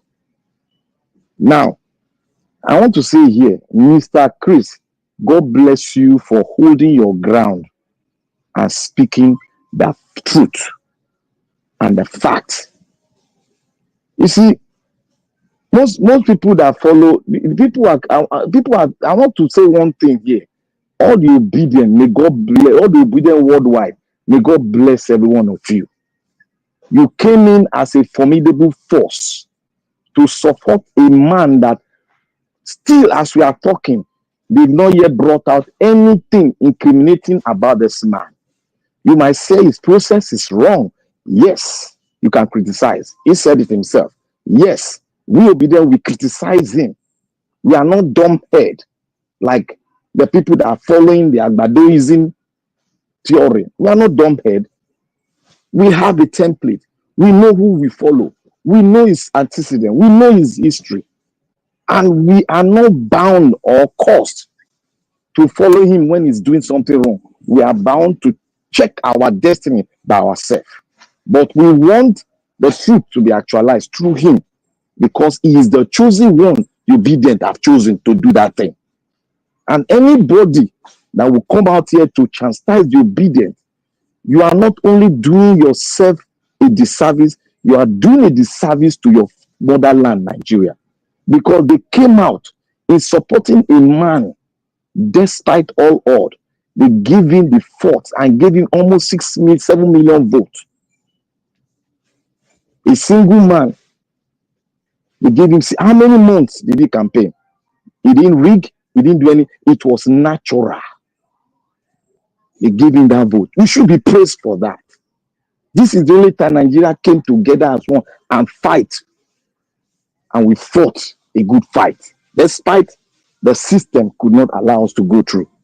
But we do it very well now, that we can no longer go for it. And we are going to send a message, we are going to continue to send this message to everyone that 2027, we are not going for another election. Anybody that is saying they want to go or is saying you have solution, if you have solution, open thy mouth and speak. If you don't speak, let it rest forever. People come here, just everybody has his own short. Let's say everybody has his own history and everybody has his own bad part. But if you cannot face what you have done in the past, and you think you can face the future without not facing what you have done in the past, you must be a joke because you don't have a future. You must be a joke because you cannot have a future. If you criticize anyone, the reason why they are criticizing you is not to harm you, but to make you straight, so that people will see you as somebody that accepts every person, no matter the tribe or know where you come from. It will accept you because you have a right. But when you people come here to gag us that we cannot speak, look, well, they can gag other people, but me, I have dined in the Nigerian politics. I have dined, even when Sowore was playing his game, I know him tooth and nail. People might say they know him, I know him, I know him. If you know him, come out and speak it. I know people just follow him because he's doing something. Yes, he has a credential. I praise him for that. He's doing the work for the people. But when doing the work for the people, you have to carry people along, despite their nationality or where they come from. Despite their ideology, you have to carry them along, because all of us are fighting towards one aim, to make Nigeria survive. But what are we getting? We are being chastised. All of us know what he did. Forget about his press. He went through his press media to get into the Nigerian space properly. And when he got there, he's destined to do that. So we will not take that from him. We will not take his power, his will, and his zeal to see Nigeria get through from him. But we have the right to tell him what he has done in the past and how to make amendment to it. So if people come and want to gag, you must not do this. That is just an aberration. That is, you are taking our right to speak for the truth. If you know Sowore, then come out here and tell me the role Sowore played during Abiola election. If you know the Sowore, you come out here and tell me the role he played during Abiola election, which this president was part and parcel of. So when they say somebody go to PDP and does this, is the man, despite Abiola was a hero, he has his own bad part. May so rest in peace. So are we now saying that nobody has a bad part? That we cannot criticize him and now let him come and make an amendment and we journey together and make this flag fly. We can't continue to be. That is why when CM said once, he said, if you want to hide anything from a Nigerian, you put it inside a book. I speak to every Nigerian here today. Go and buy that book, Mr. CM. So go and buy it. It's not advertisement. But your history is right inside there.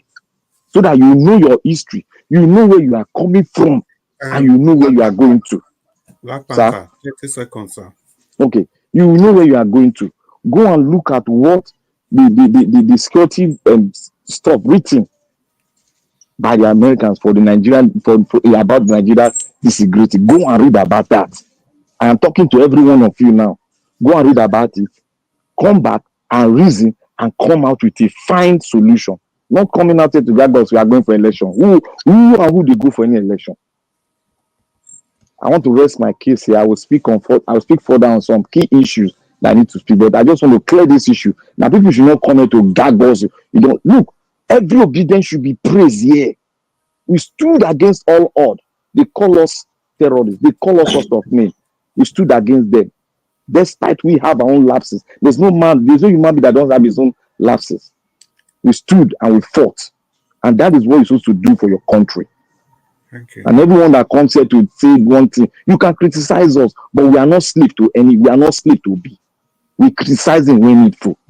Thank you very much. Yeah, thank you very much, Mr. Black Panther. Thank you for that depth of submission. Wherever that came from, may the good Lord continue to bless you and bless everybody that listened to your submission. Yeah, we have different perspectives and different solutions to the problem that are bedeviling the nation. But one thing is clear, we are very sure of who the enemy is. But the truth is that we don't know how to go around these people. There can be division, left, right, and center. But the earlier that all the progressive decides to come together and pull in one direction, that is the only time that we can find a lasting solution for the upliftment of our nation. Well done. Mr. Chris. Yes, sir. Just one thing, just to add to the submission there. The insulting part of it all. You see this thing they call constitution, of Nigeria as of today now. Please don't let us forget history as they are attempting to make us to. It's a compilation of military decrees from 1984 up to 1993. They just take all the decrees, one by one, and then, it's a compilation, and then put them all together, and then make it to be Nigerian constitution. Yeah, I agree completely with you. I think Mr. Ozekome, Professor Barrister Ozekome has also said that. I say you should not be calling it constitution any longer. It's just a compilation of military decrees. Ozekome has said that, yeah, and they were all draconian. Most of them anyway, draconian. So, and thank you very much. As the discussion was going on, we have some new people joining us. Uwa Vince, thank you so much for joining the show. And Ales Edopikin, welcome to the show, but I'm coming back to you later. We'll do that the way we used to do it. Ogachimeze, thank you so much. Sorry for the skipping of your name earlier. Please bear with us. But now only once. He did it like 3 times. I don't like you. I'm going to court. I don't like you, and I don't know how to hide it, so I just need to punish you about you. Thank you, Mr. Chris Dublin. Thank you. Thank you so much. My brother, go to court. Okay, no problem. I greet all the panelists. Niger Watch, Mr. Davis, wherever you are, I greet you. Domosa. Mama in Diaspora, I greet you for all you do. I greet all the panelists. You all have spoken well, so that maybe let me just put one or two. I want to ask a question before I'm going to start. How old Babangida is right away? Can someone answer me that question? You want his exact age or yeah, the exact age? Something now. 80 something. Okay, so these politicians went that place and believe that Babangida still have something to offer Nigeria. Well, it's fact. I listened for everything that all of them said that place, but for me, some make sense, some they are not making sense, because for me it can't be telling us what Bala. I would say is Bala Blue, like or Shomole say, let me speak small, but because I'm a short man. This man, come on, man. Oh Lord! In fact, why I ask this question, because why are they still bringing Babangida in a picture of Nigeria? Babangida, the Babangida era is gone. We are trying to bring somebody who will change Nigeria. That's what Nigeria is clamoring for, not going back 80s. Are we moving forward? Are we moving backward? This is not right. See, you see one thing, me and you see the problem we are having today. Me and you, we Nigeria. The problem we are having today is when the whole former head of states, the former presidents, all of them, after they lead us or they rule us finish and come out, then we will start praising them. You see that? We will start praising them. Why should we be? You know what these people do to us, all of them. You see, during Babangida own is, they call it chop I chop. Or if Black Panther is in Nyendeba. You see, it chop and chop. That's what Babangida era. And that chop I chop is corruption. That's where the corruption started. So now we say, oh, you know what Obasanjo did. We all know all these people, all what they did during their regime. But after everything, we will just throw everything away. We forget all the shenanigans they did, the way they rule us, and we forget all of them and start praising them. After how many years? The way we praise Obasanjo, the way we praise Babangida, the way we praise Buhari, and we will see gonna praise Jagaban, the Bala Blue. We're gonna still praise him. So, oh, he do well. You see, this the thing. Let me just chip in this. This is how, if evil man die today, we will stick. Hey, that man, he was so good. He was so nice. This is how we praise bad stuff, bad things. We praise people that suppress us, intimidate us, that even by you. After everything, maybe he or he that we will praise the person. The way we are praising, yes, they're still living. The way we are praising them. Even Gowan, we are still praising Gowan too. It's not supposed to be like that. We don't supposed to be praising them because we know what we passed. It's like when we come out from pain, we'll just forget. We will just forget the pain we came out from. We're supposed to remember. That's how, when we remember things like this, when it comes for voting, you will remember, oh, these people have done bad to me, to yourself. You You will use yourself to give an example. Now I will use my PVC if the PVC will allow you to vote or whatever. You know, you will just say, okay, let me vote and do the needful. You see, this is the problem you're having today, because we keep, you know, praising the evil elite. They call themselves elite. Unless if we stop that, stop praising them, between both me and you, everybody, then we can move forward. I think that one will work. You see, I want to ask Destiny Nwosu a question. I want to ask him a question. Destiny Nwosu, if you're hearing me, if you are Igbo man, Bia, let me speak my language. Bia kai so Igbo, kamwa mi woni Igbo. Bia kamuna ge so Igbo. We will speak Igbo. Then I will break Mr. Davis, then we speak. If we speak for 10 minutes, he didn't put English, then I know that he are Igbo man. I know reason why I'm saying this, because every time Sowore something came out from this platform, you say a lot that obedient is that, obedient is that, obedient is that. Come on, man. What obedient did to you? Are you not obedient? You are supporting Sowore. What Sowore got to offer Nigeria? Sowore is activist, mind you. That's what he is. Now the Galo, even Mama Hecho, that even if anybody say anything against Sowore, Mama Hecho will come for that person. I hear her earlier what she told Mr. Chris, which is not good. Eh? Why all these things? Do show? See, so many people.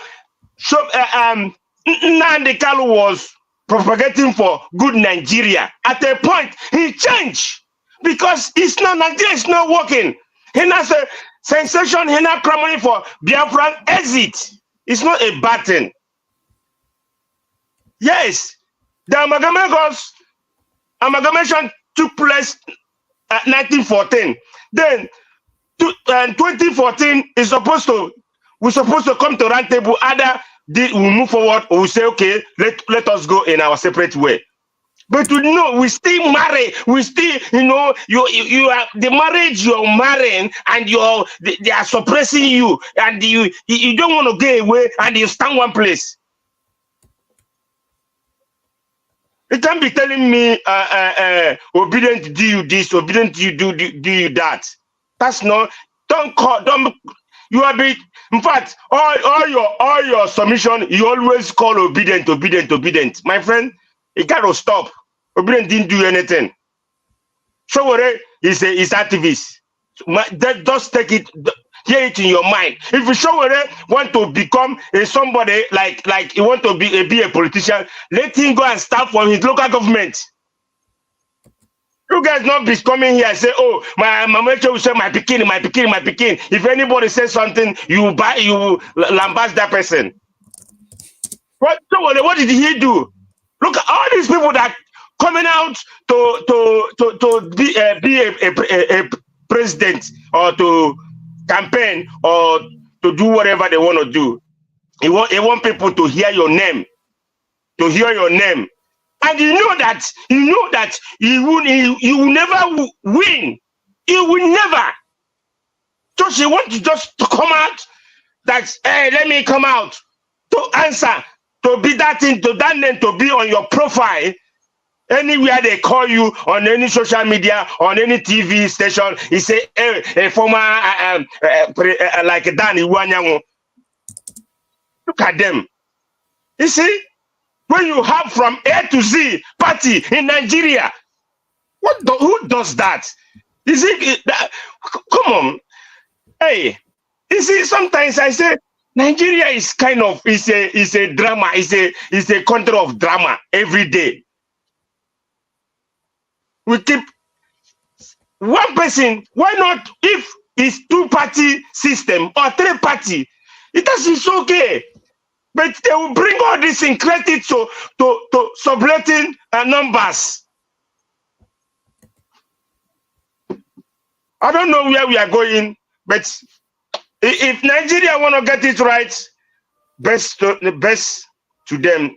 If they wanna still stand where they stand, everything is their hands until we get up and do the needful. Thank you, all my panelists, and thank you, Mr. Chris. I wish you the best. Thank you, Niger Watch. Yeah, thank you very much, Oga and Chimeze. And we also wish you the best. Yeah, we wish Nigeria the best. We wish everybody the best. Thank you for that, your submission. It was very, very impactful. So we'll just move to the next person, and that will be Prince Collins. Prince Collins, sorry, we don't keep you waiting for a long time. You know, panel food today. So if you did there, may you talk to us. Oga Prince Collins, happy Monday. Same to you. It's well. Thank you. You know, I'm always welcome to the show, sir. Thank you. Thank you, sir. I'm always very patient. You know, I came in before. I was told in the panel today. My network messed up and I couldn't come in again. Just like that. Sorry. So thank God I've been on the background listening to each and every one of us. At any point in time, we are learning. Yes. We must not be a contributor to learn. That's correct. It's very, very important. Why I say thank you to my panelists, my viewers at home, those in the comment section, wherever you are watching from. Why I appreciate each and every one of us. I want to say thank you to Mr. Niger Watch for his continuity and tirelessness. And Mommy Diaspora for her wonderful efforts. It shall be well with you all. And the same prayer is extended to those in the comment section, those at home, and all Niger Watch member worldwide. Amen. Yeah. So, Mr. Chris, I thank you very much for the job you are doing. There's nobody that can do it better than what you are doing right now. And for you to be available on almost a daily basis, I think it's a very, very, very commendable effort. I want to say, if you continue like this, sky will be our limit in this station. Thank you very much, Mr. Chris. And you are very, very good at this job. It's not. You go stop. I know the preview. I try to tell you. I try. When you wait, we get announcement so that if you go, you go change topic. We get announcement. I know. Say go break am. Go break am. Yeah, because I don't want break am for Chimeze time again. We don't do have to Chimeze like 3 times. So now send me I wait till the next person, and enough you wait more than this. My brother Alex Edo Pikin. We want to thank you very much for this contribution where you do to this broadcast. May the good Lord continue to bless you and your household, and all your desires, all your ambitions, you will achieve them sooner than you ever expected. And thank you so much. Permit me to read your message. Mr. Niger Watch family, I greet everybody. Remember this, my people, there will always be one to oppress us, but are we one as the oppressed? Answer is no. Yeah, that is very, very deep. And also, let me use the opportunity to thank our earlier contributors. Love of God is my strength. May the good Lord also continue to be the strength of everybody. And God will continue to bless you. And Mercy Omorigi. And we thank you so much for the super sticker. We appreciate all of you. And also everybody on the comment section, even if you have not used the super sticker, but for the fact that you use the like button, the share button, it's also another way of contributing. It's just different dimension. We want to appreciate all of you from the depths, from the innermost recesses of our hearts. And thank you so much. Prince Collins, back to you. Yeah, that was a wonderful appreciation from you to our background strong people. In fact, I wouldn't want to say that they are carrying more weight than what we are doing, because if not for them, we wouldn't have been here. So they carry weight pass us, so they carry weight pass us. I beg. I know what I'm talking, because me and everybody is not passing out. You take me down ground. We need to praise them for that. That is why I said I wouldn't want the to. people in the comment section, make una clap for ourselves. People with the No, they are too much. They are too much. They are too much. Be the MVP. Agree to now. I tell you, they'll be the VIP. Continue, Yeah. So, you see, for me, I want to, like a person like Sowore, he's trying, he's doing his best. He has suffered a lot for this country. I don't want to, waste any words to say or to, throw aspersion to him because he's entitled to his own view. Some people can just like those that are following him, they've got their own political understanding, and some of them they believe that once you are part of this political system, just as we are, gradually understanding right now, it shows that you have compromised. You have worked against the will of your nation. You have worked against the spirit of togetherness and success. As a Nigeria, I think that is the kind of spirit Sowore is having. Doesn't want you when you are clean and you become. I mean, you come into the midst of these people and fraternize with them. It means you are one of them. That is the kind of thought Sowore have, and he's entitled to his own way of life, and he can decide to remain who he is. He doesn't want to communicate with anybody that is inside the Nigeria system politically right now. He doesn't trust any of them. There's no confidence, so he's just on his own. So let him carry on while he's fighting his own right. And those that are supporting him, it is well, but let us do it, applying our, demonstrating, so to say, our emotional intelligence to make sure that we don't go beyond our personal integrity, because at the end of the day, we are pursuing the same purpose, which is positivity as regard Nigeria as a whole, as a nation.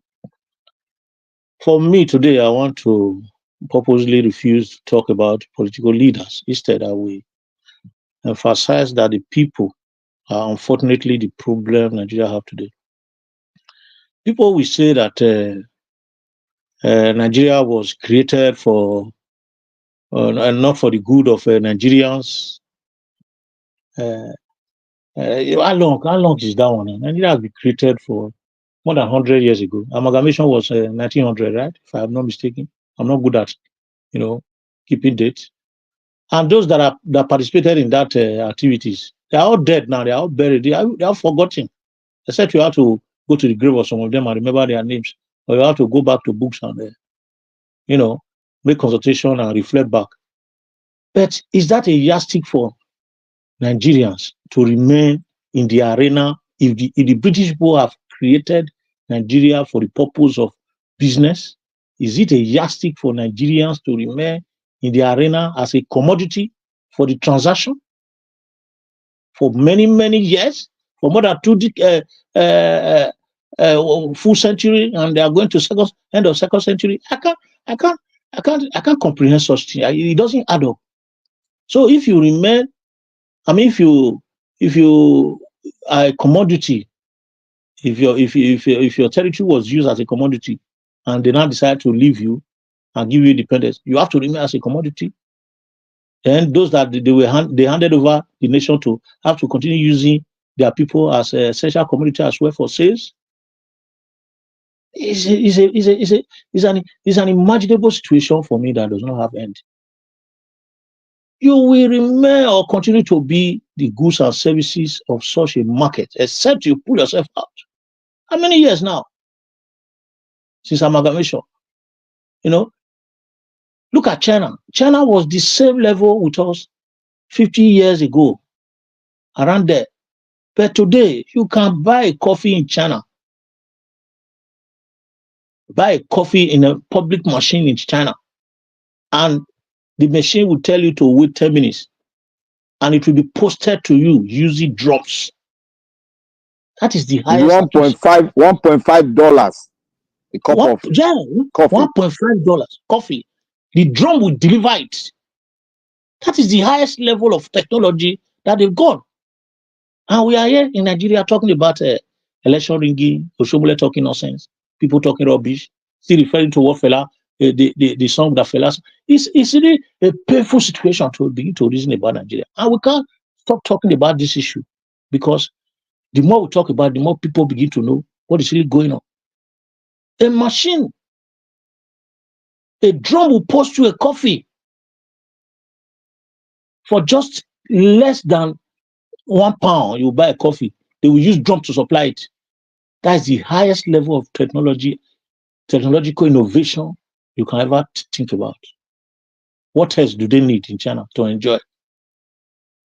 It's better for somebody to live a life of 40 years and live a good life than to live like Methuselah in suffering and poverty and distress. It's like you spending your hair on earth.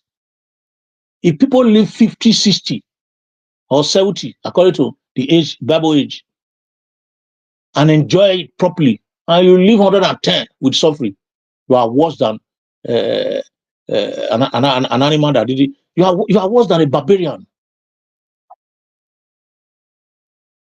It's a terrible situation. It's a terrible situation, my people. And Nigeria or Africa, per se, will always benefit at the negative side of technology and innovations. They always collect the bad part of it, the negative side of it, the disadvantageous side of it. That's what they collect. Look at COVID. Africans never enjoy technology, but they suffer the negative part of technological development. Look at COVID. COVID pandemic was brought to us, according to history, by scientists who were working in the lab, to come out with innovations that would bring about positive change in their country. They made a mistake, and we had that virus flying out and started killing people. Before we know, the whole world was affected. We started suffering what we didn't even know anything about. And you see our leaders saying, "Oh, it's fake, it's this and that and that," opening their smelly teeth and saying nonsense, and the thing we are dropping them here and there. When they started to give them palliatives to calm COVID, they started stealing those things, hoarding everything. In fact, we are living like barbarians. Africans, they still believe in the old days. That is why religion has become a big issue in that country, because they are still living in the past. For how long? Look at toxic waste then. Toxic waste that they brought to North Africa. That was a waste from technological advancement. A serious waste from technological advancement. A toxic waste in a $1 billion industry for criminals. They network this thing back to Africa and drop them there to the disadvantage of Nigerians and to a disadvantage of Africans and endanger their life. Waste dump in northern countries. Toxic and hazardous waste dumping poses a real threat to human security in Africa, as we all know. But our leaders sold us off and collect those waste to the detriment. Who know what led to Ebola? Who know what led to different diseases that we have? Why is it that we are always at the disadvantaged side at all time? Why? Is it that our reasonable faculty has been interfered with naturally? Or should we blame God that He didn't create us properly the way He created every other person? That we don't use our reasonable faculty as and when due?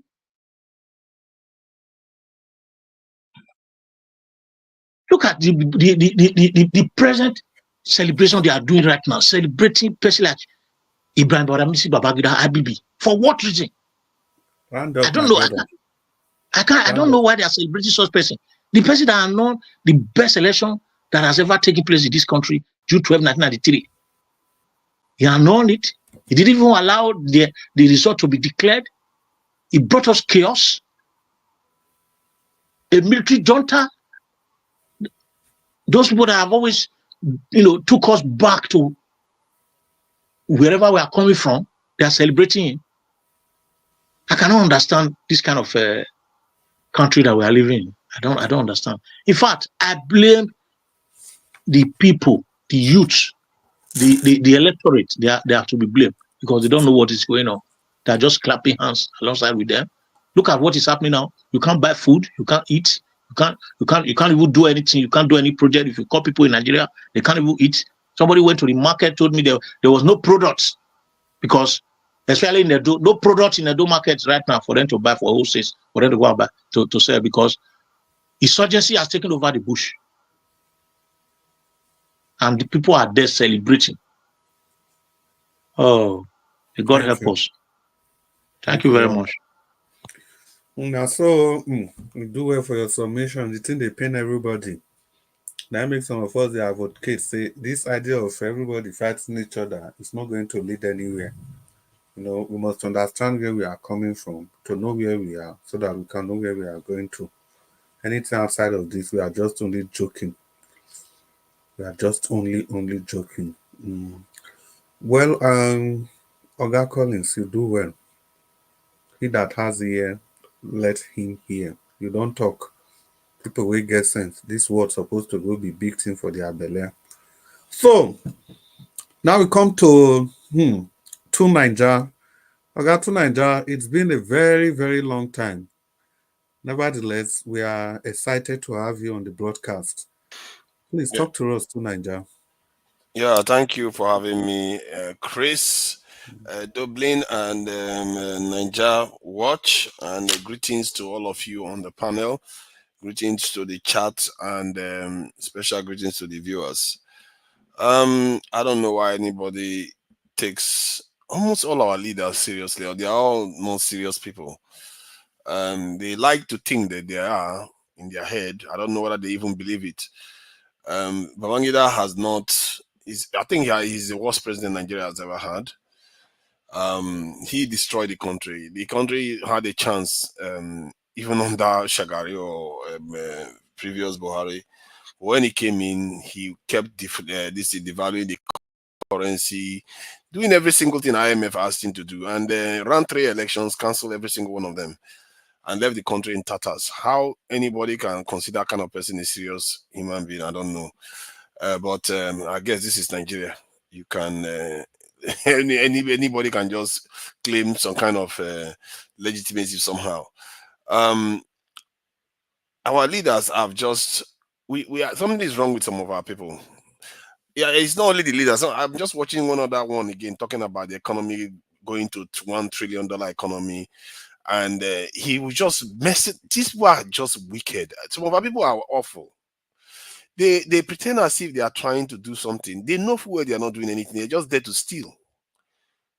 This one wasn't even hiding it with the big suit. He was like, our economy is going to be $1 trillion economy. They asked him how we are going to do it. We're going to deal with insecurity. But if we want to deal with insecurity, our tribalism and our race is causing the problem. But yes, we have to deal with insecurity. But he was just all over the place. And he tells you full well that all they are there to do is to pass time and rake in the cash and leave the people in the same position. They are not serious about fixing stuff. If you see nations that are serious about fixing stuff, they will move very quickly, rapidly. They will build and build and build, and you will just be surprised how fast this thing can be done. And I tell you, if Nigerians are serious, in 10 years the country can be transformed. You will not even recognize the country. This economy that is around 200 and something billion dollars can be a $2 trillion economy. Easy. Nigeria can get there if our people are serious. It's just that we have people that are not serious. Some of our people, they want to feed, so they will enable these people to keep compromising the state, and hence nothing works. 3 of our presidents, I think last week, they were all in London. One of them said, was it Ogunpe that was saying that the president went to London because he doesn't want political interference in his cabinet reshuffle. You go to London for that reason. Is that how petty we are now? That was Doyin Okukbe. Yeah, he said that. It's like, this is just the level of, they don't understand. They don't, and sometimes I wonder, where are these people manufactured? Because I've never really seen one person that I spoke to for more than 30 minutes that believes in these things. But yet, these people come on TV and tell us these things. Look at our health minister.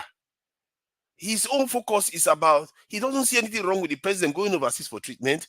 He doesn't see anything of the president not setting a good example of about staying at home to get himself treated so that other people can feel confident in getting themselves. Because if the president can be treated in the UK, everybody, in Nigeria, everybody else wants to get treated in Nigeria. That's how it is in the UK. Whenever the Queen uses anything, whenever Princess Diana uses anything, everybody wants to use it in that country. That is, you set good example. If they are all setting terrible examples for their people, and when you tell them, you need to see the way they talk. Oh my God, it's like they don't understand. They truly don't understand. They're telling me, he was like, yeah, but we need to. Our focus should be fixing our healthcare system. But your leaders are traveling overseas. Why would they want to fix your healthcare system when they are busy traveling overseas? The leader, he said, let's fix it. Then later on, he went on to say, let's go and let's train more people so that we can send them overseas to go and learn, to go and work with those people overseas. That overseas people are looking for people to work for them. It's like, you are the health minister, and your thinking is, let's train more Nigerian health workers so that they can go overseas to go and work. Your job is to create an environment for them to be able to serve the people and give us optimal health care. Not to train it for foreigners. Our people, they don't value our own people's lives. I keep saying this, it comes down to the way we treat life. I don't know, we like our own individual lives. To be fair, I've never seen any race of human beings that love their individual lives as Nigerians and many black people do. We love our individual life, but the way we treat each other like chattel. Send them away, let them go and work for other people. What do they matter? They let them not build their own home. Let them go and work for other people. That's how we treat them. And our president has even said, was he not the one that was standing with Imo State governor and said, if they want to jackpot, let them go. We'll train more and send them. We'll supply them more. He used the term supply, not even like human beings. We'll supply them more. The way we treat our people, we as Nigerians, we need to start asking ourselves some serious questions. We don't focus on the fundamentals. The fundamentals of self-preservation, food, shelter, and ability to procreate and your generation that come after you to flourish. We don't focus on all those things. We focus on all the petty stuff that people keep talking about. This one, they said this one wants to break country up. Where are you breaking country up, go? You break it up and you don't break it up, the problem remains. Because if breaking the country would have solved the problem, then Cameroon will be doing perfectly fine. Togo will be doing perfectly fine. Smaller countries, they will all be doing perfectly fine. It doesn't solve anything. The problem still remains. The problem that we are having is, as a matter of fact, all the other smaller countries have harder ones. They are experiencing it worse. If you think our presidents are awful, look at the one next door. That one has been in office for about 40 years. He's been in office, and there is a foreign base in his country. I don't even know how many foreign military bases he's allowed to put in his country secretly. And they are there monitoring Nigeria. The disgrace our people have demonstrated for themselves. When I look at the map sometimes geopolitically, no wonder they ignore us. Because we've not made ourselves relevant at all. We treat our people like trash. We go overseas, we disgrace ourselves. Oh my God, the disgrace. Imagine your president going overseas for treatment. They want to have meeting, they run overseas. 3 presidents at a time overseas. In one country. The nation that colonized you and enslaved your people, you went there. Your forefathers, how are they going to be thinking? What are they going to be thinking? Those ones that those same British people killed and put underground. They don't have shame. These people don't have shame. I don't understand. You know, there are some things that are natural causes. When your ancestors under the ground start thinking, what is wrong with these children? They don't think for themselves. They destroy their people. We keep destroying our own people over and over again, and the whole world is just watching. Look at the Middle East now, it's going on fire. If you look at that fight they are fighting, what are they fighting for? Tiny piece of land, Gaza. They are fighting for Gaza, they're fighting for West Bank. Tiny land. And the land, there's barely anything can grow on it. You know, the other day I was talking to farmers in Nigeria. I was saying, when you plant this thing, and then after you plant it, then after a while you come and water it. They looked at me and they started laughing. Like, water what? We don't water. We don't water the plant because the plant waters itself and they get food in Nigeria. We've been given so much, and these people are killing each other for practically barren land.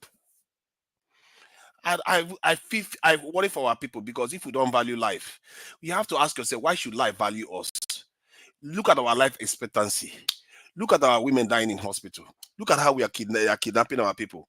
Nobody cares about them. Nobody. Niger, thank you for that last statement. Those two last statements you just made. Thank you very much. We have to start valuing our people. Every single one of them. If one of them leave, you should be worried. Why are you going anywhere? We should be building. Once every single strand of hair, you start from there. Every single strand of hair, every single millisecond, nanosecond, you have to worry about your people. Worry about them. Channel their potential. Build a nation that can shine and do things so that our people can. We don't even have to go out. Wherever we go, they'll be welcoming us. If you look at the way Nigerian economy is right now, the way the economy is, the way this president inherited, by now we should be going to $1 trillion economy. If he didn't mess with it, he's the one that messed with it. That when I watched it, I was like, this is how they destroy our countries. This is how they've been doing it. These people that claim that they are governing you, they are not governing. They are making sure you don't develop. Make no mistake, that is what they are doing, because this president, when he came in, he had the opportunity to get the economy to $1 trillion. All he needed to do was remove the subsidy, leave the economy, the exchange rate where it was, pass the law to stop people doing round tripping, which he did. He passed the law. He claimed that he couldn't do that. They couldn't stop round tripping. They couldn't stop. They stopped it all. Then he went and inflated the currency. Because he inflated the currency, he has to pay subsidies again using NNPC. After he finished paying subsidies using NNPC, Dangote came on stream, and they are making Dangote's life a hell. Dangote that is coming on stream to save Nigeria foreign exchange demand. Over 30% of our foreign exchange demand comes from petrol. Round up. Over 30% of our foreign exchange demand comes from petrol. And you have a company that is coming on stream to save you all that so that your currency value will improve. But instead, they are making his life a hell. And he rushed into devaluing the currency when he didn't need to, because Dangote was coming on stream. Why did he devalue the currency? The petrol price should be around 600, 500 naira or 400 naira now. If he had just waited for Dangote and supported Dangote fully. And if he had done that, guess if Nigerian currency was about let's say $600, 600 naira right now to $1. Do you know where the Nigerian the GDP will be? It will be around $600, $700 billion right now. That's where it would have been. That's what I mean. Instead of that, we are around $260 to $300 billion. Please round up. Sorry, give me 15 seconds. In summary, these people are not governing for you. They are not governing to help you develop. They are not even trying. They are just there doing what they need to do so that they can please their foreign partners. We as people have to start recognizing and calling them out. The more you call them out, they're going to be ashamed. They are going to be scared. And if they refuse to change, they will be removed from office. We have to be calling them out everywhere we see them doing these things. Thank you. Yeah. Thank you so much. Mr. Chris, can you give me 10 seconds? Okay, 10 seconds, please. You see, to Nigeria, you are speaking like somebody who's speaking like us now. You see all the things you have said there. We have seen it before you see it. We knew it won't work. We knew this is where they are going to treat everybody. We knew they'll be going out for all this treatment. That was why we were fighting. And the fight we were fighting was for a true just cause, for a lot of it to be changed. But most of us were fighting us because we were fighting them. Thank God you are seeing it now. But we've seen this before you saw it. We've seen it. Thank you. I got Black Panther. I don't know why he's always liking to gaslight it. I've been talking about this from the beginning when I came here. No, I'm not gaslighting now. I support you. I support you. I say we've seen it before. Black Panther. To Nigeria finally catch you. See, because I'm moderating, I'm just going to talk for only maybe 1 minute. To Nigeria spoke so beautifully well. You know, the first 10 minutes, it just used and through everybody's mind go one side. It be like say to Nigeria a proper Democrat. But the last 2 minutes, to Nigeria, you just they make me laugh. You say Tinubu get opportunity of growing the economy, that the economy Buhari handed over to Tinubu was so good that Tinubu could have grown it to $1 trillion economy under 1 year and how many months. Buhari that was there, that was handed over $500 billion economy to for 8 years, he couldn't grow it more than 500 billion. In fact, he even reduced it. Then he couldn't do that for 8 years. You now expected Tinubu that's just coming in to do that under 16 months. I don't think that's a fair assessment in any stretch of imagination. Mr. Chris, you dey go too far. It is fair because You go too far. Never reach that level. They are wait. deliberately You don't not reach that allowing level. the economy to grow. Oh, you go take your battle gentle by gentle.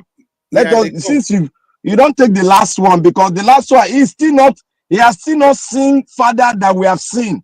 Wait, we are still okay, because then now they discuss. May I just leave and maybe some other person go talk am. But may I just mention this? Now, to Nigeria, the key solution that you expected Tinubu to have done to grow that economy was stopping round tripping. That was the first thing you pointed out. But no, I didn't say expected. I said he could have. He could have. That's what I'm saying. But that round any of these things. Yes, that round tripping got to the peak at Buhari's administration. Yes, definitely. And Sanusi said the only way in Buhari's government you can become a billionaire simply by sitting in your house, meet Buhari's men, they give you $, you go and change, and that is it. Yeah. So the question is that, yes, thank God you agree. The question is that, what bothers me, if you can hold Tinubu accountable for this, why do you leave the person that created that scenario and you are blaming another person for not stopping it? Oh, and wait, to Nigeria, wait. You praised Buhari that he left an economy that was potentially growable to 1 trillion because of his economic prowess. No. Mr. Chris, can I come here? To Nigeria, hold on. Let me assist you here. I think what I understand by his submission is that he's not particularly praising Buhari.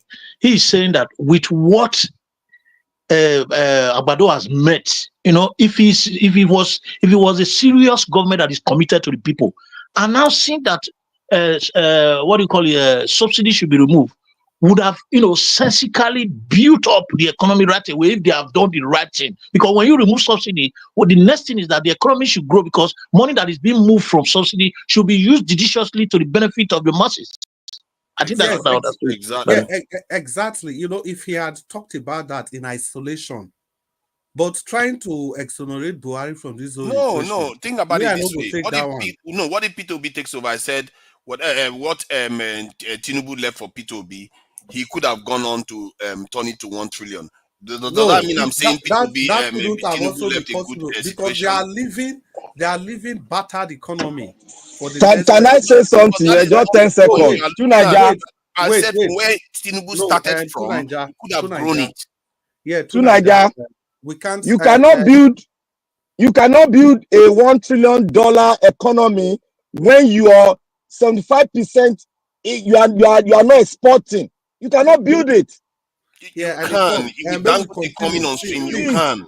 You cannot import. You're not exporting. You want to build a $1 trillion economy. It's not possible. May we not do back and forth so that I can describe how you can do it. It's relatively quite easy. To Nigeria, wait. You can't do it. They discuss it in national conference. You can't do it. Wait. I can describe how it can be done here. It's not that hard. To Nigeria, there are many ways to puncture your argument. You are talking about Dangote, and somebody was there, a president of a nation for 8 years. He couldn't fix any of the refinery, at least to reduce the volume and the quantity of fuel that we purchased from overseas. He couldn't do any of those for 8 solid years. He couldn't fix anything that has to do with energy. Yes.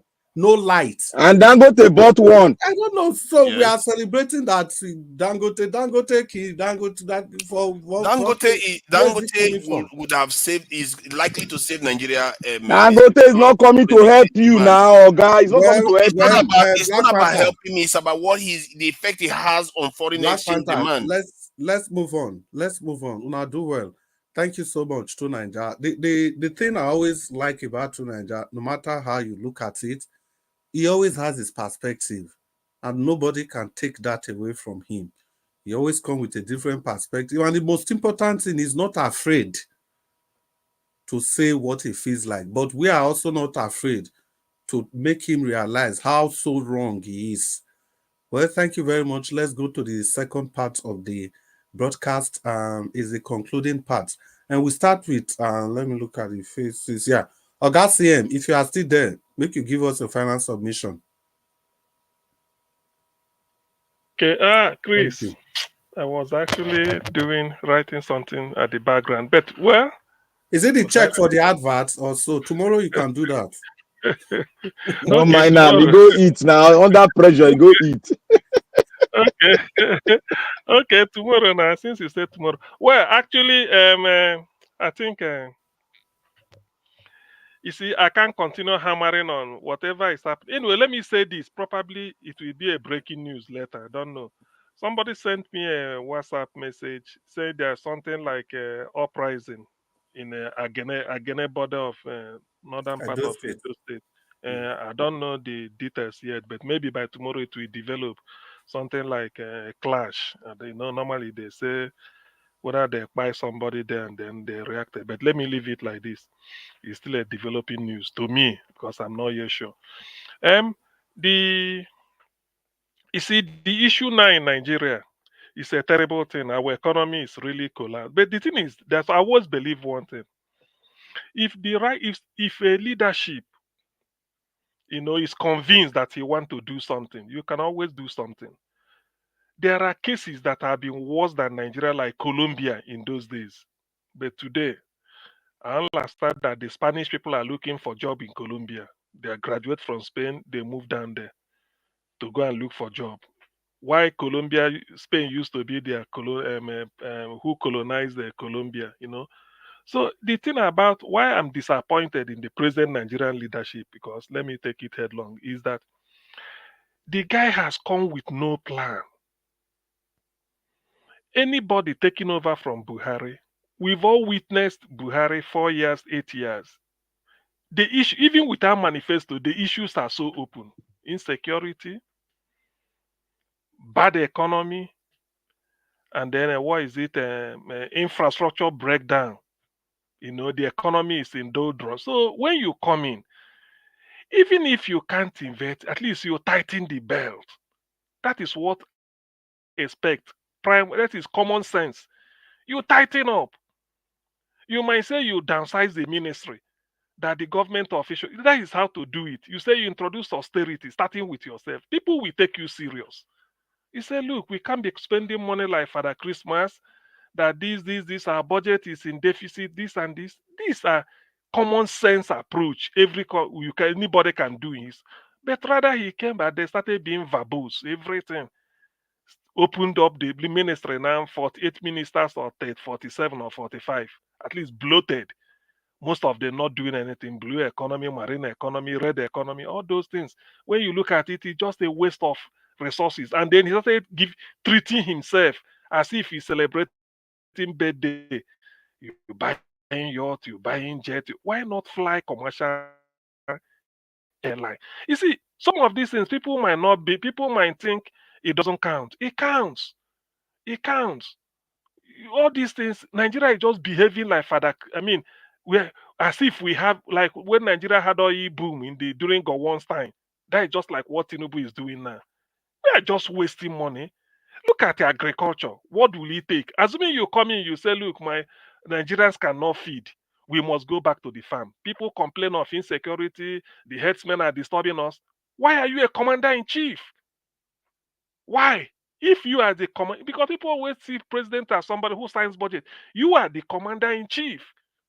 If you say troops should go there, troop will go there. That's the unit of commander-in-chief. Oh, in Benue State, they can't go to farm. You send the troops there. You say, troops remain here, let the farmer, let me see who will. That is the meaning. You have to do something. But he just like he came in to entertain himself and his friends, started building house for, what is it, device. What happened to the house Atiku lived when he was VP with Obasanjo? What happened to the house Jonathan lived when he was VP to Yaradua? What happened to the house Namadi Sambo lived when he was VP to Jonathan? What happened to Will Shibajo vacated as VP to Buhari? So all these things, when you are talking, I believe in economic is a simple subject. Only it requires common sense. That's a way you protect your naira. There are so many things you do. This devaluation is for what? Because you don't want. 30 Yes, seconds, please. So in other words, these are everyday affair we discuss here. So I don't think I'm saying something new. We know it. That's why it is annoying. And they look at the ripple effects now. The poverty level in Nigeria is so dehumanizing that people, I don't need to say it. Sometimes I fear when my phone rings because I don't want somebody to remember me from that side, because you know what it means. So it's true. Nigerians, we Thank you. need to say one or two things. But please, I think I wanted to make a correction. Sendam, I think I've told you this before. Didn't me this. When we say offer, I am CA, I can have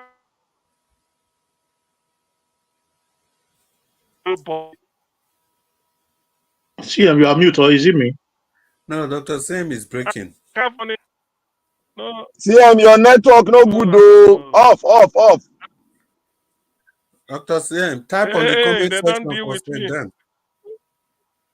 Okay, Thank you. sorry. So you see, it's okay, just please. You see, I'm seeing I can have money in offshore account. I didn't break any law as of today. The day you take oath of office, that is when you become a public officer or a governor. You start being responsible. For instance, Okpewolo is the governor-elect of Edo State. You can't accuse him of anything now that he has committed as governor. The day he takes oath of office, you start counting. Offshore account is if you are I'm having a private business. The moment you want to become governor, you close down your business. Where do you put your money? In Zenith Bank or Union Bank or a bank that will give you more money? You can take it offshore. What matters is when you were governor, were you operating it? The day you leave, then you go and bring it up again and start your private life. That is what we are saying. So don't be saying offshore. Offshore is not a sin. David Cameron have money in offshore account. Did he go to prison? Do you know more than the British? Do you know more than the British? Anybody, you can put your money in offshore. Thank But you. what matters is the moment you become a governor, you don't operate it and you declare it. You say it is there. People know. And as a Thank you. matter of fact, it is not the state money. It's only what you did. You use the state money. That's what you are responsible for. So let's not come here and spread the Thank you, ignorance. Dr. Thank Sam. you. Yeah, thank you so much for that clarification. Economics 101. The next person, Ferrari, it's as if you understood you'll be the next person. Thanks for coming in at the nip of time. So, talk to us, sir. Yeah, my final submission is directed to first of all, to thank the people who are always talking, who are saying the truth, who are criticizing, condemning, and calling for a change. Nobody is coming to save us. We have to be the ones to save ourselves. And my last final submission will go to the so-called Nigerian big men, the rich people destroying us, all in the name of trying to make a carving or a million for themselves. They have to realize that if the country is not fixed, none of them will be able to fix to keep that their millions or billions that they are gathering. All these educated people among us who come on Medium to come and gaslight Nigerians. There was one in one show yesterday, calls himself a doctor. Everybody who comes here and defend this government, that this government is doing well, they cannot arrest people breaking the law because it's a democracy. All those that come here and just use any form of excuse, stupid excuse, to defend this insanity that is going on as a system of ours, you're contributing to the problem. It doesn't matter what you're gaining. Whatever you gain, I can assure you 100%, you won't be able to keep it. At least you won't be able to keep it beyond one generation. That is certain if the system does not change. Everything has to change, but it's not going to change because we speak big grammar. It's because we tell the truth to ourselves. On Medium, which is educate our people, inform them, continue to say the truth. No, be all these, I have to come here and defend my party. I have to come here and defend my CEO. I have to come here and defend my this and that. That will not save the country. The country is in a mess. Only a U-turn will save the country. And if people don't talk, we are going nowhere. Our life could always be like that ball. We 1 year win, they blow for 1 year corner. That's all me I have to say. But people have to keep talking. Thank God for mediums like this. That's all. Yeah, thank you so much, my brother. Thank you. We called and you responded. That's very, very we really appreciate that, Oga Ferrari. Thank you so much. Yeah, we'll just move on to the next person. Ogachimeze, I'm not going to miss you this time around. So, Ogachimeze, if you did there, maybe give us your final submission. Okay, Ogachimeze is not there. Mr. Jonathan, we don't know how the talking matter they go. Are you free to talk to us? Or we can it's still there. You like say don't go. So in that case, we go straight to Prince Collins. Prince Collins, you did there? Prince Collins, you'll be on mute before. I think Mr. Prince Collins is struggling with the unmute button. Okay. Yeah, can you hear me now? Yes, we can hear you loud and clear now, my brother. Your final submission. Thank you. Yeah, I don't have much to say. We have made the day. It has been a wonderful day. Yeah. Discussion today. And, the only thing I want to add is that we should keep struggling. We should keep fighting this fight, because when you fight corruption, corruption will fight you back, according to Buhari. And talking about that Buhari, I don't know why people begin to, refer to Buhari as a president. The 8 years that Buhari ruled, I just believe that nobody was there apart from Usibajo. Because Buhari, first of all, he doesn't even do anything. He doesn't even know what was happening. There were things happening in the northern part of Nigeria. He sent the military. I think he sent a defense minister. No, he's the Inspector General of Police in Benue State. It was in Benue State. He said he didn't know that he didn't go. Yeah, 2018. That was quite embarrassing. In that meeting, he said, I've been saying you go. Buhari is president. He was a gatekeeper. He's not a president, he's a gatekeeper. That guy was not, for me, I don't even count him as anything at all, because he just came to fulfill that righteousness of being called a president. That was how, in fact, from that Buhari 8 years, now he messed up Nigeria. So that Buhari 8 years messed up Nigeria totally. Before we go come out for the 8 years of Buhari, it will take us like 10, 15 years if good governance did. But right now, with this guy where they come Abado, we just take from Buhari. So you now see what he go happen. What he go happen soon? Never I will go. But Prince Collins, make you hold on small. But now this one, right? We they talk before now. Say this economy where Buhari, not be this kind of economy where Buhari live. Now it's no who go grow to 1 billion, 1 trillion economy. Which economy where you live? Economy where they change money, everybody almost died. Economy where they talk currency. Oh, you they support? Everybody walk by. Money where they change for 1 day peacefully, nothing happen. Now this one, Agbado said nearly pie. When they say Buhari leave, Tinubu get opportunity of growing it to 1 trillion. That was the argument earlier. Yeah, I understand. I understand. What I was trying to say is that he was not. I think he was not.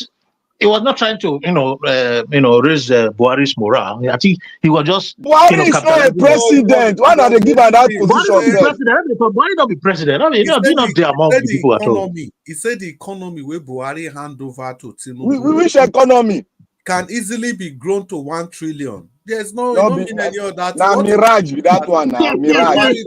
Buhari try. Now wait till me that now. Well, to Nigeria we have the opportunity of responding last. So to Nigeria, just be patient. Absorb all the banks.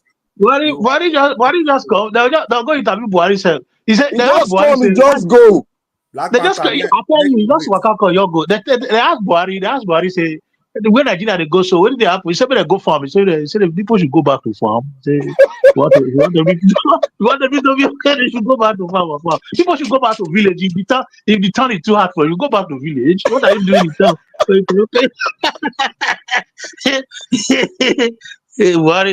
Buhari when they ask, he said Nigeria youth. He just sit down. He said this Nigeria youth they're too weak. Person they carry money at us. You know they know the way they talk. Now they come interview and say, how do you look at Nigeria youth? He said they are very very lazy. They are lazy. He said they are very lazy. They can't even take what belongs to them at once. So it's a very terrible. It's that kind of terrible regime. It's the worst regime where I don't see for my life. I regret ever having that man as president. He go first we go United Nations submission. You know if he talk, he be like who they speak outside. God I beg you. This guy that is what I lead us. I beg me I hand over to the next person when they come. Please wash your move. That guy, they may be the best. Anytime I hear you that it's the best. Thank you, my brother. You do well. Now this one we talked before now. So you know hand over any economy to Tinubu. Which economy? Economy way in He never know what happen for Nigeria. He don't know anything will happen. Man, now you they talk. That man a gatekeeper. Black Panther. So just take him from there, gatekeeper. See all this one when they talk, they laugh, they dance. So Mona, don't forget two Nigeria go talk last too. And then talk loud. He won't talk past what he don't talk. Wait now. Yeah, I talk him now. So anything you want to Nigeria go get some extra minutes because this one bantering from left, right, and center. He needs to have time. Give her 20 minutes. So, listen, he needs to have Chris Sabi arrange trouble. He Sabi package trouble. No be trouble. He does a job before. We there. You need to get time to take respond to now appropriately. No, we know accuse him of anything now. It's just for fairness now. It's for fairness purpose. No, his argument is okay. Let me start by saying thank you very much. Argument is clear. Sorry, Black Panther. His argument is clear. We are not. Black Panther, fire on. Yeah, thank you very much, the moderator. You have spoken very well. Tonight, nobody accused Tunaja of misappropriation of his speech, or will I say, as senator they talk misappropriation of finance. Tunaja not do any misappropriation here. Tunaja was speaking straight, but the only place when he started, where we found him one thing is about economy. What does Buhari know about economy? That's the first question we'll ask ourselves. Is Buhari qualified to be a president? Even if you want to bring a school SAT order, is Buhari even qualified to be a school SAT? Go and look at his record in the military base. In military, is he qualified to be a general? Look, let us be very straightforward. We are not questioning the average northerner. We are questioning the man Buhari. Buhari, is he want to be a president of even Benin Republic or even Niger Republic? Is he want to be a president? And Tunaja is telling us that he left an economy. For which economy did he leave? Economy that was rampaged by the Boko Haram. Economy that he even make mention of the youth. He had to bring the youth so low. He even made mention that the Nigerian economy is super corrupt. Somebody that went there to do a PR to let your country down, that he himself is the leader of the economy. You tell us here that you want to tell us that he's a fine boy. He's just a gatekeeper. Even when he was a military head of state, he was still a gatekeeper because the person ruling was Idiagbon.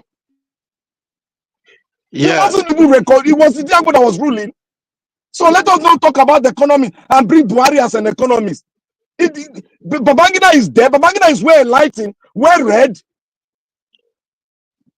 He's very intelligent. He knows even more about the economy. He speaks and he listens to people, and he will never go to the extent of saying the Nigerian people are super corrupt. He can't do that because he's more intelligent and well read.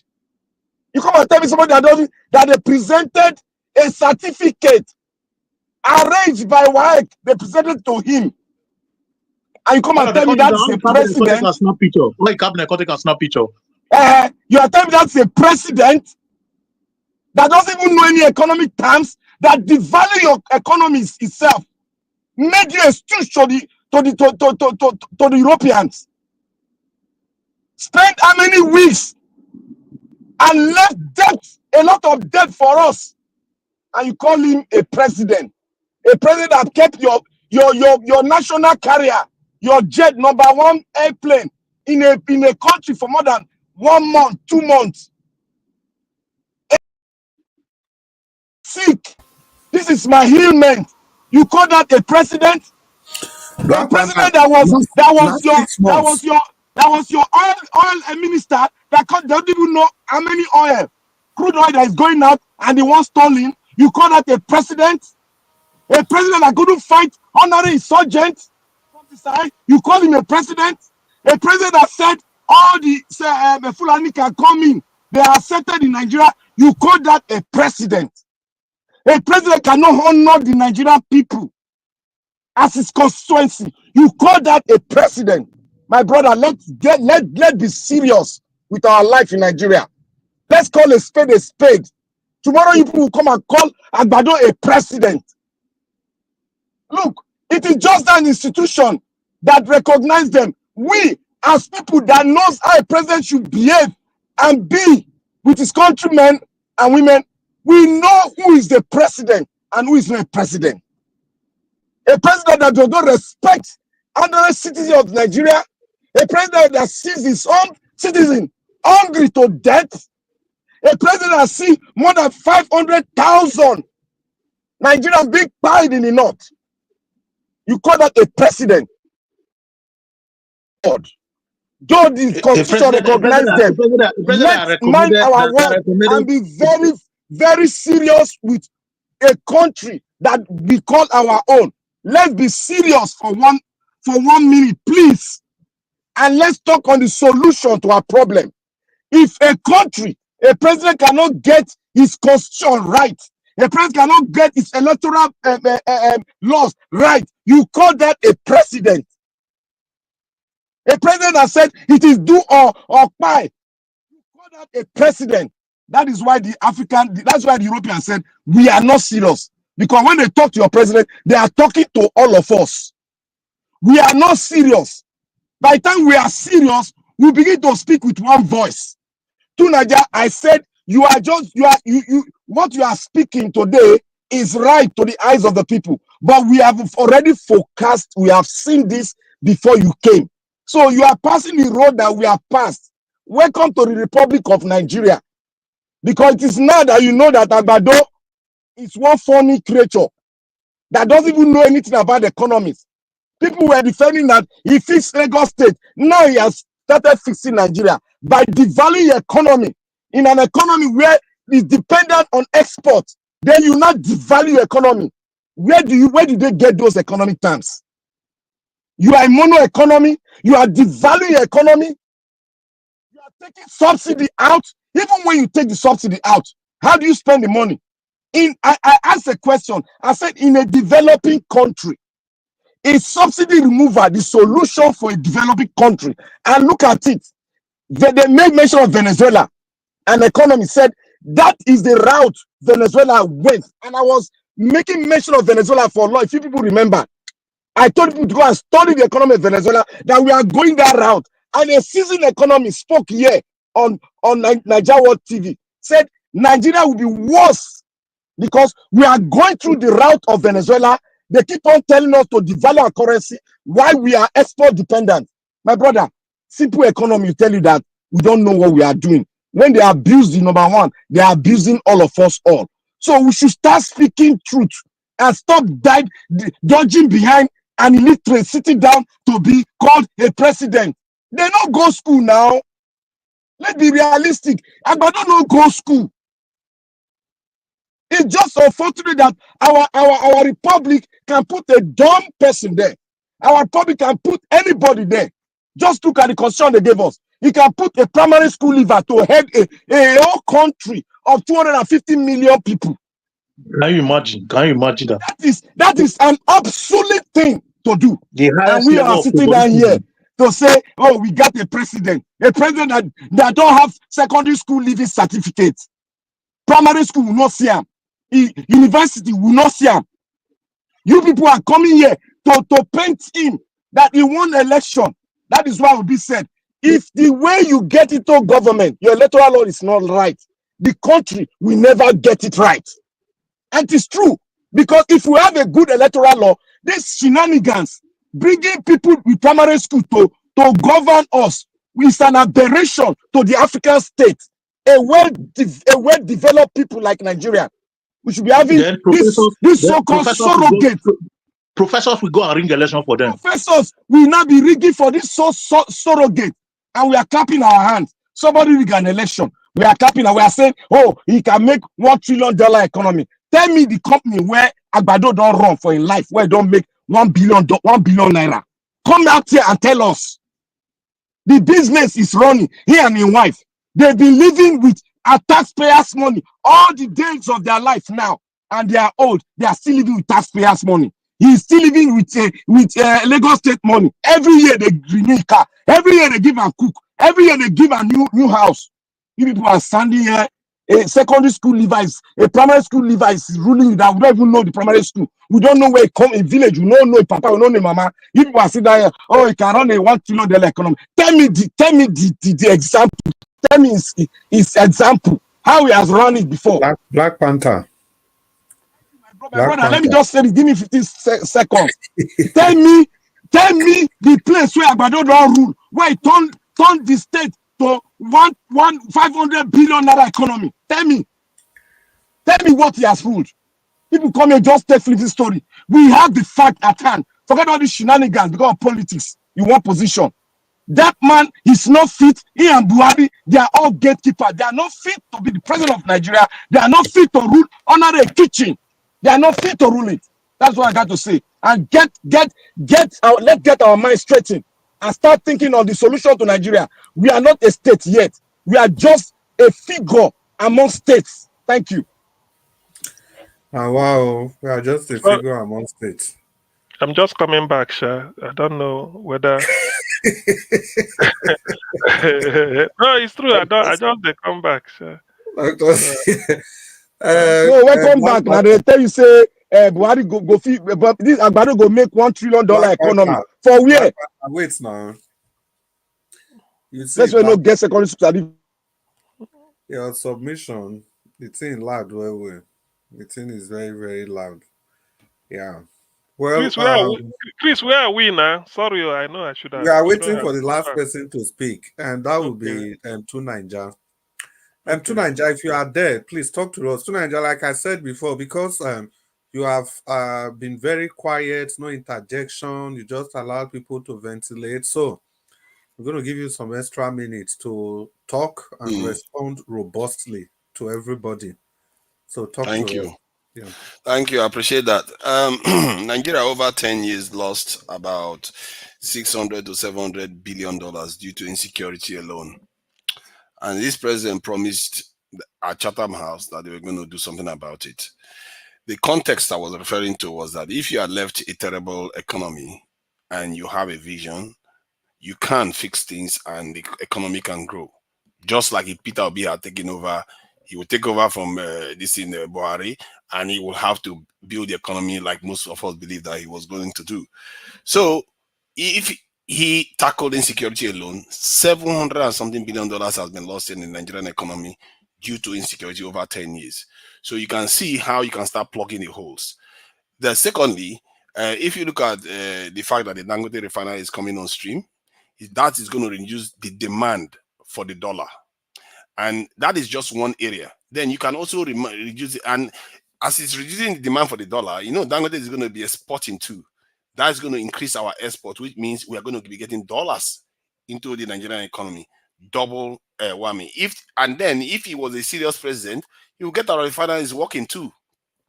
We'll make even more money from there. We'll get more dollars and reduce demand for dollars. Again, now you can now start seeing how the economy is going to be climbing up. And then the money you save from removing fuel subsidies like you are removing, You don't even have to pay fuel subsidy for fuel to be cheap in Nigeria then. Because Nigerian economy and the currency is going to be appreciating because of the reduction in demand and the increase in export, and we're getting more dollars in. So the fuel price is going to come down on its own. The money you are saving from the fuel subsidy, you can easily go ahead and invest it in manufacturing, so that we can now even start exporting even more. So there are so many ways the economy could have gotten up to $1 trillion economy quite easily. But did they choose that path? No. They chose all the path to destroy the economy. And what I watched was a deliberate attempt. The idea that these people are not educated, no, I don't buy it. They are educated. They know exactly what they are doing. They killed the economy deliberately. You can't tell me they didn't know about all these simple things I just stated. They knew it. They would rather float the currency and destabilize the economy, claim that they are trying to fight round tripping, instead of just doing a managed deflation of the currency. If you wanted to deflate the currency, let's say you are defending the naira with $2 billion every month, you want to reduce the amount you are using to defend the naira, you can devalue the currency just a little bit, then you reduce the amount that you're using to defend the naira to about 500 million. That would have been enough without sparking off inflation, without causing all the crazy stuff, job losses, everything they've done. So you can see how this economy was diabolically and deliberately mismanaged. People just think they are incapable. That is a mistake. To think that they don't know what they are doing, it's a mistake. They do. When he decided to float the currency, he didn't even have a CBN head in office.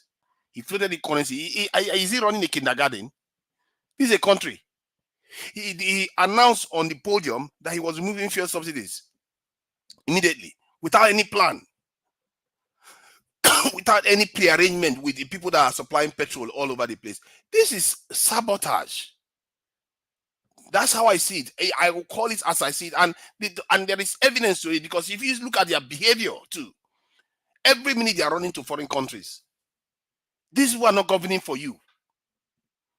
They are not governing for you. If you make a mistake and think that, oh, they don't know what they are doing, or they are just incompetent, they are agbado, they are corrupt, that's the only thing. No, it's worse than that. This is deliberate out of it. People that don't know where their ancestors are lying. They've forgotten their own people. They've chosen comfort over working for their people. They've chosen temporary comfort over legacy. They don't care. As a matter of fact, there was a story Dr. Delogun shared when he was online a few weeks ago. He said something about how they targeted Nnamdi Azikiwe badly after he finished studying political science in Europe, in UK. Because they were about to hand over to civilian regime in Nigeria. So they didn't want people that smart inside the system. So they targeted him, they frustrated him. Then he went on to, then Azikiwe said in his book that he later on just gave up and said he wants to enjoy his life.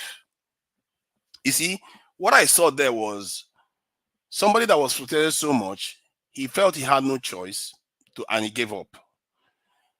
Our people don't know that we don't have a choice. We have to fight to the death, because we are all going to die. Azikiwe is not here with us anymore.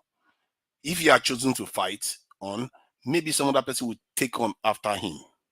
That's how it is. We are all going to die. You just have to choose how you go. We think we have a choice other than to fight because we don't recognize the dangers. To Nigeria, beg, we are all going to buy. We are all going to buy. We like it or not. Okay, yeah. No, that, to be fair, everybody, they say that all the time on many channels. So we are all going to pass. Let me put it that way. It's better we do it for a reason than not to do it at all. Because when you don't do it, you are relieving the trouble for the next generation to come. And they may not even be that lucky. The reason why we are still standing here may just be down to simple malaria. If there had been malaria wasn't here, we would have been like South Africa. They would have taken the whole entire continent. Because the moment they found the cure for malaria, it didn't take 50 years. They started colonizing the entire continent. It didn't take 50 years. They took the rest. And the only reason why they never had a chance to finish the job, because they were busy fighting world wars against each other, competing against each other. European tribalism basically saved us. Not because of our own might. Since then, they've gotten even stronger. It's like you are preparing for Olympics and we are not taking part at all. We are only competing with people in our own environment. We forget that there is a bigger game going on out there in the world. And we watch it on our news every day. We pretend as if it has nothing to do with us. It does have a lot to do with us. It will come to us someday. If you think all those things that are going on there, we can pretend as if it's not going to come here, bury our head in the sand. I'm sorry to break it to you. It will come to us. And if you do your analysis, go and ask anybody anywhere. Go to ChatGPT, go to YouTube, go to, Google, go everywhere. Ask any nation the size of Nigeria that is strategic, that doesn't have a strong security presence and a strong economy, what happens to them? And you will see they never have a future. They will not. Because people that have bigger guns and bigger everything will come and take everything that you've got. And they will take your people and they will take your women and they will do as they please with them. God, we don't know what it's like. We really haven't seen things, how bad it was. People like African American, maybe they understand a little bit. When they were bred with their own mothers, you will see a son will be bred with their mother, bred with their sisters like animals. We don't know what it's like. What we are storing up for our children, what we see in Gaza right now will be like a joke if we take ourselves for granted. Life is a precious gift. If you take it for granted, when the consequences come, don't say you have been maltreated. Just like an antelope cannot negotiate with a lion. That's how it is. The die has already been cast at that time. These times, I'm just showing you what the truth is. If we don't push our leaders to do the right things for us, and we are all saying we want our comfort, we want everything, we don't want trouble. The trouble is already there. It's just getting worse by not acting. Now that you can do it peacefully, you have a chance to do it peacefully, take it. Because if you don't do it peacefully, it's going to come one way or the other. Either others are going to impose it on you, and God help you, you survive it. But if you don't survive it, we may never get a chance to emerge and even have this other conversation again. I'm telling you, for me, that is the only reason why I'm here. I just feel like our people are taking themselves for granted too much. And we have so much to protect. We have so much precious people, land, heritage to protect. Other people that barely have anything, look at what they are doing. When I watch all these people fighting each other, I wonder, why do they go so far?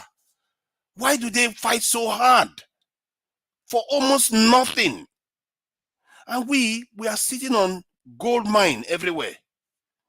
We've been gifted all this, and we've just basically spitting in the creator's face.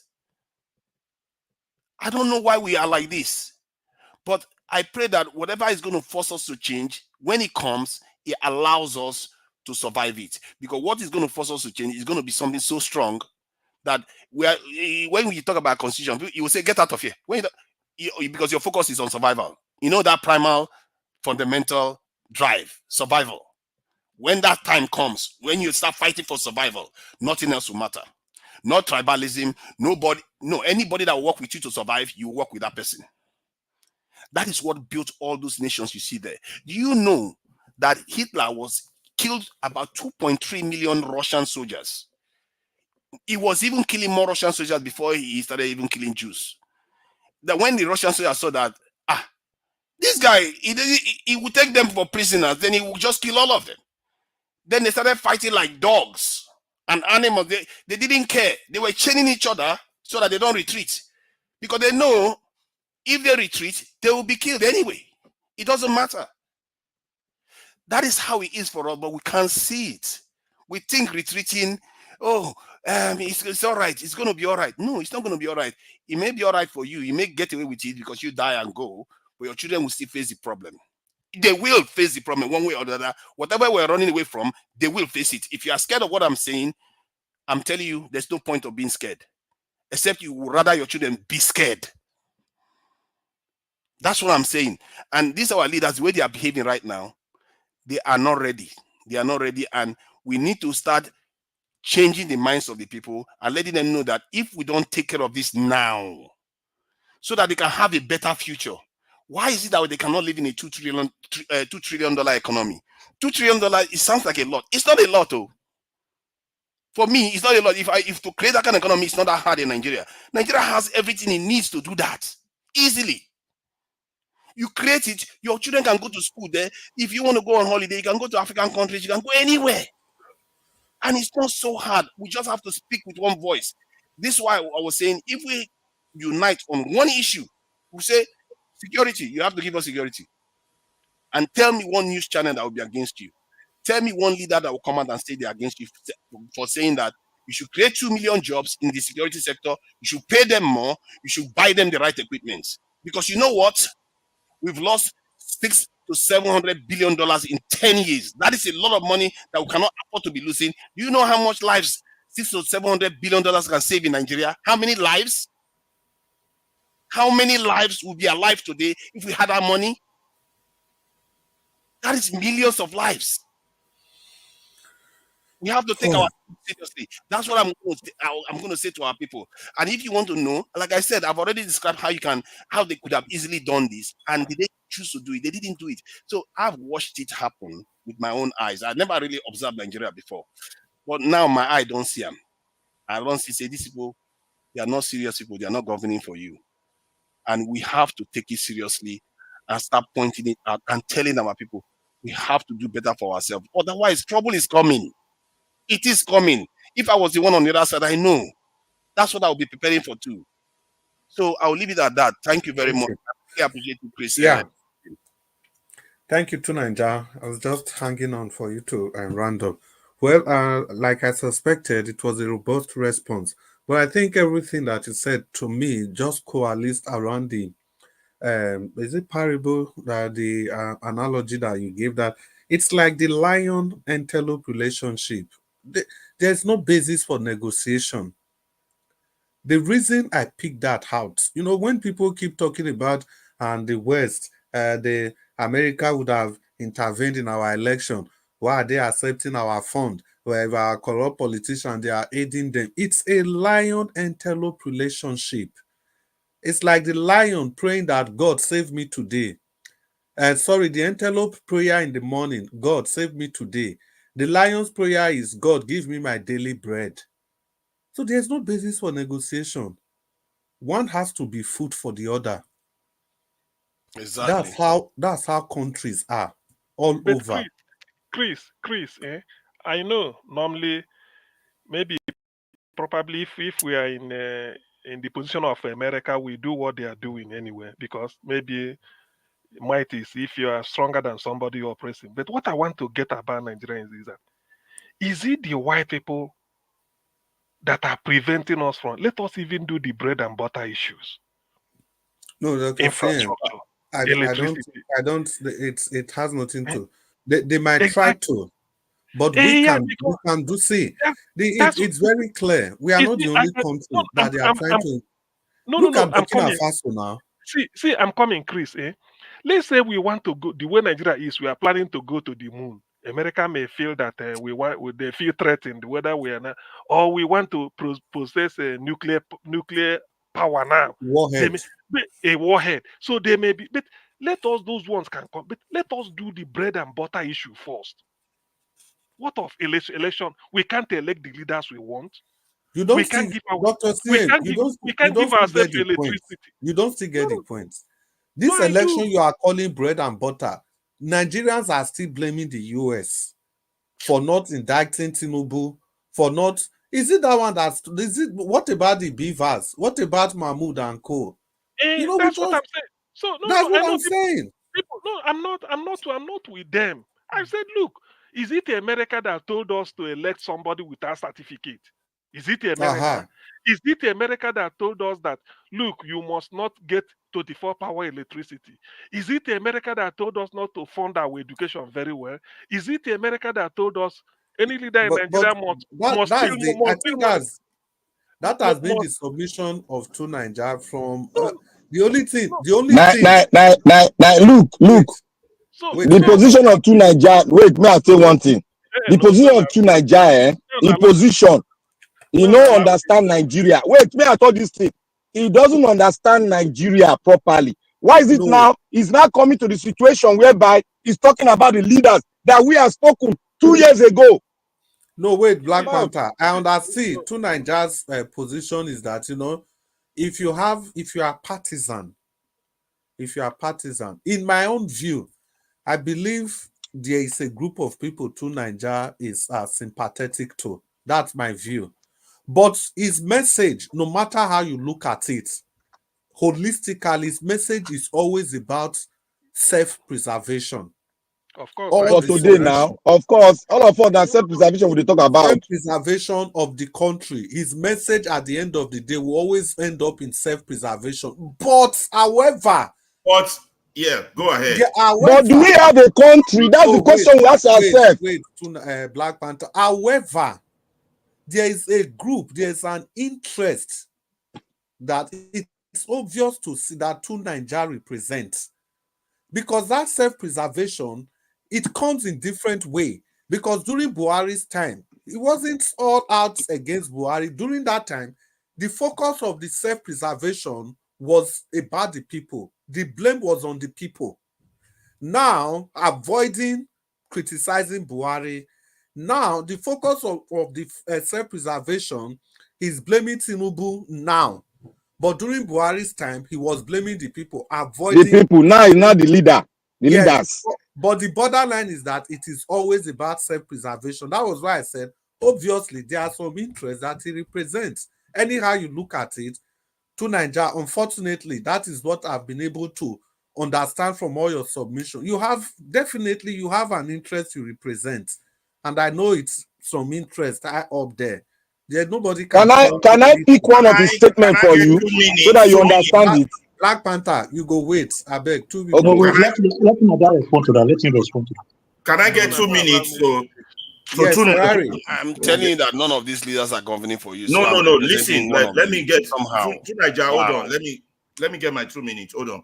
You see, to Nigeria talks about as if Nigeria right now is not sick, as if it's okay. So therefore, we have to prepare for the coming danger, ignoring the current danger we face. The current danger we face is internal. Our own brothers destroying our country. That's number one. If we don't fix that internal problem, it doesn't matter whether we have a tomorrow or not. This is our internal problem. Hold on, Nigeria doesn't like to talk to it, but we'll talk about the coming storm from the outsiders. This is our internal problem, is the people who are ruling us, who are enemies of the nation. You understand? And until nobody's coming to fix them for us, we have to fix them first. Then have a nation just like China, like North Korea, like Indonesia, any of these, India, Pakistan. When we now have a nation, then we now start talking ideas that True Nigeria is talking. But there's a danger in what True Nigeria is talking about right now. In a nation that has weaponized every aspect of our life, from the judiciary to the police to the civil service to the labor union, True Nigeria is now saying we should also weaponize our military to still be in the control of these our enemies. That is where True Nigeria is flawed. You understand? If these same dangerous people who have ruled us for 64 years are in charge, the military should not be weaponized or increase MRs, because then now we can debate. If that happens, we will be like Germany, Hitler's Germany, whereby the order comes from the Führer and nothing anybody can do about it. We will be like the current North Korea.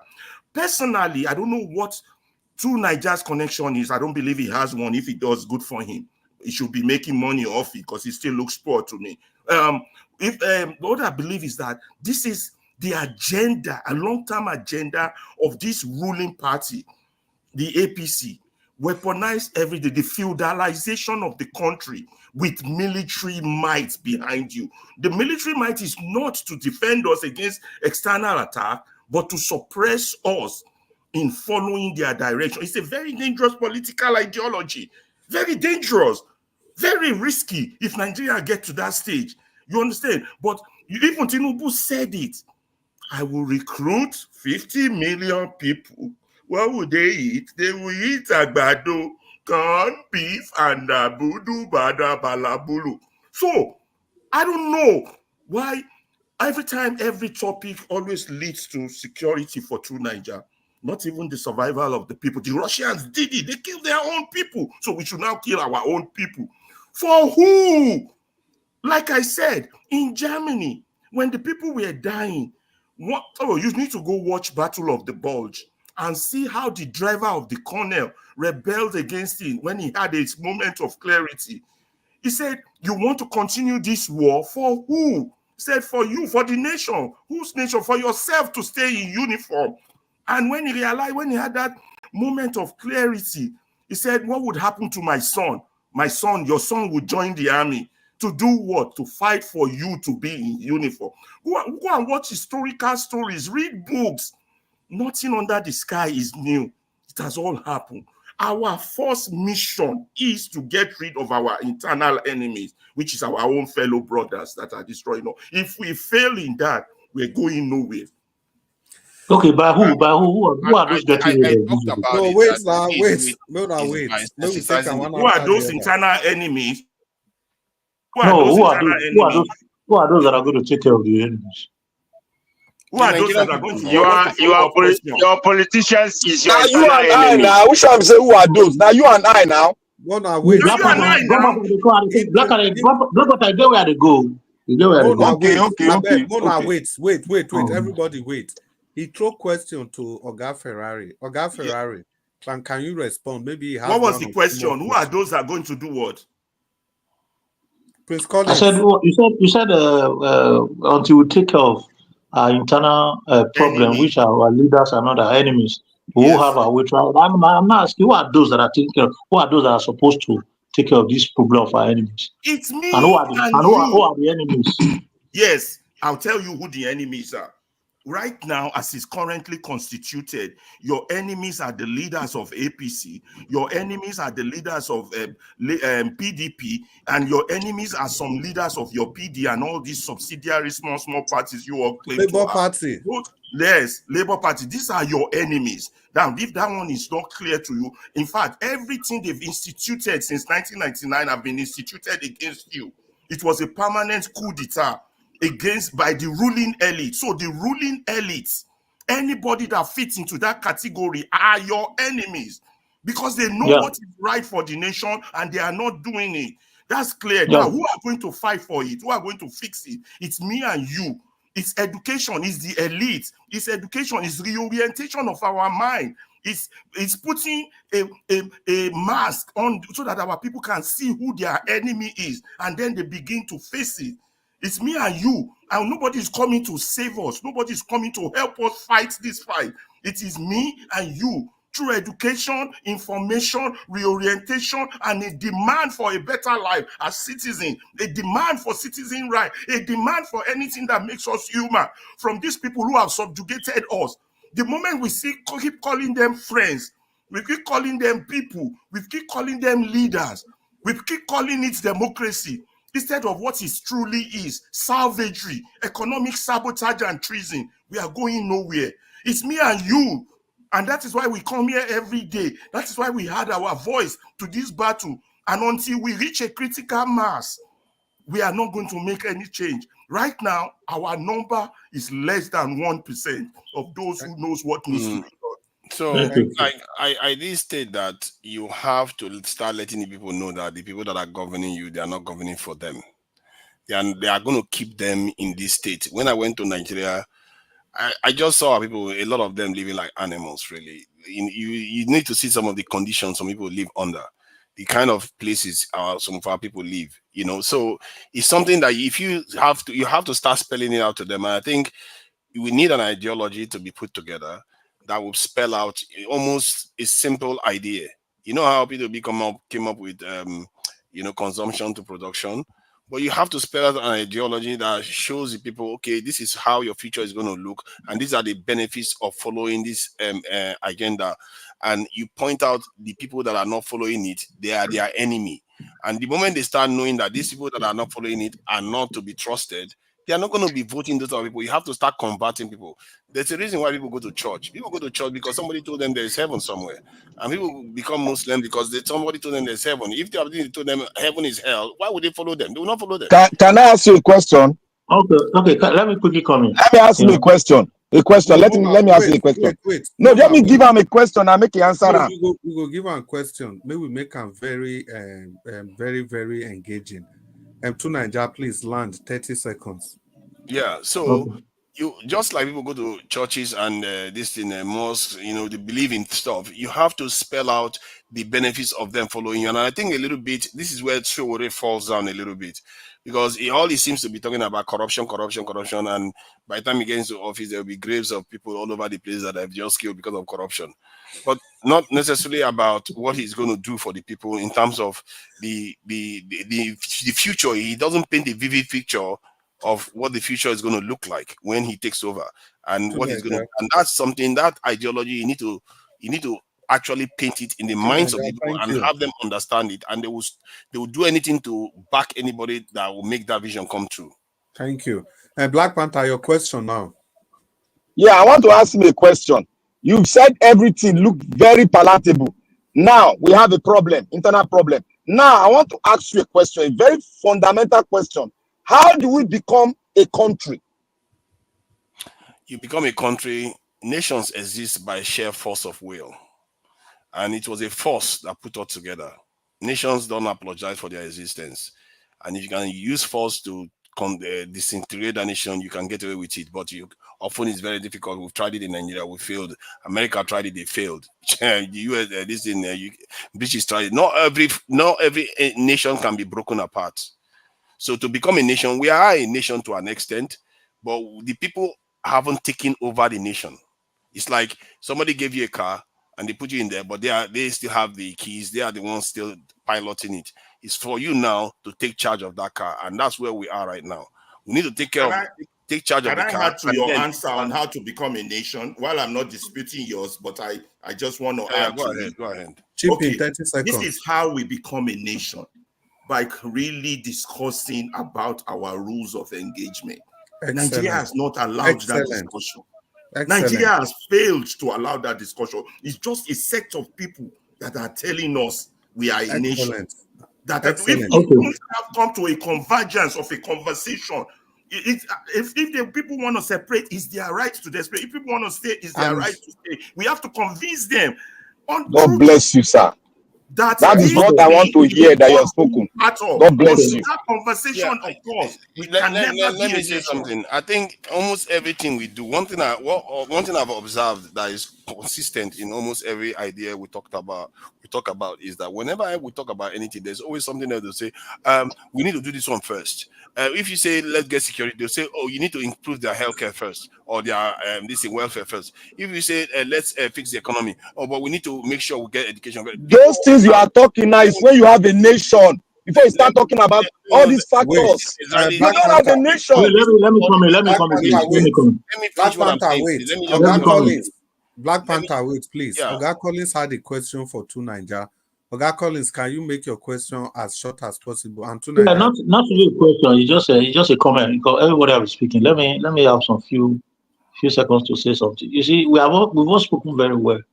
I appreciate the way we are talking, but I think for me the issue now is that all these things that we are discussing, Nigeria is beyond this level right now. Nigeria is beyond this level that we are discussing. Those in Nigeria, what I wanted to emphasize. Why do you say Nigeria is beyond this level? I'm coming. Let me listen. Those that are in Nigeria right now, they can't fix Nigeria. Their mind and head has been polluted. They can't fix Nigeria. If you look at the old system, in fact, people have talked about different parties. They talk about APC, PDP, Labour, blah, blah, blah. These parties are made up of Nigerians. We should know that an average Nigerian mind has been polluted and be corrupt naturally. An average Nigerian. If you look at the whole... I agree with you totally, 100%. Okay. You're right on that. Go on. Okay, then if you look at it, let's say about 10% is clean, and those 10% they can't do anything. Obviously, they can't do anything. So that if you look at those, is less than 10%. Keep going. Okay. Now those that are there, they would have been, you see, like the point you made, you talked about orientation, education,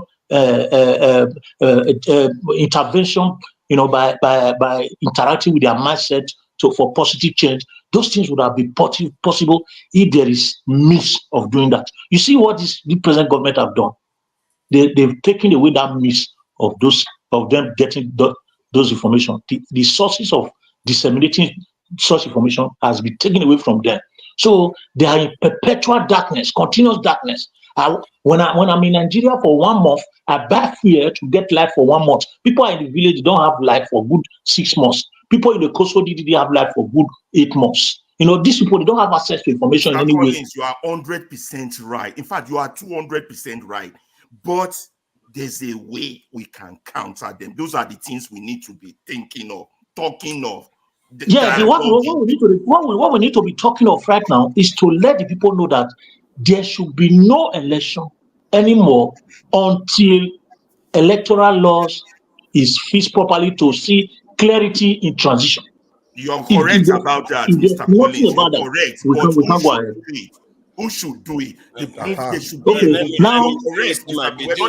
two of you are just going to and fro now. See, it's not true and fro. No.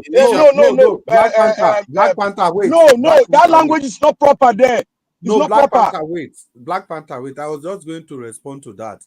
To Nigeria, I think it is the responsibility of the person the question is thrown to say if it is to and fro. As long as he's willing to respond, you just listen. If he gets to your turn, you can make your own comment. Well, the question was asked to me. No, it was asked to Prince Collins. What makes a nation? And we see have that. See, to Nigeria, that's what makes a nation. I was even coming to that, but Ferrari already. Yeah, because they gave you one answer that you like, you didn't let some other person to counter it. No, you come into Nigeria. Don't worry. You come in. About something else now. I just want the dual communication between Prince Collins and Oga Ferrari to end. Oga Ferrari, your last question to him was that who? Prince Collins, who? And Black Panther, I want you to listen. Because Black Panther, you kept saying that they have to bring down the structure, change the constitution. The question is that who? Is it the people that are benefiting from the rotten system that will change the system to come and benefit you? You take the feeding bottle away from their mouth. Prince Collins. That kind of thing will never work. So the suggestion here, which we have been discussing about, is that first of all, since people's mind have been polluted and the source of disseminating information to them has been taken away or kind of blocked by them, because which is obviously energy. If there is light and there is energy in Nigeria, all this information will get down. Like we've been online for a couple of hours now. If we have 15,000 people watching us, and they have access to light and a network, 50,000 watching us, 50,000 will definitely speak to another 25,000, which can be 40 to 50,000 people. And that is how information goes. Even in a developed world, information move by social media. So if we have that kind of, since that kind of source is not there, what we need to do now is those of us in diaspora need to start inviting these prominent politicians that are not benefiting from this system right now, that are suffering. First of all, let's start with a person like Obi, for instance. We can bring him to this kind of show and let him know why there shouldn't be a further election. Because if there is 25 election in Nigeria today, Obi will never win. If there is 15 election in Edo today, nobody will win. So we need to start speaking to those that are in negative part of this system, to educate their minds, because they have access to the people in the grassroots. God bless you, Mr. Collins. God bless you. Oga Ferrari, after you, Dr. CM, get ready, and Dr. CM, after you, Black Panther, get ready. Okay. Yeah, I will be short. Mr. Collins have said everything. You see, we don't have resources. People like Obi does. People who are already made, who are known. People like Sowore, not as much as Obi, but they are fighting the battle in the wrong direction. Instead of people like Obi angling it with Arabambi and all those morons, they should be interacting with people like us abroad, diaspora, Instead of building boreholes, we should be building radio stations and distributing transistor radios to our people. Instead of God bless you. God bless you. you know, instead of all the building boreholes, instead of this donation, that so people who are not benefiting, we need to call them on board. Pastors who have medium, we need to call them on board until God we bless form you. a movement of communication that can engage us with the people. That this is a vision. Forget politics. I keep telling you all, it's a bus that with a damaged engine. You all keep talking about who will drive it. What we should be focused on, who will fix the tires, who will fix the engine. So you see, the strategy and the technique we're going about is totally wrong. So that's why we need to be focused. And we need those people. We can't do it ourselves. We don't have the resources. We don't have the money. We don't have all those things. We don't have the technology. By now, medium like the Niger Watch should have 20 million viewers. Medium that are spreading the right news should have 30 million, and how we increase numbers should be our focus. How the movement increase numbers should be our focus. So there's God a lot bless to you. be done. There's a lot to be done. But Thank to you, keep Mr. talking Ferrari. about lamentation about the problem every day is not going to get us anywhere. Engaging in their politics is only endorsing them. You are just endorsing them and putting a stamp that they are right. So until we draw back and God say, bless you. That's the last word I want to hear. Engaging in it is endorsing and we them. are ready to face you. When we itemize, Nigeria cannot continue like this. We want a different nation.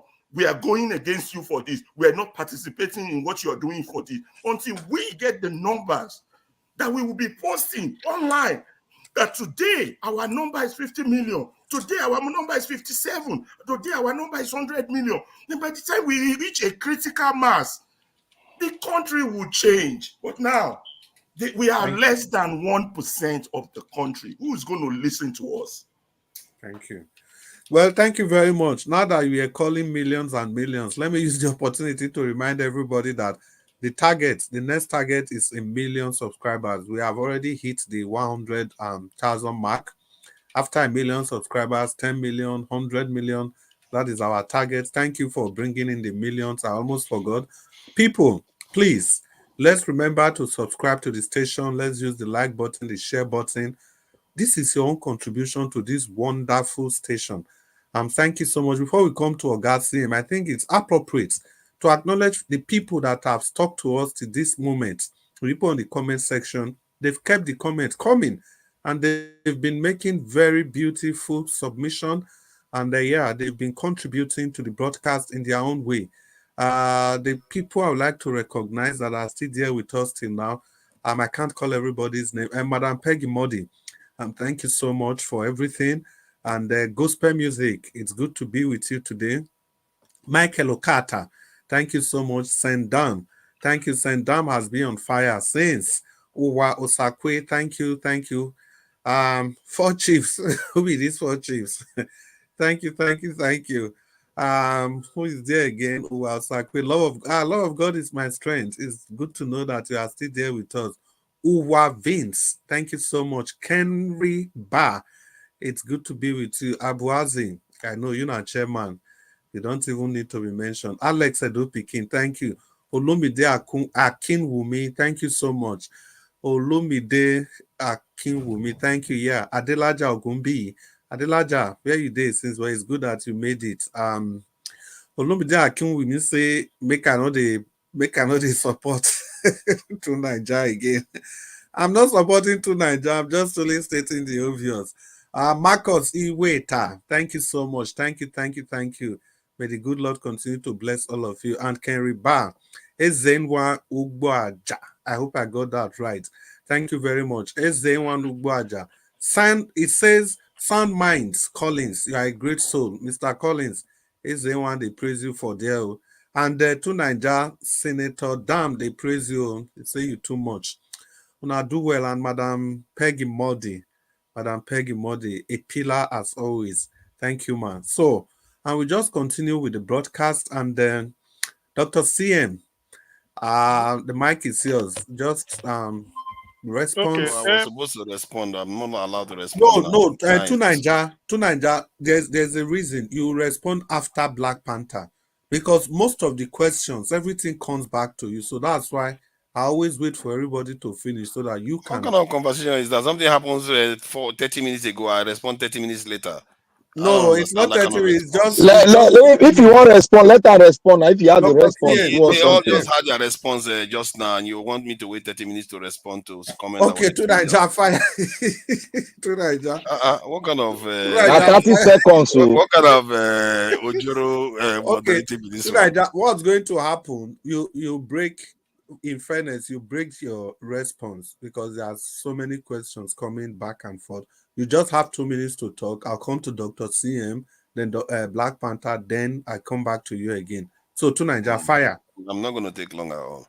Nations are mostly, by and large, formed through conquest. To Niger, also maybe we greet Love Maduka. Madam Love Maduka, thank you very much for still being on the comment section. Sorry I missed you before, and Alex Edo Pikin. So to Niger, please fire on. Sorry. Thank you. Yeah, nations are generally formed through a lot of conflict and fighting, and this need to have conversation. You can go ahead and have conversations, but while you are doing that, remember, you have to ensure your people's survival first.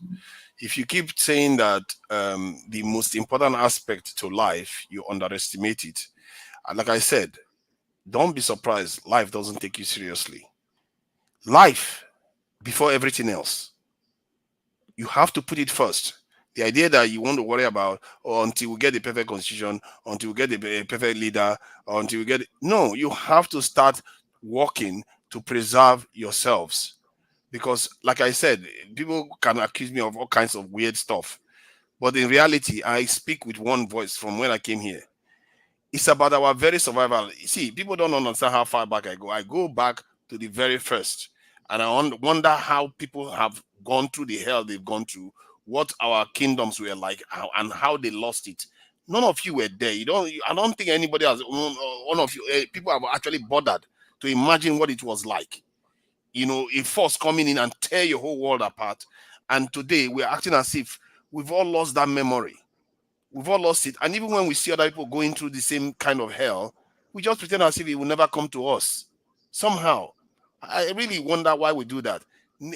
You can worry about making your constitution better. You can worry about doing other things. But worry most about your life. Because if you are not alive, if your people don't have a future, all that argument is going to be for naught. Thank you. Thank you so much, to Niger. That was very brief. I love that. And let's give a shout out to Uwal Sakwe and Madam Ejedinma. Thank you, people, for continue to sending in your comments. Madam Ejedinma, we see you. Good evening. Uwal Sakwe, good evening. Oga CM, talk to us. 2 minutes, I beg. Okay. Let me just add, Uwal Sakwe said, I support to Niger on this heavily. Well, Dr. CM, talk to us. Okay, my prescription first, because we are talking of nationhood. Let me start by asking, why is it that Nigerians, we are afraid of talking to each other? Given our heterogeneous composition, we know it's not working. We come together and get an article of faith that will guide us, where everybody will have a buy-in. That is the starting point. It's very simple. I don't know why we are dodging it. Yes, in Nigeria, the reality is that we say, oh, 3 ethnic group, Igbo, Hausa, Yoruba, and so what? What of TV, Urobi, Chekiri, Ogoni? Are they not human beings? How can Isoko man be president in Nigeria? Is it possible the way we are seeing it? Do you think? You see, let's get together and give ourselves a constitution that will befit us. That is the starting point. Everything else can fall in. Because some of these things we are having is because we do not trust each other. We are afraid of each other. We look each other with suspicion. Let us come together and say, look, we are not getting it right. This is a nationhood. Nobody can be taken for granted. No matter how you come in, what do we do? We have to start with that. We will build nations with dialogue. Today, America is still having their parliament. They are discussing, despite a more perfect union of 1776. The same thing with UK. They have their parliament. What we have in Abuja, of course, that is a mockery of parliament, because the constitution that brings them in is flawed. We know it, and we continue to build on it. That's why anybody can manipulate it. Will go and feed himself, steal money as much as you can, and then continue. Hey, it won't work. It won't work. So that is my prescription. Why can't we first recognize that we are not moving forward? There's nothing we can try. We can't elect good people to lead us. Not because they are not willing, but the system is flawed. Look at the election we are holding. Look at the way we will make a law that this is what we are going to do, then we will flout it. And we all know it. So why? That is the issue. So that's why when they come to Nigerian nationhood, that is where we start. Because we haven't started. We may think that 60 years, are we making, in fairness, since 1999, are we going forward? After Jonathan, Obasanjo, Yaradua, Jonathan, are we going forward? We are not. Backward every day. Every day, look at Tinubu. Since Tinubu come in, can somebody tell me that Nigeria is moving forward? No way. Given everything, Nigerians will tell you, even the level of insecurity we have before Tinubu came in is still lower than what we are having now. And as high as that might be in 2023, is still lower than when Buhari came in 2015. So which means every day is getting worse. That which means we are not moving forward. Your car is going in reverse. What do? You think you are moving, it's going in reverse. That is the issue. So I don't see the way. Every other thing can easily be achieved. Let us sit down because we are different people. Say this is the way we want things to be done. Put it in the constitution so that we know everybody will have a buy-in. After that, then we now move. But if we feel that no, the way constitution now is the human character. Let me tell you, that's one thing I was taught in the UK. They said they advise you, if you park your car, all your valuables, do not put it in your front seat, the passenger side of the front seat. You leave it there. You feel that I've wined the glass, I've locked the car and left. Somebody who is not a thief, the moment he looks and sees it, he will start looking at how do I get this? Because that is the proclivity to steal. But assuming that's why they will advise you, put it away, lock it either in the pigeonhole or in the boot of your car. So Nigerian system is corrupt because of the system we operate. If we give ourselves agree this is what we should be done, this corruption, because there's no way now. There is no way. We have to agree. Part of agreeing constitution is even the penalty. But because we manipulate it, everybody do this, then you find your way. If the system does not check for theft, everybody will be a thief. It's as simple as that. Certain things you do it because it is possible. If there are some people go into shops, if there's no security moving around, no camera, we see everything displayed in ShopRite or Tesco. You will be moved to steal one, hide it somewhere. But because of that camera everywhere and the security moving around, you are deterred. So that your security and camera is like the constitution that guides the shop. Nigeria, we don't have anything to deter us from stealing. No penalty for theft. Isn't it? No penalty. People are stealing it. There's no way we check it. Saudi Arabia is not. The same problem I go reach Anek. Anek go ring election, nobody go ask them. For Saudi Arabia to put what they call what is it called? They said you can be in an office and be seeing the number of crude that is sold. They are not making a mistake. It's to guard against theft. And if you know these things are being seen, you won't do it. Without CCTV in the UK, look, they should be reporting theft all the time. That is the thing, because you will think that the people here, they are not thieves. It's a lie. It's because of the system. So in our own case, constitution does not stop us. Look at what INEC is doing every 4 years. Because there is a way they can get away. Yes, please. You can get away with it. So that is the beginning. Let Nigerians come together. We have a dialogue on how to do it. It doesn't matter. Nobody can laugh at you. People can only laugh at you, said you are not doing anything. But no matter how long it takes you, when you get the first step right, then you build on it. That's what I'm saying. So every other thing we are talking is addition on it is possible. Whether it's our defense, whether it's our economy, whether it's our... But let us sit down and say, look, we are different people. We find ourselves together, joined by the British. Now to go forward, this is how we want it. Everybody will make an input. Thank you. That is what I want to say. But Yeah, thank you very much. Without that, we are wasting our time. Thank you very much, Dr. CM. Your submission was spot on. Thank you. But the only problem was that it was looking as if it's a new are just joining the show. It was supposed to be short. Chris. Have you written the check, Dr. CM, for the advert? Chris, let me talk. Yeah, you're talking to the long. Yes, morning. exactly the trap where I set night to Nigeria Black Panther for put because the body too the hot to talk. Chris, no, but I did do something for Chris, come on, you know, hear me again. Mr. Chris, if you there for police, while I go there. Black Panther. Now they tell him now. I do something if I come out now. You know, go hear me again. Black Panther, yes, just fire on. Yeah, because now we after you now, everybody will just take 1 minute to round up because we don't go 7 hours. Maybe we still pity people we go watch this program. Mr. Chris, how many hours are you owing me? I got you. The man is coming from 2 minutes. There is 6 minutes. Like 2 minutes. Into how many? Talk now. The man is crying for the wilderness. The problem be like say we call you before. Well, and again, make una wait, I beg. Black Panther, Gachim is no worry, we will compensate you. You talk after me now. But everybody, just after Black Panther, after Chimeze, actually, the rest of us now just 1 minute or 30 seconds. So that maybe we not reach 7 hours. At least now people will use data to watch us. Yes. Now, well done. I beg, before anything, I must greet the people for comment section. Akinwumi, welcome to the show. And to Nigeria, still they see you for comment section, but I not go greet you.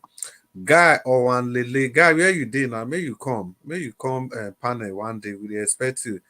And Tony Africa, my brother Tony, where you did? It's good to have you on the show. Keep it coming. I know, so you dare active for the WhatsApp group where we're Tony Africa. We know they agree, but it's okay. You be my man. I get up this. I get WhatsApp. Yeah, we know they agree, but now my man, Black Panther, fire on. Okay, thank you, Mr. Chris. You are doing a nice job. Only that where I am, I'm doing some write-off. So I wanted to speak so that I don't go off. Then you start calling me and you not hear me. I might speak more than 2 minutes. So I want to to Nigeria. Those of you that are saying, "Oh, you are enjoying to Nigeria," you don't understand. You have to be a critical thinker to understand where to Nigeria is coming from and where it's going to land. Exactly. You have to be a critical thinker. You don't just sit down and just listen to news. Oh, Agbo, go this way. You just say, oh, you go that way. You have to critically analyze what is saying and look at where you are coming from as a nation and where you are going to. Now, I grab 2 things from his word. Anytime he speak, people just fall into that trap. You see, I see to Nigeria as a modernized Arewa group. You see, one thing you are saying, you always say this thing, survivor and existence. Let me take existence. Nigeria, a black man, will continue to exist and continue to exist until the Lord calls everyone. And nobody upon the surface of the earth created by man that can stop your existence. So the word existence should be taken out, except you want to speak from your own context, where you are coming from. But from what I critically analyze what you have been saying, existence cannot be altered because you are human. You cannot fall a race. Can you say a race cannot exist? So your word existence should be taken off map, please. We are existing and will continue to exist as a black race. Secondly, survival. Nigeria have survived. We have survived the colonial era. We have survived everything that modern world that the enemy has placed before us. we keep on existing. Now that we have survived it, Mr. CM said one thing. How can we harness our potential to come together to sit and speak to each other?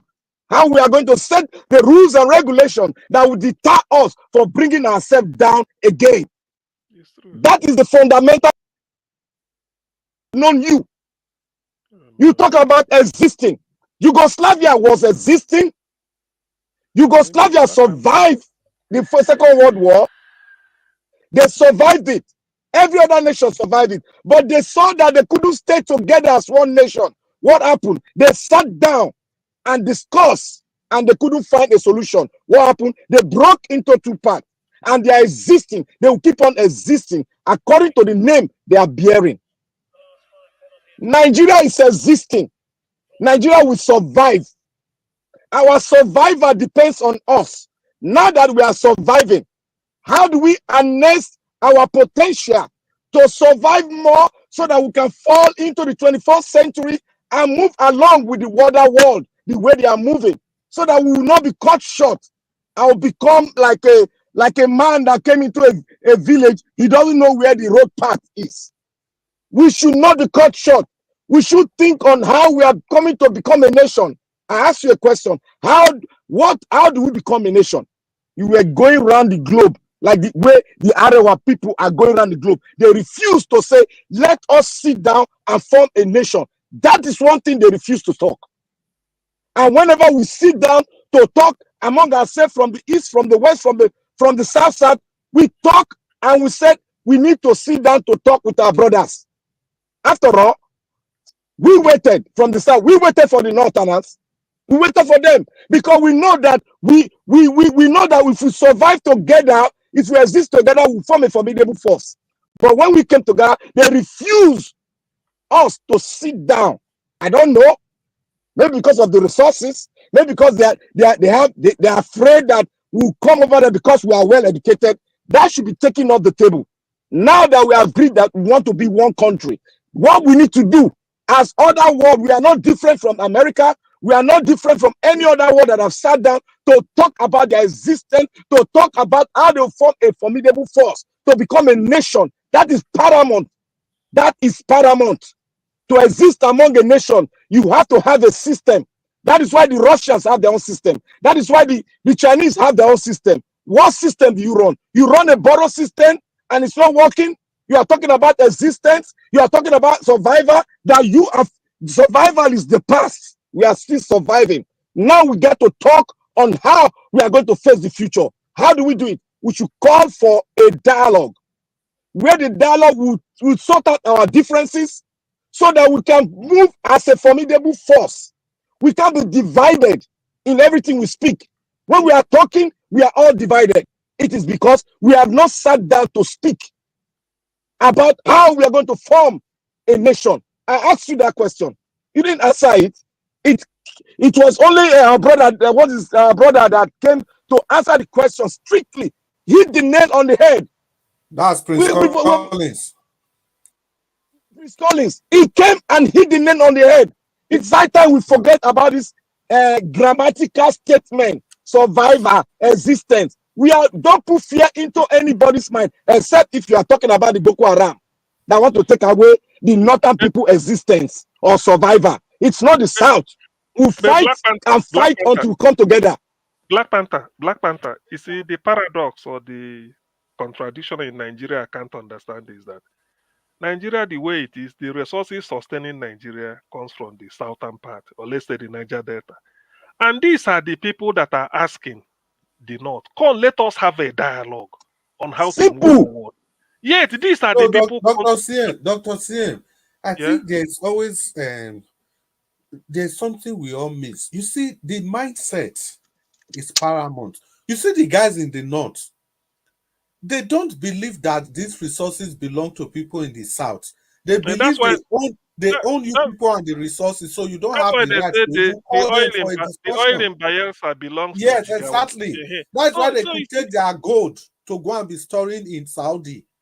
Black Panther, please round up. Sorry, let me quickly put. So You see, that is the contra. That is what surprises me. The people that has the resources are the people asking you, No, come, let Dr. us Steve, build you a have Nigeria. repeated it again. They believe they have the resources and you together. So you don't have that right to call them for a dialogue. see what we need to be what presidential candidate Kwankwaso waiting in talk say the Nigeria will not vote for Igbo man. The people in the north, they will not vote for. I beg, maybe not go. Black Panther see round up, I beg. we've all heard every dialogue the leadership from different zone of the country have been saying, and it has come to the round table of how we going to do, how we going to form a formidable force. That is what a respectable and a patriotic personality like us and many others should sit down to dialogue and start focusing on how we are going to come and announce the potentials we have together and stop talking about existence or no existence. We are existing and nobody can stop our existence. We shouldn't talk to that side. We should talk how we're going to form a nation, not coming here to say, oh, this. If you don't have a nation, you cannot do but fail. If you don't have a nation, you cannot do but fail. Thank you. Thank you very much, Black Panther. You know, all of you now for this panel, I don't know where Nigeria watch people now. You guys are really, really cerebral. I appreciate your depth of knowledge. All of you. I greet all of you very well. Nigeria watch really, really select now. Now, Black Panther, make you turn off that your camera. We don't know what you see. Aha. If now your face, you put your face. So, Ogachi Meze, finally, don't reach your turn. Make you talk to us. 2 minutes. Yes, thank you, my brother. No matter say they do me ojoro. Sorry, sir. No problem. No, I'm busy though. That's why I didn't. But I'm very busy. So 2 minutes. You see, I will say it's not the Fulanis. They are the one that saying when you start saying sensation, they will say, oh, they will remember there is one night. They will say one Nigeria. But when they are sharing the money, maybe the money they get from crude oil, you will hear one Nigeria for their mouth. But if you come out right now and say, oh, I want to separate from Nigeria, oh, they say, oh, one Nigeria. Anything they will say one Nigeria. So we ask ourselves, why all of this, when they want to do their bit, they will shut their mouth up. And they want Nigeria to remain the way it is because nobody's asking them questions. See, the Fulanis, let me say the Fulanis that have conquered Nigeria, Hausas don't have any problem. If you check what is going on, all this thing everybody is saying now is Fulani, and it's Nigerians that leave these Fulanis doing what they are doing and getting away with it. And it's like there's nothing Nigerian can do. You know, when I was growing up, I get to know. They say they have Sokoto is born to rule, or the North are born to rule. I don't know, but it's like what it is. Then that one aside, another thing I want to say, we all saying Turumbu that, Turumbu this. You see, the problem we are having in this regime right now is Akpabio, the rubber stamp Senate. So they are the problem because anything that this man bring to their table, they will sign everything and seal it. So, and they're putting Nigeria in danger every day by day. And that's not the way it's supposed to be. Because the Nigeria are living in Nigeria are not asking questions. The only people that are asking questions right away is the Nigerians are living in diaspora. That every day we come out and speak, you know, voicing out. It's few of them that are speaking out in Nigeria. Then there's something the other day Aisha Yusuf said. You see, when some people made a mistake, like she said something on her interview. She said, "Oh, she voted Buhari in 2016 or what?" That Yeah, she said she voted Buhari. She voted there because of Osibanjo. Yeah. You see that? So when you look at that, I pitch myself. I say, why on earth will you be because of Osibanjo? You know that vice president is boy. Yeah, I was also taken aback by that statement. No, that statement is. She said it's bad. Anytime Buhari is in the office, now the vice they do the job. So Idiagbo was doing the job or the way Buhari For was me, see, it can't tell me. Therefore, this time, no, Shibajo go do the job. Buhari go delegate. Imagine. No. Okay, look at the way he play. Look at the way he plays out. Look at the way the team, that regime plays out. Put Nigerians in danger to today. Round up. So for me, it can't tell me you made a mistake. Now she realized that she made a mistake. I can't, because of vice, now cast my vote for president that I don't know, or the way he's governed, or the way he did in military regime. So it's that thing is not good for me. Thank you. Also, I understand the point you are coming from. That's why before you even finish saying it, I don't already know, because I was also taken aback by that statement. Now, do well. All of us don't talk. So, Who? I have not said anything. I just reacted to comment. That's true. That's true. I said I was going to come back to you. So, tonight, what you are going to do now is to have your 2 minutes. Then we will all have our final submission. Maybe me, I don't get my Chris. Have I got my 2 minutes? Oga Prince Collins, you don't talk. Okay. Oga Prince Collins, if you don't talk before, okay. Okay, no problem. All right. No, if no, you say so. No, you go talk. No, and tonight, talk to us 2 minutes, and Prince Collins 2 minutes. Then all of the rest of us maybe 30 seconds, so that we wanted to keep it at 7 hours, but unfortunately we don't still cross. So tonight, the floor is yours. Yeah, in a world where a pager or a walkie-talkie or solar cell battery can explode on you, some people say we should not be worried about the world. Have you ever tried to go for Olympics and you want to do well and you pretend as if the other competitors are not present in your life? Okay, do it that way and expect to go and win, or expect to even be competitive. Nations often exist based on force, based on organization of a people, and the people that worry about this is a very, very small amount in the entire population of those nations. Maybe 1-2% of that population are the ones that worry about some of the things we are talking about here.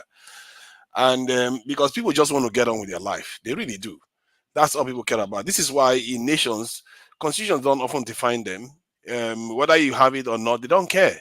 As a matter of fact, I'm not even sure in those ancient times somebody bothered to write a constitution. They just have traditions. Nobody crafted any constitution or anything. They conquer anybody, they make it part of their destiny. The Edo kingdom that you see today, they speak multiple languages in Benin, in Edo state there. But yeah, they were part of the Benin kingdom. So, and that didn't probably happen because they had consultation to do that. Somebody conquered them and said, you know what, this is your Oba now, and that's how it's going to be henceforth. United Kingdom did the same thing to the nations in the Isles, and they joined them and they ruled the world. They didn't even bother to stop and write the constitution. And the reason why I say this is because it's not that it's illegitimate to say you want to make the organization of the nation better so that people will be a little bit more at ease. At least the ones that worry about those things will be a little bit more at ease. But in the end, that comes second to survival. no matter what, if you are the challenges you are facing in the world is going to remain and it's going to be coming further. If you organize yourself better, it's going to be good. Let's make no mistake. Having a conversation is a good thing. But why would you put that in front of survival? Because if you put that in front of survival, what if you're having a conversation, they come and finish you off? You have to, especially, it's also good to have a clear head when you're having conversation. You don't want to have conversations under threat of superpowers all over the place. No matter what conversation you have now, it's all going to be compromised. The people you're having a conversation with, the Oyibo people will be telling them, do this one, say this one, say this one. And after the constitution discussion is over, guess what's going to be happening? Oyibo will tell the other one, you agree to that? It's not good for you. And that one will be like, I disagree. The moment you walk out of that constitutional conference, you will see people that will disagree with it immediately. America right now, half of the Republicans, they want to break up the country. So if you take the poll of the entire country, you will be shocked about the amount of people that want to break up that country. And yet it's still one country.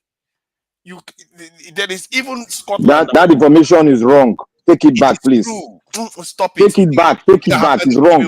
Information here. Take it back. Take it back. It's wrong. Black Panther, stop. You should tell him to take it back, please. I don't say false things. Move on. Tell him to take it back. You are not here. I'm here to tell you the facts. Stuff. It is correct. Black Panther. Take it. Black Panther. Let them take him back. Let them take him back. Black Panther. No. Stop, man. What is? Why you go take him back? If you reach your turn. How many things do I say that is actually factually wrong? Come on, I don't have time for that. So, even Scotland, round up. Yes, thank you. Even Scotland, that was given, they devolved powers to Scotland. If you look at the powers that Scotland has today, Scotland has its own first minister. They can go to world football tournaments. They can do all those things. But the powers they have, the first minister doesn't even have as much power as a state governor in Nigeria. The first minister of Scotland doesn't have as much power. The only thing that I think she has or he has that the state governor doesn't have is police. The rest is practically the same thing. So the idea that the states in Nigeria are not powerful right now, they are powerful. We are not holding them accountable. That is the problem. We think that everything is in the center. Do you know how much all the money that Tinubu removed from subsidy, most of them he gave them to the states? What have they done with it? Just as you are holding Tinubu, you should be holding your governors to account. So, and all this stuff comes down to us sensitizing our people. Like in a Dole election that happened recently, they said the rigging didn't happen the way we think. The rigging happened because the officials there of even parties, they rigged, they took bribe and sabotaged their own party. So it means that the people that are involved, our own people, they are the ones that helped the politicians sabotage the system. Because all the politicians are not everywhere. They are not in every polling unit. So when they give those polling officials money, they are supposed to represent another party. They will side with another party because they take money. Thank you. So it's our people that are doing this, and we have to sensitize them to realize that what they are doing is damaging them. And these people that they are electing to office, they are not there to serve them. The result is very clear for them. How hard can it be to convince somebody when the result is all in their face? Thank you. And thank you very much, Nigeria. Chris, please let me do one clarification because when we are before your clarification, this one where Ferrari turned a photo on again. I know say Wahala don't come. I beg people, Doctor say you do a clarification. Mr. Ferrari go still do a short clarification. Then we go take 30 seconds where we close because we've gone past 7 hours and. You know, some of our listeners, they are in Nigeria, data and everything, please. Dr. CM. Okay, yes. Let me quickly do this. You see, to Nigeria, please, when you're making your submission, don't always equate maybe Scotland, Wales, or England, or Northern Ireland with any state in Nigeria. They are not. They don't enjoy the same thing. You see, Nigeria Watch, if you hear, please put this up. This is £5, Bank of England. This is £5, Bank of Scotland. In the same country, do we have Bank of Anambra, Bank of Oyo, Bank of Kano to issue currency? This I'm holding it. I wish Nigeria, you can just see this one is having a, what is it called? Fish. That is the symbol where they see this fish. This is Prince Charles. This is Prince Charles. I don't know whether different values. The same value. The same value. Okay, they have the same value. No, What does it tell you? They are the same pounds. What he's trying to tell me is that Scotland has the right to print its own currency. No state in Nigeria can print their own currency. It's just a curtsy. It's still the pounds. No. This is Bank of England and Bank of Scotland. This is in London. This is in Edinburgh. Dr. Is it the same value? If it's the same value, then they are the same. My brother, there's a statement there said Bank of England and Bank of Scotland. Don't you hear that? No. What are you arguing? The Bank of Scotland is under Bank of England. Listen, make una wait. Dr. Singh, please round up so that Ferrari can give his. This is important. Let's check that out. What was Scotland? I don't know what he's talking about. I wish Nigeria can bolden this so that people will see. This thing is that hold on now. This thing is that no state in Nigeria can even print a postage stamp and issue it out. This is Scotland is far more. We don't call them. Bank of Scotland was established in 2009. 2009. See, Black Panther, please, Dr. CM.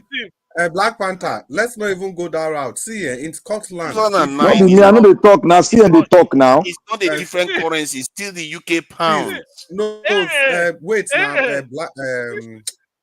To Nigeria, see, if you are Scottish, if you are UK Scottish, your school fees is free. If you are in the UK and you are a Scottish citizen, as in you are born in Scotland, school fees is, there are so many things you enjoy. State governors have that power too in Nigeria. No.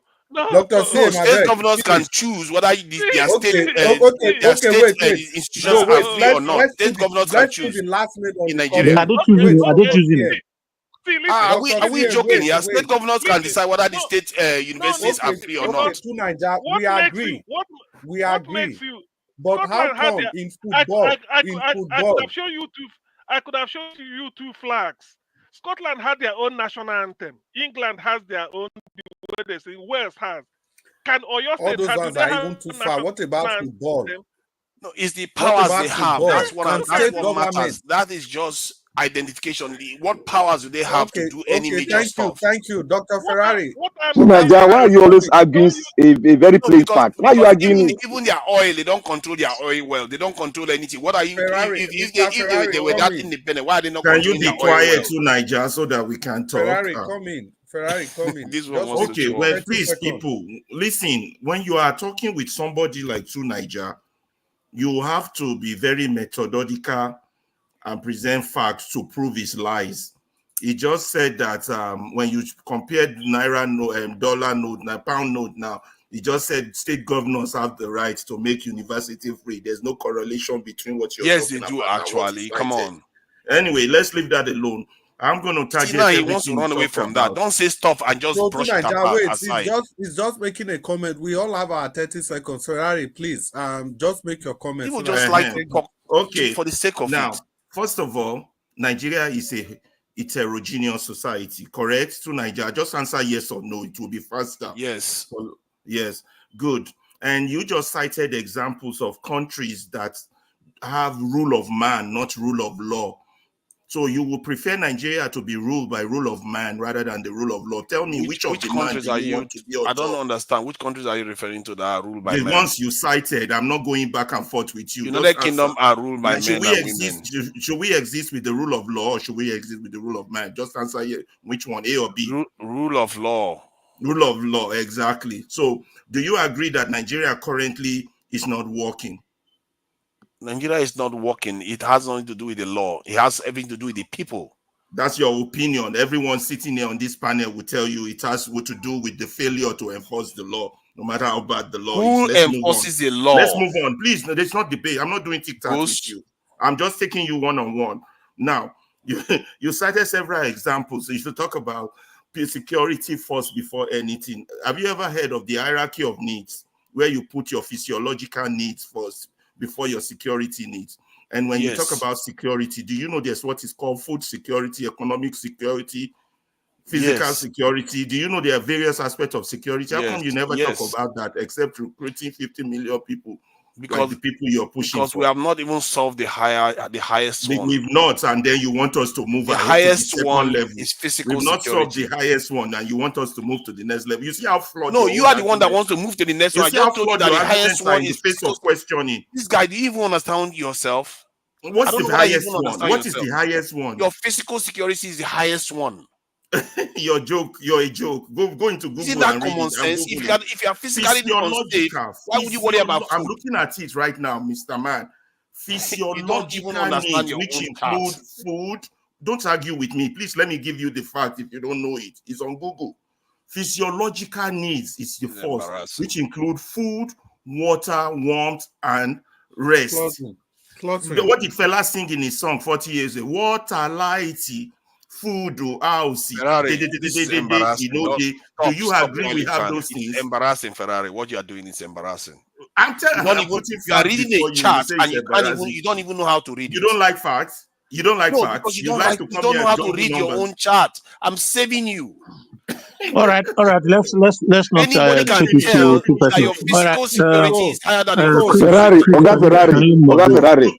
Let me say one thing so that I can continue. Black You see, Panther, you say it in your 30 seconds. When we take our 30 seconds, please. Yeah, so that we can close. You know that this discussion never ends. Push theories as if you're talking to a bunch Dr. of CM, illiterates. if you are there, give I'm us not your trying 30 to do that. seconds.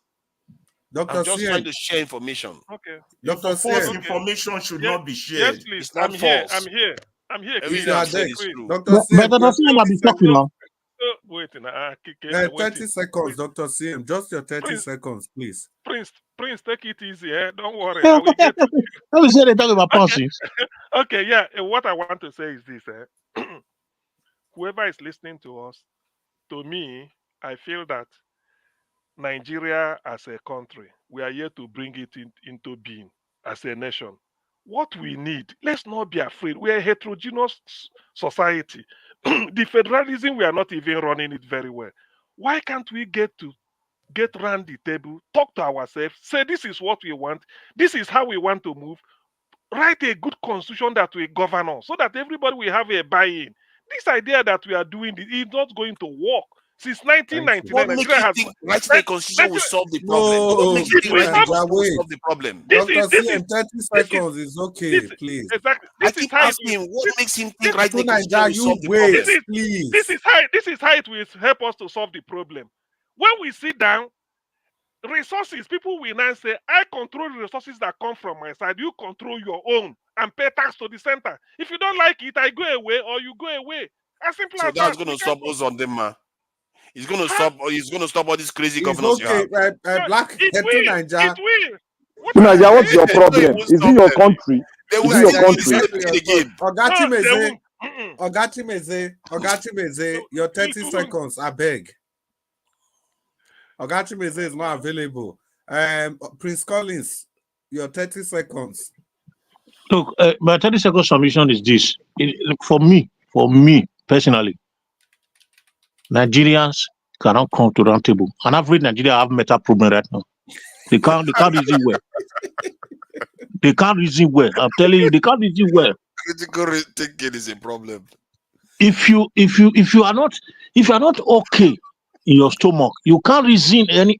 That's where shit they worry, not if you talk well. Not and average Nigeria right now, they're not a feel reason well. Which round table for waiting? When they want round waiting, now got if you put God on top of them, people feel around, they feel they eat them. So you want to discuss about Nigeria, no go work. They are not okay right now. They can't go on the round table. What we need right now, we need to educate those that are calling themselves stakeholders, political leaders, religious leaders. We need to change their message so that they can pass the message to the people. Until we do that, any round table na confusion go cause, na cutlass and gun. Yeah, you're right, it's right. It's more correct. It can never work. About pastors, you are more right than you. Wow, that's quite good. Do you know what somebody told me recently? Just give me 10 seconds to say this one. Somebody told me that in a dual election, they came with in a they gave APC leaders 400 million to ring the election. Only Kobaoka, they brought 400 million. One of my friends was one of the political leaders there, because I don't want to mention his name. His father was a leader, and they brought him down to become another leader to replace his father. You know, they do it father to son. He said he had to send about 50 million to his younger brother here abroad. They convert 60 million and send it to him because they never see people where they vote, where they want to share the money for. They share money, people finish, people not vote, money still full everywhere. That is the country we are. What do you want? Round table for waiting. People are running mad. They don't know what to do. People cannot even. Oh my God. Please, that's my submission, I beg. Nice Yeah, one, thank nice you one. very much for the 30 seconds submission. Please, I don't Please. agree with you. I don't agree with you. I don't agree. Can I take my 30 seconds, please? Wait, may we take one after the other, please. Black Panther, jump in. 30 seconds.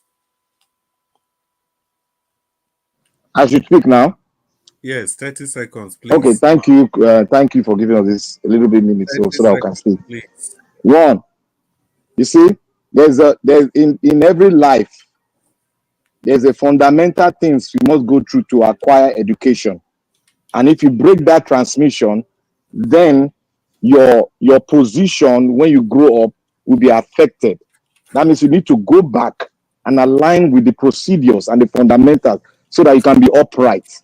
Now, I want to say this. If Yugoslavia was separated and they went on to write their constitution so that they can be a nation that is guided by rules and regulation. And somebody like Nigeria who is now knowing Nigeria now, is now telling us that we don't need a constitution, that we should rule like as we were ruling in those days when we were in the bush. When we were in the bush. Like I said, my first statement is that you are sounding like a refined Arewa personnel. I know that when I hear their voice, I know their voice. I've been there, I grew up there, I schooled there, I did everything about my life there. Now I go to the second one. You cannot come out here to say anything about the United States because you are not part and parcel of it. Anything you read on your internet, keep it to yourself, and we don't spread lies here on the net. Nobody's taking any nation, nobody's dividing a nation. It meant a nation founded under a law, founded under God's law, and will continue to exist as the United Nations. So you got no right to speak or utter a word about it. Thank you. Thank you very much. And to Nigeria now, Chris, take your 30 let me seconds. just say something. Yeah, thank you. See, the OECD I nations. take my own before These nations are supposed to be they are supposed to be the most developed countries in the world, the OECD nations, and about 10 of them are practicing this in federal system of government, and the remainder of them, which is 28 of them, are practicing unitary system of government. These are the most developed countries in the world, federal and unitary system, nothing else. So the idea that this system that we have is the problem is not necessarily the problem, it's the people. And I like what Prince Philip says. We need to be changing minds. We need to have a proper ideology that spells out a vision for the people. If you spell out a vision for the people, they will follow it. Thank you. Thank you very much. Oga Ferrari. Well, my own last 30 seconds comment is this. You are right. A lot of educated Nigerians have mental problems, not just the Nigerians at home, even the ones abroad. Now, you cannot change anything in your life if you are presented with fact and you still do not change your mind. You're just hell-bent on your own position and want to push your position on others. The facts are clear. Nigeria is not working, and yet you want it to continue. That's a shame. And you want it not just to continue. Any suggestion for it to get better, you oppose. That's a problem. If that is not insanity, I don't know what else is. But making it continue, Nigeria is not working, and it needs a change. Thank you. Thank you, Mr. Ferrari. I think all of us, we've given our 30 seconds. Yeah, we finally come to painfully, or anyway, I would have loved this to continue, but we also have to consider the people that are using data. We all can be on unlimited data, but we have to understand that there are people in Nigeria and other parts of the world that are watching us. We've come to the end of the broadcast, but I have this to say. To Nigeria, unfortunately, you will not have the opportunity to respond. This your insistence that nations are built by force. I completely disagree with you. Every nation that has been held together by force, they all finally broke down by force. The old Russia is a good example. Czechoslovakia is a good example. Yugoslavia is a good example. Today, those nations are different nations, ruled by laws that they all sat down together to agree that these are the laws, this is the way we ought to rule ourselves. And when Germany and East Germany and West Germany, the only reason that they took that appellation of East Germany and West Germany was because the eastern part of Germany, they were behaving like the Russians, while the western part of Germany, they had the core values of a Western society. So because of that, they couldn't just live together. It was when the eastern part decided to behave properly, to behave like every Western, civilized Western society, that was when they had to bring down the Berlin Wall, and it became one You are looking at Germany. the ones that have failed. Most nations are forged by force. Most, See, vast majority of them. I see. It's not the formation. My brother, which of the nation by force? Take a make give example. Wait, From the United Which of the States, nation? it didn't get France to me. United I beg Kingdom, go and all of sleep, them. Jare. The United, how can you You say the United States is formed by don't force? mind this Yes, one. it was forged by force. Don't you get it? Don't mind this one. Go and Well, read. Go and read. Go well, back to school. no, Black Go back Panther. to school. Black Panther, let's It keep it was a civil. colony of the British. Yes, You it's can't okay. you can't let him say It's that kind of a okay. word now. It's okay. It's Is okay. that the fundamentals? We can't leave our people with the wrong impression that most nations are not forged by force. The truth is May that we most not My start nations brother, another are forged by discussion. you are wrong. Go to school. You are wrong. Black Panther, I beg. May we not start sometimes even the another ones that discussion. break up are still forged by force. See, Okay. if you're a philosophy student, Okay you now, won't Black allow this Panther, thing please. to say this type of Black word Panther. to our ears. How can you say by force? It's true. Black Panther. I didn't make it up. Black Panther, I beg, I beg. Una do well. See, let's try it. We've gone past, it's going to 8 hours, 7 hours, 27 minutes. And we still have to say hello to the people in the comment section. You know, we cannot solve the problem of Nigeria in one sitting. Tomorrow is another day. Please, we keep the discussion going tomorrow. Left for me, we can continue talking and talking and talking. Yeah, so let's greet the people. And I think, well, I don't know. Let's just greet the people because I can't remember Nigeria was saying it is talk and go. Well, let's greet the people. What we'll do after greeting, we invite Nigeria Watch if he's available to end the broadcast. Fine, but if he's not available, then talk and go. Let Nigeria Watch talk. Let Nigeria Watch off the channel. Oh, go sleep. Okay. Cannot continue to hear this type of layman talk. So in that case, look at this in guy, that man. case, let me greet everybody. I beg. At least it is we that are talking. We are talking every 5 minutes, 10. But there are people in the comment section that we must have to. Black Panther, your body is hot. Friend Dan, thank you so much for staying with us to this late hour. Madam Love Maduka, we greet you. We appreciate you. Uwa Sakwe, thank you. Kenry Bar. Una do well. Alex Edopikin, God bless you. Lumide Akinwumi, Adelaja Ogumbi. Who did it again? Who did it again? Marcus Iweta. God bless you. Eze One Ugboaja. God bless you. God, Madam Peggy Modi. Madam Peggy Modi, we greet you. And Tony, also known as Tony Africa. And Tony Africa, we greet you. It's good to have you on the show. But Tony, you don't throw mouth, give everybody upon all the things where they tell you, say, keep it civil. Lie, you know, go, yeah. Guy Owan Lele, we greet you. Now do well. Tony Africa, learn to be civil. It's good for you. It's good for everybody. Well, Sakwe. Yeah, so basically we've greeted everybody. CTV. Welcome to the show. Thank you so much for making it a date. Golden Arc Records. I got that right. Kingsley Ogiriaki and Agio Deborah. Deborah, it's good to have you. Uwa Sakwe. Madam Ijedima, it's good to have you. Thank you all. Abuazi, God bless you. Love Maduka.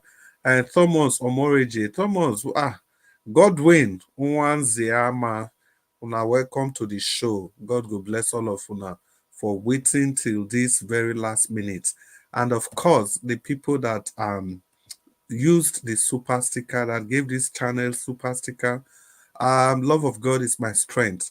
And Mercy Omorigi and Alex Edopiki. The good Lord will bless all of you.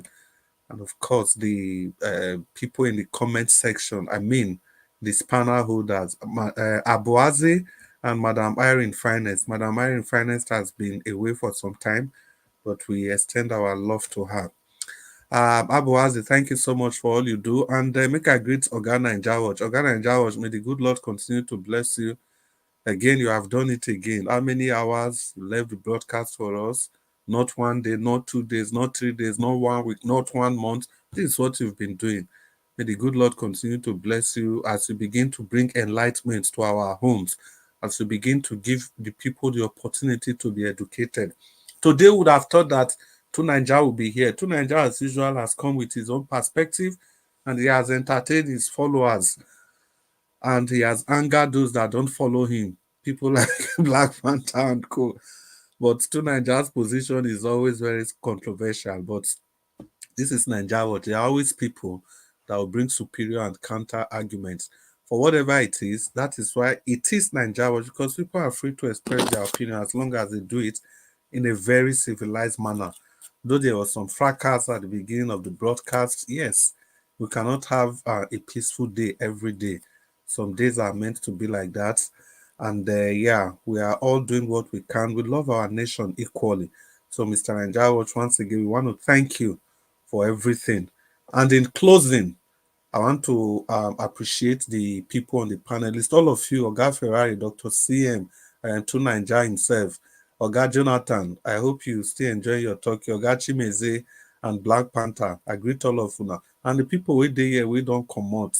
I can't quite remember. Aha, Oga Uwonsu Destiny and Mama H.O. I remember that. Thank God I didn't forget.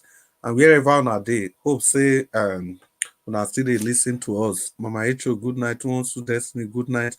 All of you on the panel, good night. And the people we know, Madam Busy Brains, Madam Origin, we dey miss you now.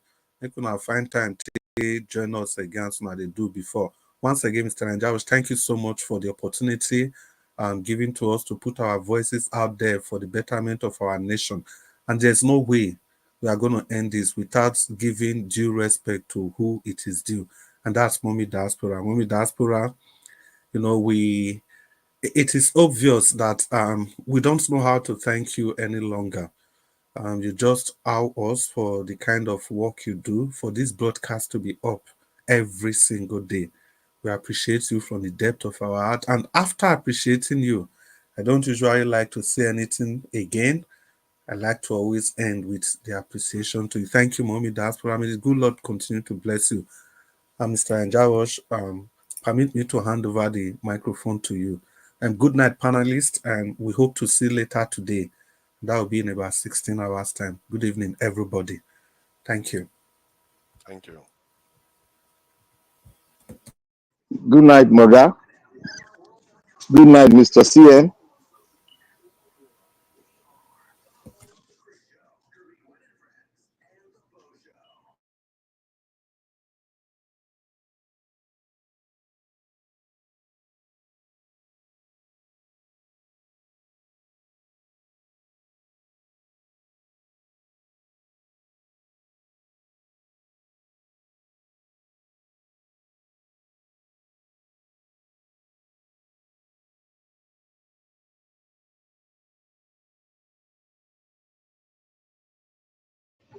Black Panther, go sleep.